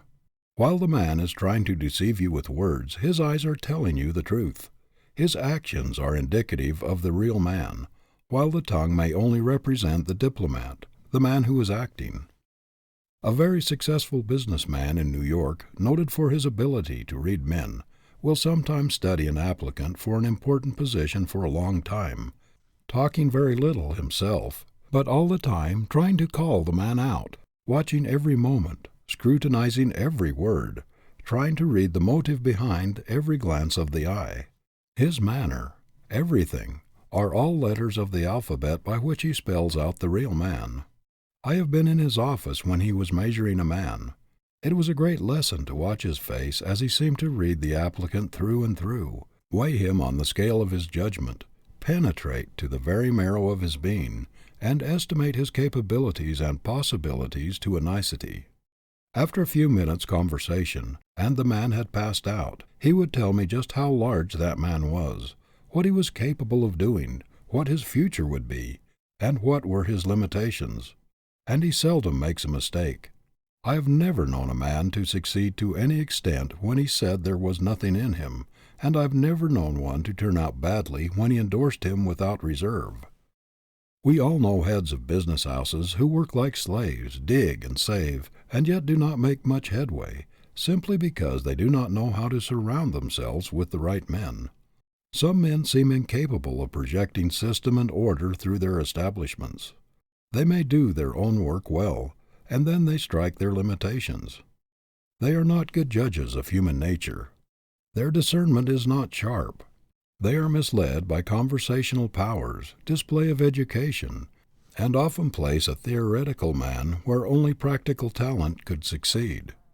They are likely to place a man of great refinement, sensitiveness, delicate makeup, in a position where a strong, robust, thick-skinned man is required, where an oversensitive soul will chafe and shrink from the cold, aggressive business methods necessary to effective, efficient management. People are continually being led into all sorts of unfortunate positions, entangling alliances and mortifying, embarrassing situations, because of their lack of ability to read human nature and to estimate character at a glance. Good people everywhere are being imposed upon and are losing their money in all sorts of foolish investments because of their ignorance of human nature. They are not able to see the rascal, the scoundrel behind the mask. They have not developed the power of discernment, the ability to see the wolf in sheep's clothing. The knowledge of human nature as a protector of money, of character, as a protector against frauds and imposition is inestimable. Gullible people are proverbial poor readers of human nature, and hence they are always open to imposition. Oily, cunning promoters are keen observers of human nature, and they can tell very quickly when they strike a good-natured, large-hearted professor, scholar, clergyman, or artist, who knows very little about business matters and who trusts everybody. They know that if they can only get an opportunity, they can very quickly make such a man believe almost anything. They know he will be an easy prey to their wiles and their keener knowledge of men. These promoters would not think of tackling a shrewd, level-headed businessman for their nefarious schemes, because he is too keen, too sharp, too good a judge of human nature. Such a man would be likely to penetrate the mask and see the real motive beneath the oily, honeyed words, the smooth, seductive manner. The ability to read people at sight is a great business asset.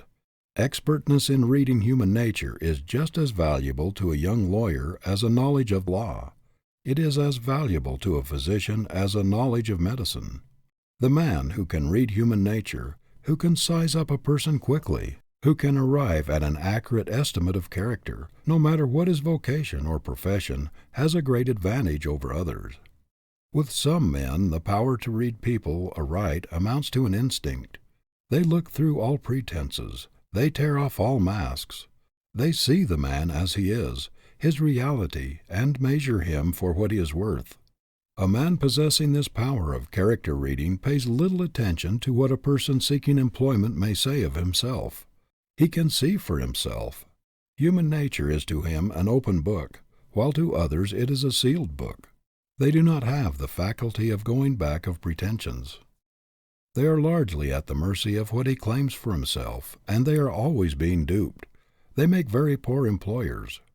I know a popular businessman, a very able man in many respects, and one much beloved by everybody who knows him, but he has always been the victim of his ignorance of human nature. He cannot read motives, weigh or estimate the ability of others to do certain things. If an applicant for a position talks well, he immediately jumps to the conclusion that he is a good man for the position, and hires him, usually to be disappointed. He has a great weakness for clergymen who have lost their positions through failing health or for other reasons, and also for ex-teachers and professors.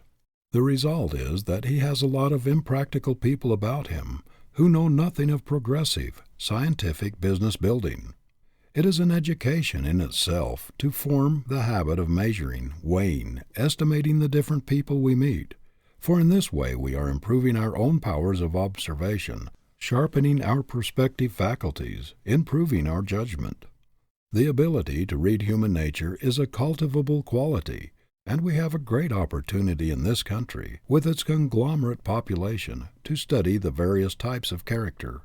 What a wonderful school most of us are in practically all of the time, especially in large cities, where we are constantly coming in contact with strangers. What a chance to become experts in reading human nature, in studying motives. The face, the eye, the manners, the gestures, the walk, all these are hieroglyphics which, if we can only decipher them, spell out the character. Sometimes a single glance of the eye, when one is unconscious, will give you a glimpse into his innermost soul and reveal secrets which he would never dare to utter with his tongue. The facial expression and the manner, especially when people are off their guard, or unconscious that they are being watched, are great revealers of character. You will find, as you become an expert in face study, in reading character, human nature, that you will develop marvelous skill in seeing things which you never noticed before. You will be able to protect yourself from the promoter, the insinuating man who is trying to persuade you into something which may not be to your benefit, but which will be to his. You will be able to discriminate between friendship and duplicity. You will be able to protect yourself from 1,000 annoyances and embarrassments and humiliations which might cripple your career. How many people are living in poverty, are wretched, homeless today because they could not read human nature and were robbed of their property and their rights?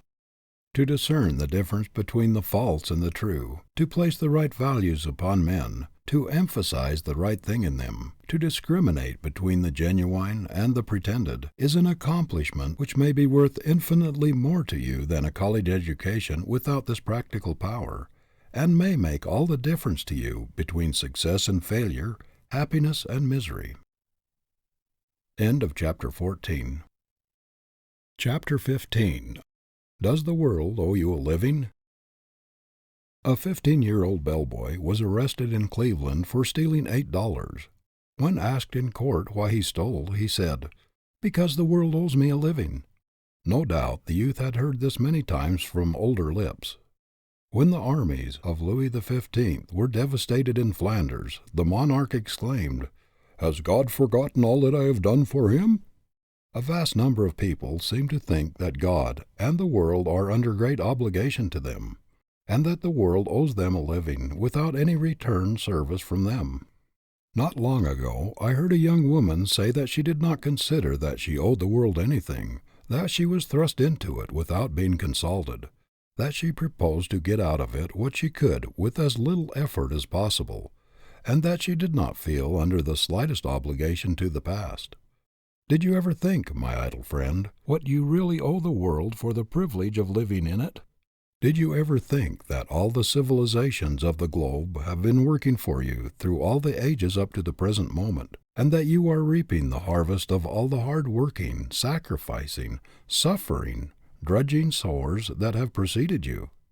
Can you look the workers of the world in the face and tell them that you intend to have all the benefits of their labor, to enjoy all the good things of the world without doing anything to compensate for them?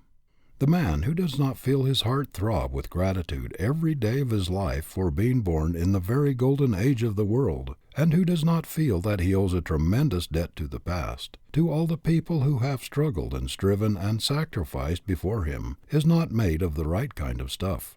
In other words, he is not a man, and he ought to be treated as a drone, a thief of other men's labors.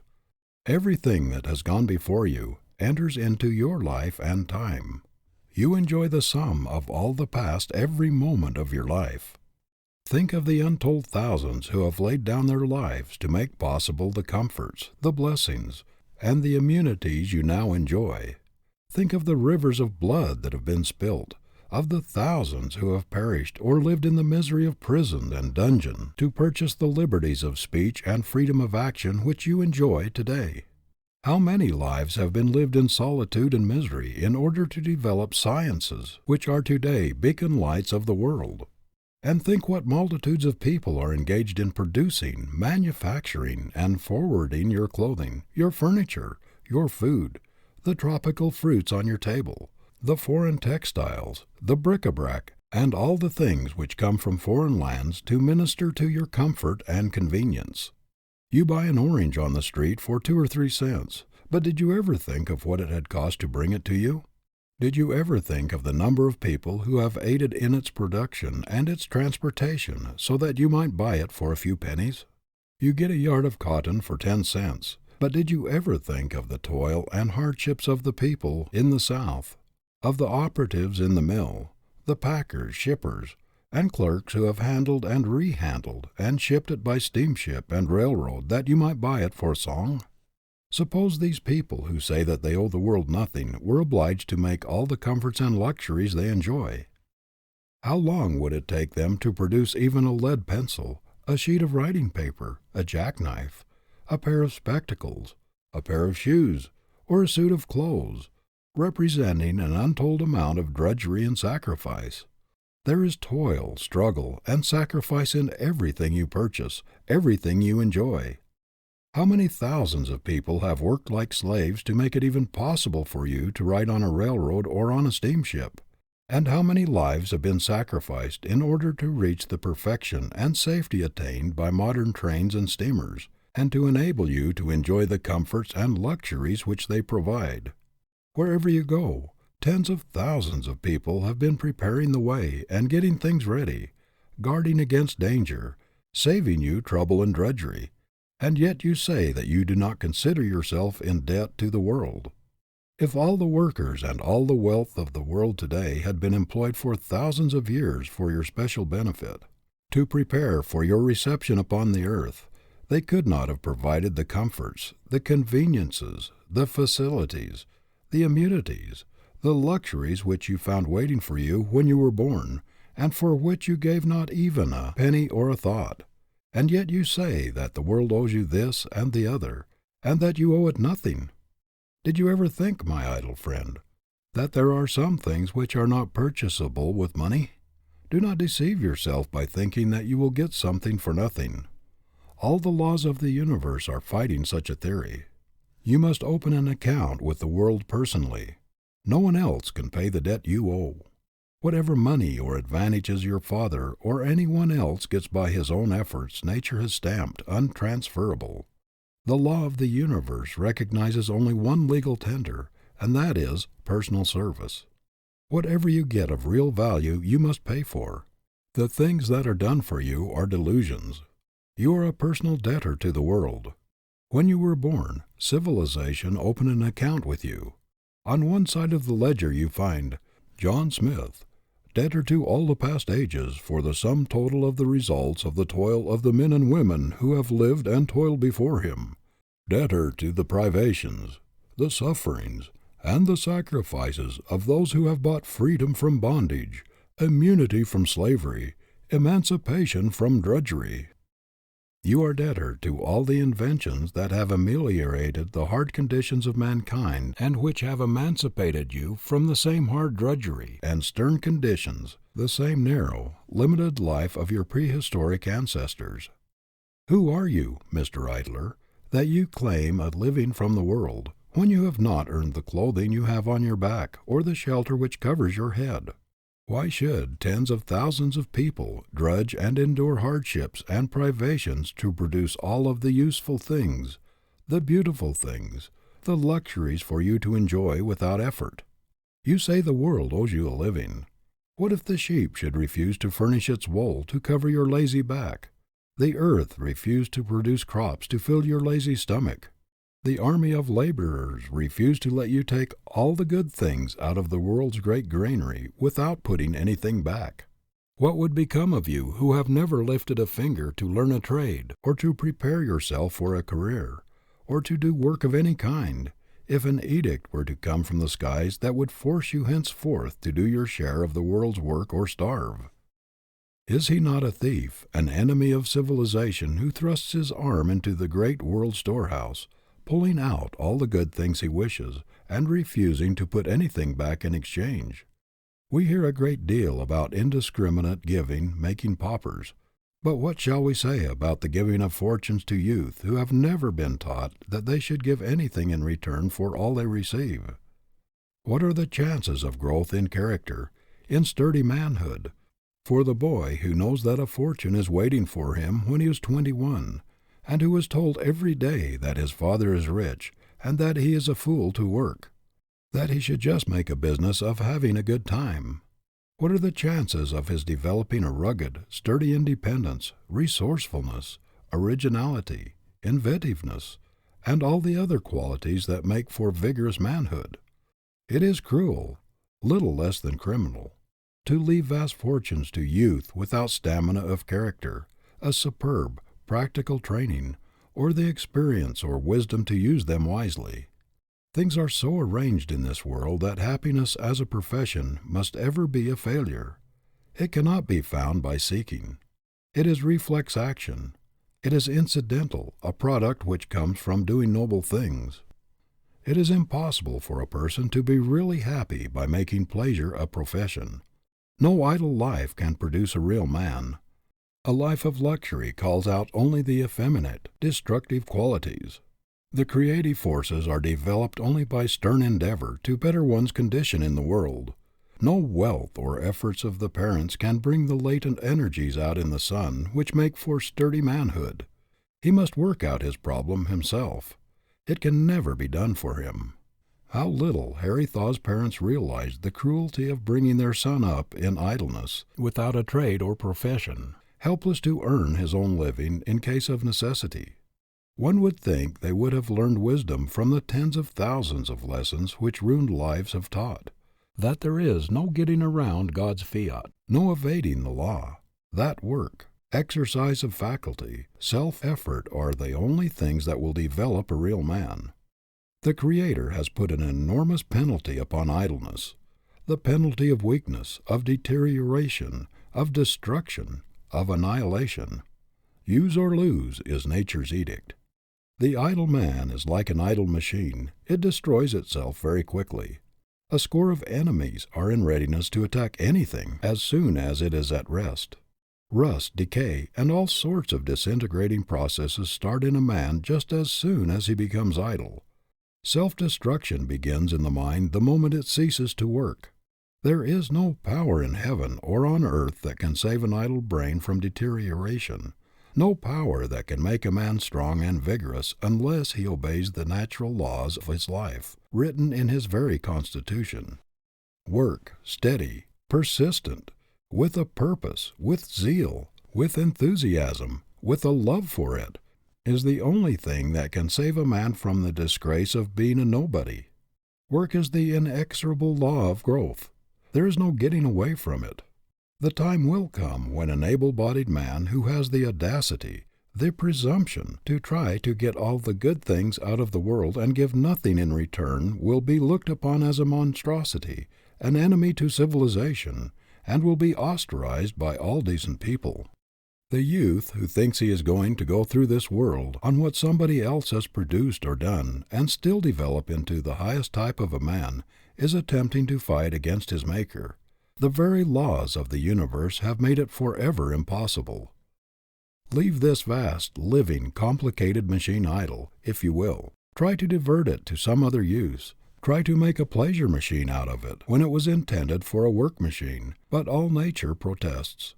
One of the most demoralizing features of our American civilization today is found in the influence of the idle rich.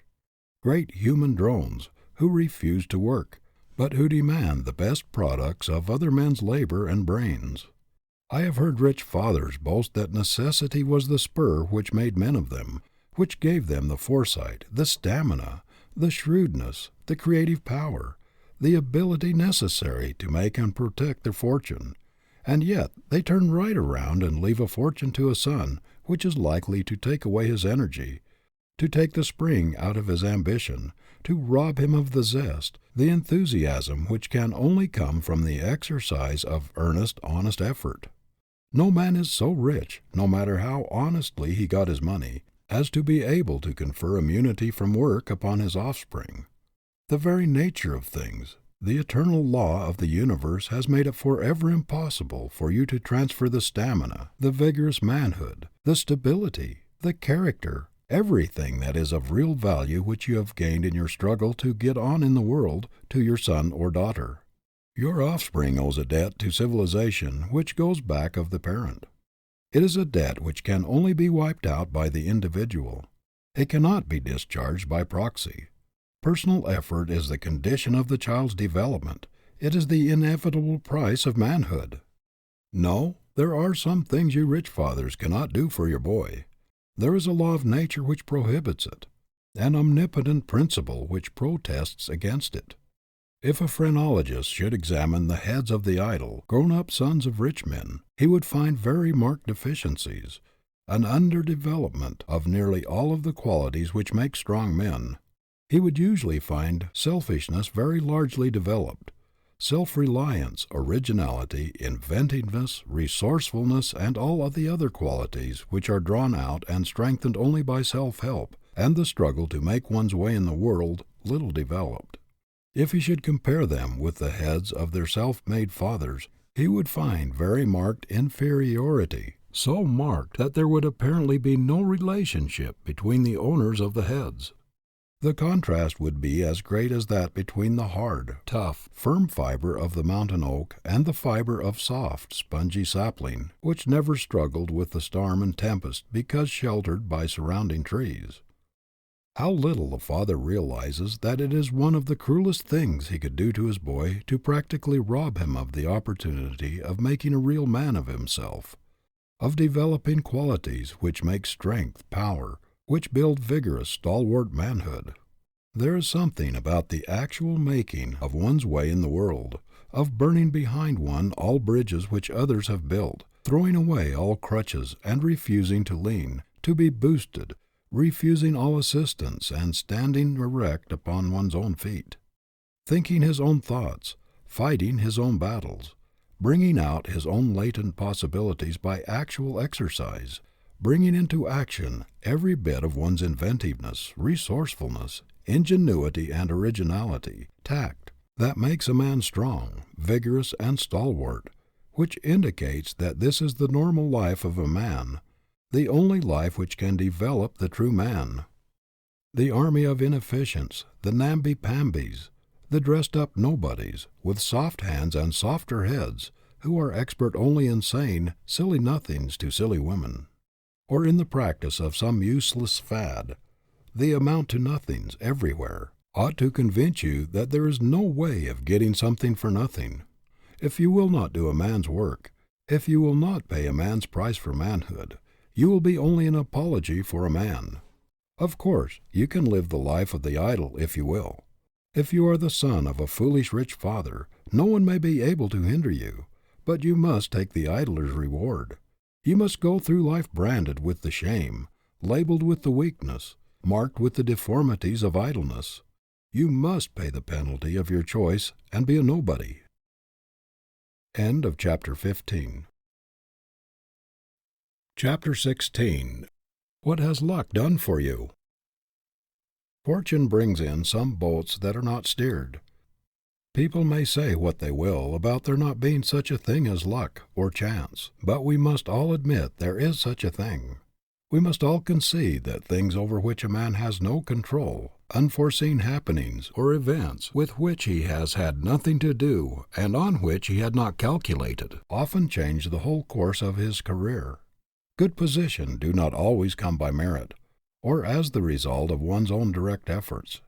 It is now a poor laboring man or washerwoman who falls heir to a fortune by the death of some relative, or again, it is a poor girl who is suddenly raised to wealth and what the world calls high position by marrying a man of rank or fortune. Every schoolboy knows that there is a great advantage in being in the right place in just the nick of time, and that being there is often a matter of chance. Men are constantly being moved up into positions which they did not get wholly by merit. Their elevation is due, perhaps, to a railroad accident, a stroke of paralysis, or the death of men in high places. We had a striking instance of this recently in the death of 2 presidents of the Long Island Railroad within a few months, which led to unexpected promotions. Everyone knows that men are constantly being put at the head of large concerns because of kinship with the owners of the business, when perhaps a score of those who are working in the establishments at the time are much better fitted to fill the positions. But after all, who will be foolish enough to say that man is the toy of chance, or that true success is the result of accident or fate? No, luck is not God's price for success, nor does he dicker with men. When we consider the few who owe fortune or position to accident or luck, in comparison with the masses who have to fight every inch of the way to their own loaves, what are they in reality but the exceptions to the rule that character, merit, not fate or luck, or any other bogey of the imagination, controls the destinies of men? The only luck that plays any great part in a man's life is that which inheres in a stout heart, a willing hand, and an alert brain. What has chance ever done in the world? Has it invented a telegraph or telephone? Has it laid an ocean cable? Has it built steamships or established universities, asylums, or hospitals? Has it tunneled mountains, built bridges, or brought miracles out of the soil? What did luck have to do with making the career of Washington, of Lincoln, of Daniel Webster, of Henry Clay, of Grant, of Garfield, or of Elihu Root? Did it help Edison or Marconi with his inventions? Did it have anything to do with the making of the fortunes of our great merchant princes? Do such men as John Wanamaker, Robert Ogden, or Marshall Field owe their success to luck? Many a man has tried to justify his failure on the ground that he was doomed by the cards which fate dealt him, that he must pick up and play the game, and that no effort, however great on his part, could materially change the result. But, my young friend, the fate that deals your cards is in the main your own resolution. The result of the game does not rest with fate or destiny, but with you. You will take the trick if you have the superior energy, ability, and determination requisite to take it. You have the power within yourself to change the value of the cards which you say fate has dealt you. The game depends upon your training, upon the way you are disciplined to seize and use your opportunities, and upon your ability to put grit in the place of superior advantages. Just because circumstances sometimes give clients to lawyers and patients to physicians, put commonplace clergymen in uncommon pulpits, and place the sons of the rich at the head of great corporations even when they only have average ability and scarcely any experience, while poor youths with greater ability and more experience often have to fight their way for years to obtain ordinary situations, are you justified in starting out without a chart or in leaving a place for luck in your program? What would you think of a captain of a great liner who would start out to sea without any port in view and trust to luck to land his precious cargo safely? Did you ever know of a strong young man making out his life program and depending upon chance to carry out any part of it? Men who depend upon luck do not think it worthwhile to make a thorough preparation for success. They are not willing to pay the regular price for it. They are looking for bargains. They are hunting for short cuts to success. We hear a great deal about Roosevelt's luck, But what would have it availed him if he was not ready for the opportunity when it came, if he had not trained himself through years of persistent drill to grasp it, if he had not been prepared to make the best use of it?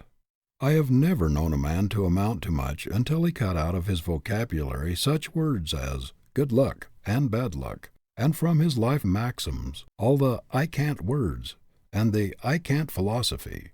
There is no word in the English language more misused and abused than luck.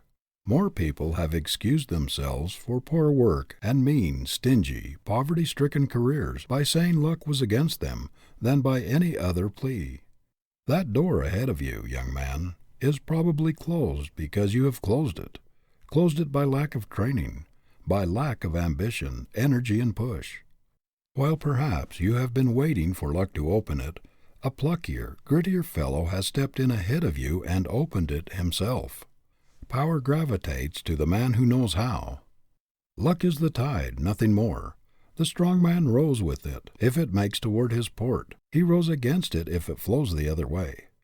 When Governor John A. Johnson of Minnesota was asked, "How do you account for your success?" he answered simply, "I just tried to make good." You will find 999 times out of 1,000 that the man who tries to make good is the lucky man.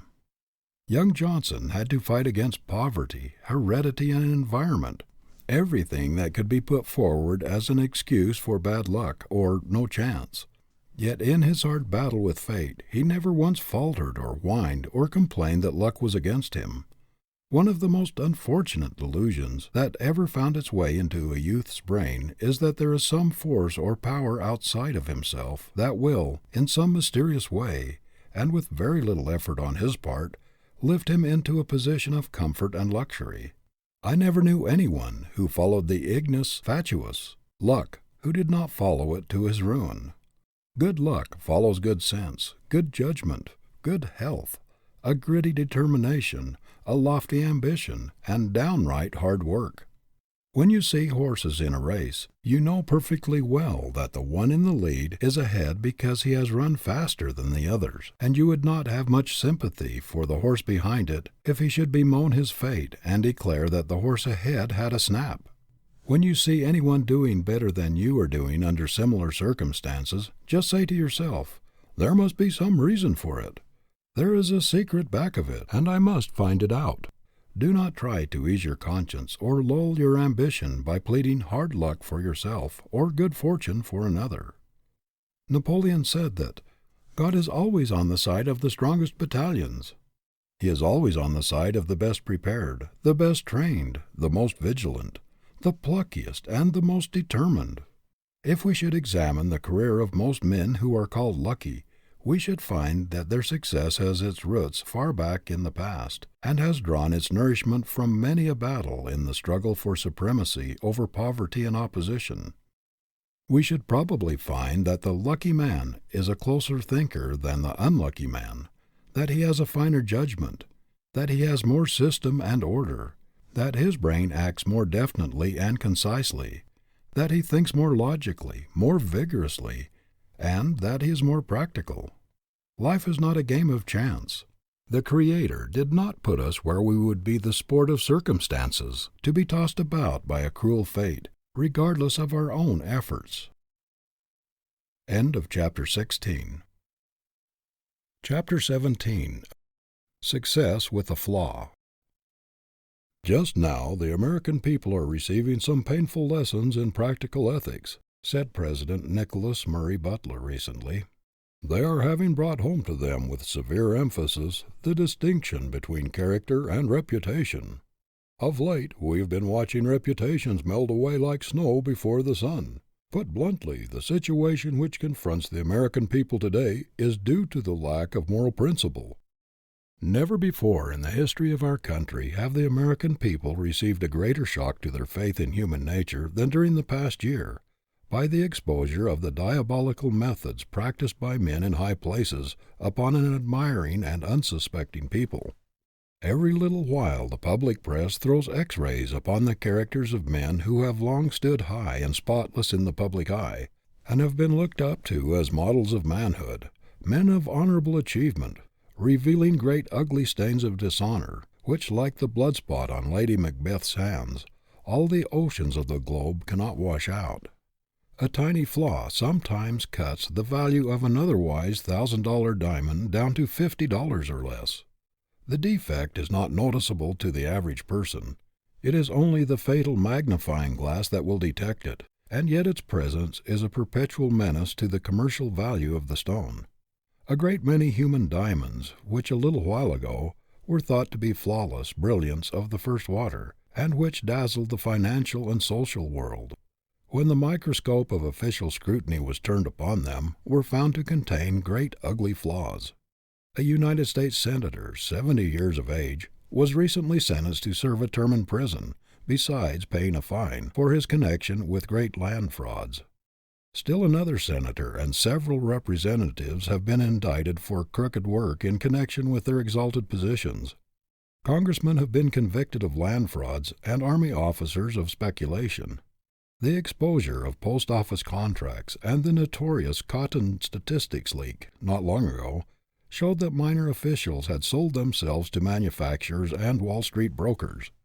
Think of the men at the head of great public trusts juggling with sacred funds, not only taking for themselves from the hard-earned savings of the poor salaries 2 or 3 times as great as that of the President of the United States, but also giving enormous salaries to a large number of their relatives out of these same sacred funds of those who have struggled for years to make possible a better condition for those who should survive them.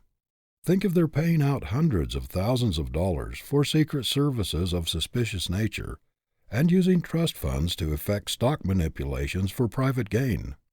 Was there ever before such a shameful story spread before Americans? Were people ever before so mercilessly betrayed by men they looked up to, admired, and implicitly trusted? Never before has there been such colossal stealing carried on so brazenly and openly by men in high positions. Some of these men, when they appeared in public a year ago, were applauded to the echo. Wherever they went they were followed by admiring crowds. Some months ago I saw one of them, a man who has been for many years a great public favorite, at a reception in the White House. He was pointed out by guests and seemed to attract almost as much attention as the President himself. People seemed to regard it as a great honor to be introduced to him. Now he would hardly dare to appear before an audience for fear of being hissed. What a humiliation for those whose names have been household words for a quarter of a century or more to be asked to withdraw from trusteeships or directorships in institutions which perhaps worked for years to secure these men, on account of their great influence and high reputations. What is there left worth living for when a man has lost the finest, the most sacred thing in him, and when he has forfeited the confidence and respect of his fellow men? Is there any quality which inheres in dollars that can compensate for such a loss? Is there anything which ought to be held more precious than honor or more sacred than the esteem and confidence of friends and acquaintances? The man who has nothing which he holds dearer than money or some material advantage is not a man. The brute has not been educated out of him. The abler a man, and the more money he has, the more we despise him if he has gotten that money dishonestly, because of the tremendous contrast between what he has done and what he might have done. What the world demands of you, whatever your career, whether you make money or lose it, whether you are rich or poor, is that you be a man. It is the man that gives value to achievement. You cannot afford success with a flaw in it. You cannot afford to have people say of you, "Mr. Blank has made money, but there is a stain on it. It is smirched. It has cost him too much. He exchanged his manhood for it." Every human being has it within his power to keep the foundation under him, his manhood, absolutely secure under all circumstances. Nothing can shake that but himself. The citadel can never be taken until he himself surrenders the keys. Calumny, distraction, slander, or monetary failure cannot touch this sacred thing. Every man, whether in private or public life, should so carry himself before the world that he will show in his very face and manner that there is something within him not for sale, something so sacred that he would regard the slightest attempt to debauch it as an unpardonable insult. He should so carry himself that no one would even dare to suggest that he could be bought or bribed. Who was so corrupt during the Civil War that he would have dared to attempt to bribe Abraham Lincoln? There was something in that face that would have cowed the hardest character. Who would be bold enough to presume to bribe our present president? Many a one has failed because he was not a man before he was a merchant or a lawyer or a manufacturer or a statesman, because character was not the dominating influence in his life. If you are not a man first, if there is not a man behind your book, behind your sermon, behind your law brief or your business transaction, if you are not larger than the money you make, the world will expose and despise your pretense and discount your success. History will cover up your memory no matter how much money you leave. That is the lesson of the startling disclosures of late. These men whose reputations have melted away so rapidly, men who have had such a drop in the public regard, were not real men to start with. There were flaws in their character foundations, and the superstructures of their achievement have fallen before the flood of public indignation. Those criminals in high places are beginning to realize that no smartness, brilliancy, genius, scheming, long-headed cunning, bluffing, or pretense can take the place of manhood or be a substitute for personal integrity. There are men in New York today whose names have been a power, who would give every dollar they have for a clean record, if they could wipe off all of their underhanded, unquestionable methods from the slate and start anew. But there is no way to buy a good name. It is above riches and beyond the price of rubies. How many men there are today in high positions who are in perpetual terror lest something should happen to expose the real facts of their lives, something which would pierce their masks and reveal them in their true light. How must a man feel who is conscious that he is walking all the time on the thin crust of a volcano, which is liable to open at any moment and swallow him? There is one thing no money or influence can buy. That is the heart's approval of a wrong deed or a questionable transaction. It will be bobbing up all along the future to remind you of your theft, of your dishonesty, or of your unfair advantage. It will take the edge off your enjoyment. It will appear, like Banquo's ghost, at every feast to which you sit down. Methinks that some men who have been exposed recently must have had strange dreams and horrid nightmares during their sleep, when the ghosts of the poor people whom they have wronged appeared to them and haunted their rest. Methinks they must have had strange visions as these dollars intended for widows and orphans slipped through their fingers for luxuries and amusements, dollars which had been wrung out of the lives of those who trusted them. What a pitiable picture those great financial giants made, under investigation in courts of inquiry, squirming, ducking, dodging, and resorting to all sorts of ingenuity to avoid telling the exact truth, to keep from uncovering their tracks or exposing their crooked methods. No man has a right to put himself in a position where he has to cover up anything or where he must be afraid of the truth. Every man should live so that he can hold up his head, look his kind in the face without wincing, and defy the world. A man went to President Roosevelt before the last presidential election and told him that someone had unearthed a letter of his which would be extremely damaging to his canvass were it made public, and that with a little diplomacy the damaging part of the letter could be suppressed. After listening to the man, the great president said, "I have never written a letter which I am afraid to have published. Let them print the letter, the whole of it. I have nothing to conceal. I am not afraid to face anything I have ever done." How many of our public men dare take that attitude? Isn't it a disgrace to this fair land that there are men in our Senate and House of Representatives, and in almost every legislature, whose votes and influence can be bought, and upon whose honor there is a price? If there is anything which a man in a responsible position ought to prize, it is the esteem of the young men who look up to him as their idol or hero. Is it strange, when our youth find their idols smashed, and their heroes betraying them, that their ideals should become blurred and twisted? Is it strange that they should ignore the old-fashioned methods of slow fortune-making when they see the smooth, oily, diplomatic schemers getting rich in a few months, and young men who were mere clerks a year ago, now riding in costly automobiles, giving expensive entertainments, and living in fine houses? Why should they not catch the spirit and try to do the same thing themselves?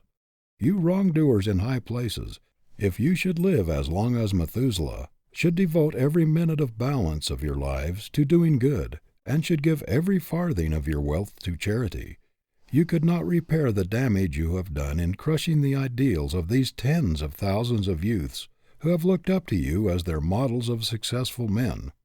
How can you escape responsibility for the crookedness which may be repeated in their lives when they shall come to fill these high positions which you now hold?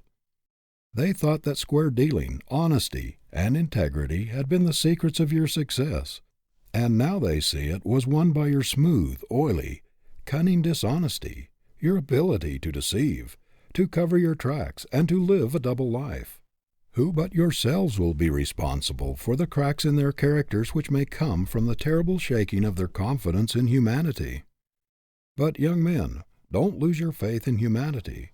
Don't let your fallen idols shake your faith in your fellow man, for the great majority of people are honest.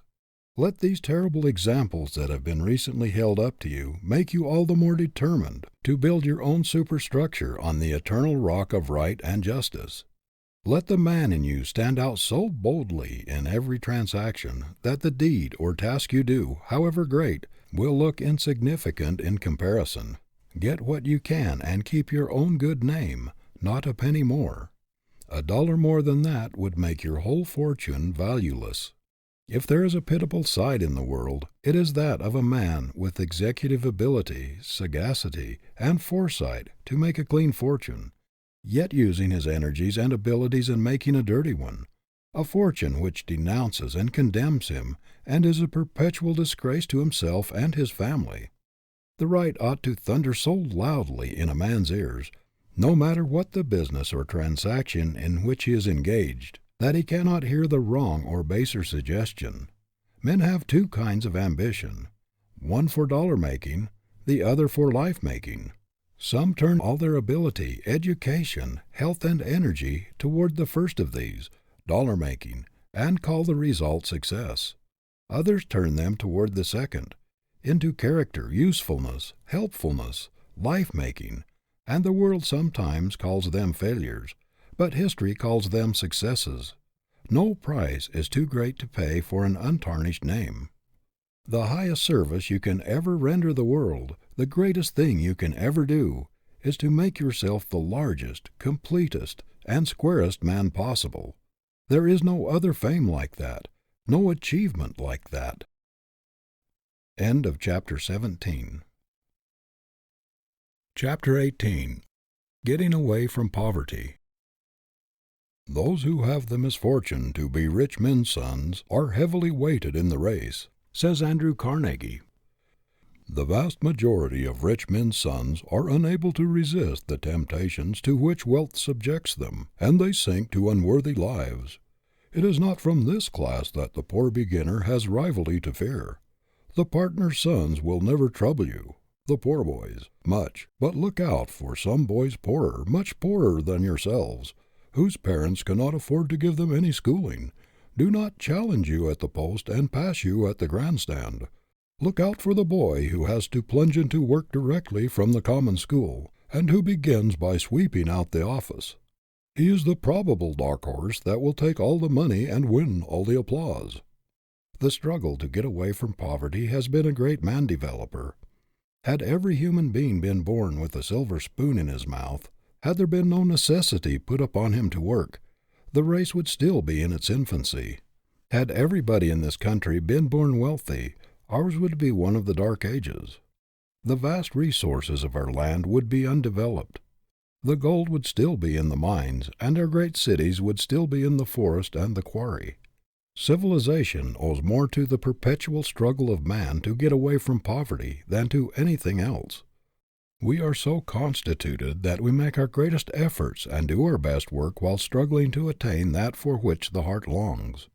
It is practically impossible for most people to make their utmost exertions without imperative necessity for it. It is the constant necessity to improve his condition that has urged man onward and developed the stamina and sterling character of the whole race. History abounds in stories of failures of men who started with wealth, and on the other hand it is illuminated with examples of those who owe everything to the spur of necessity. A glance at the history of our own country will show that the vast majority of our successful men in every field were poor boys at the start. Benjamin Franklin, Alexander Hamilton, Andrew Jackson, Henry Clay, Daniel Webster, Abraham Lincoln, Horace Mann, George Peabody, Ulysses S. Grant, James A. Garfield, to mention but a few of the great names of past generations, rose to distinction from an iron environment and direst poverty. Our most useful and successful men of today have also been involved from the school of want and stern necessity. Our great merchants, railroad presidents, university presidents and professors, inventors, scientists, manufacturers, statesmen, men in every line of human activity have for the most part been pushed forward by the goad of necessity and led onward by the desire to make the most of themselves. A youth born and bred in the midst of luxury, who has always leaned upon others, who has never been obliged to fight his way up to his own loaf, and who has been coddled from his infancy, rarely develops great stamina or staying power. He is like the weak sapling in the forest compared with the giant oak which has fought every inch of its way up from the acorn by struggling with storms and tempests. Power is the result of force overcome. The giant is made strong in wrestling with difficulties. It is impossible for one who does not have to struggle and to fight obstacles to develop fiber or stamina. To live without trial is to die but half a man. Strength of character is a thing which must be wrung out of obstacles overcome. Life is a great gymnasium, and no man who sits in a chair and watches the parallel bars and other apparatus ever develops muscles or endurance. A father, by exercising for his son while he sits down, will never develop his muscle. The son will be a weakling until he uses the dumbbells and pulley weights himself. How many fathers try to do the exercises for their boys, while they sit on soft benches or easy chairs, watching the process? And still those fathers wonder that their boys come out of the gymnasium weak, with as soft and flabby muscles as they had when they entered. Isn't it strange that so many successful men who take pride in having made themselves, and consider it the most fortunate thing in the world that they were thrown upon their own resources, and were obliged to develop their independence and stamina and self-reliance, should work so hard to keep their children from having the same experience? Isn't it strange that they should provide crutches so that it will be all the more difficult for them to walk alone?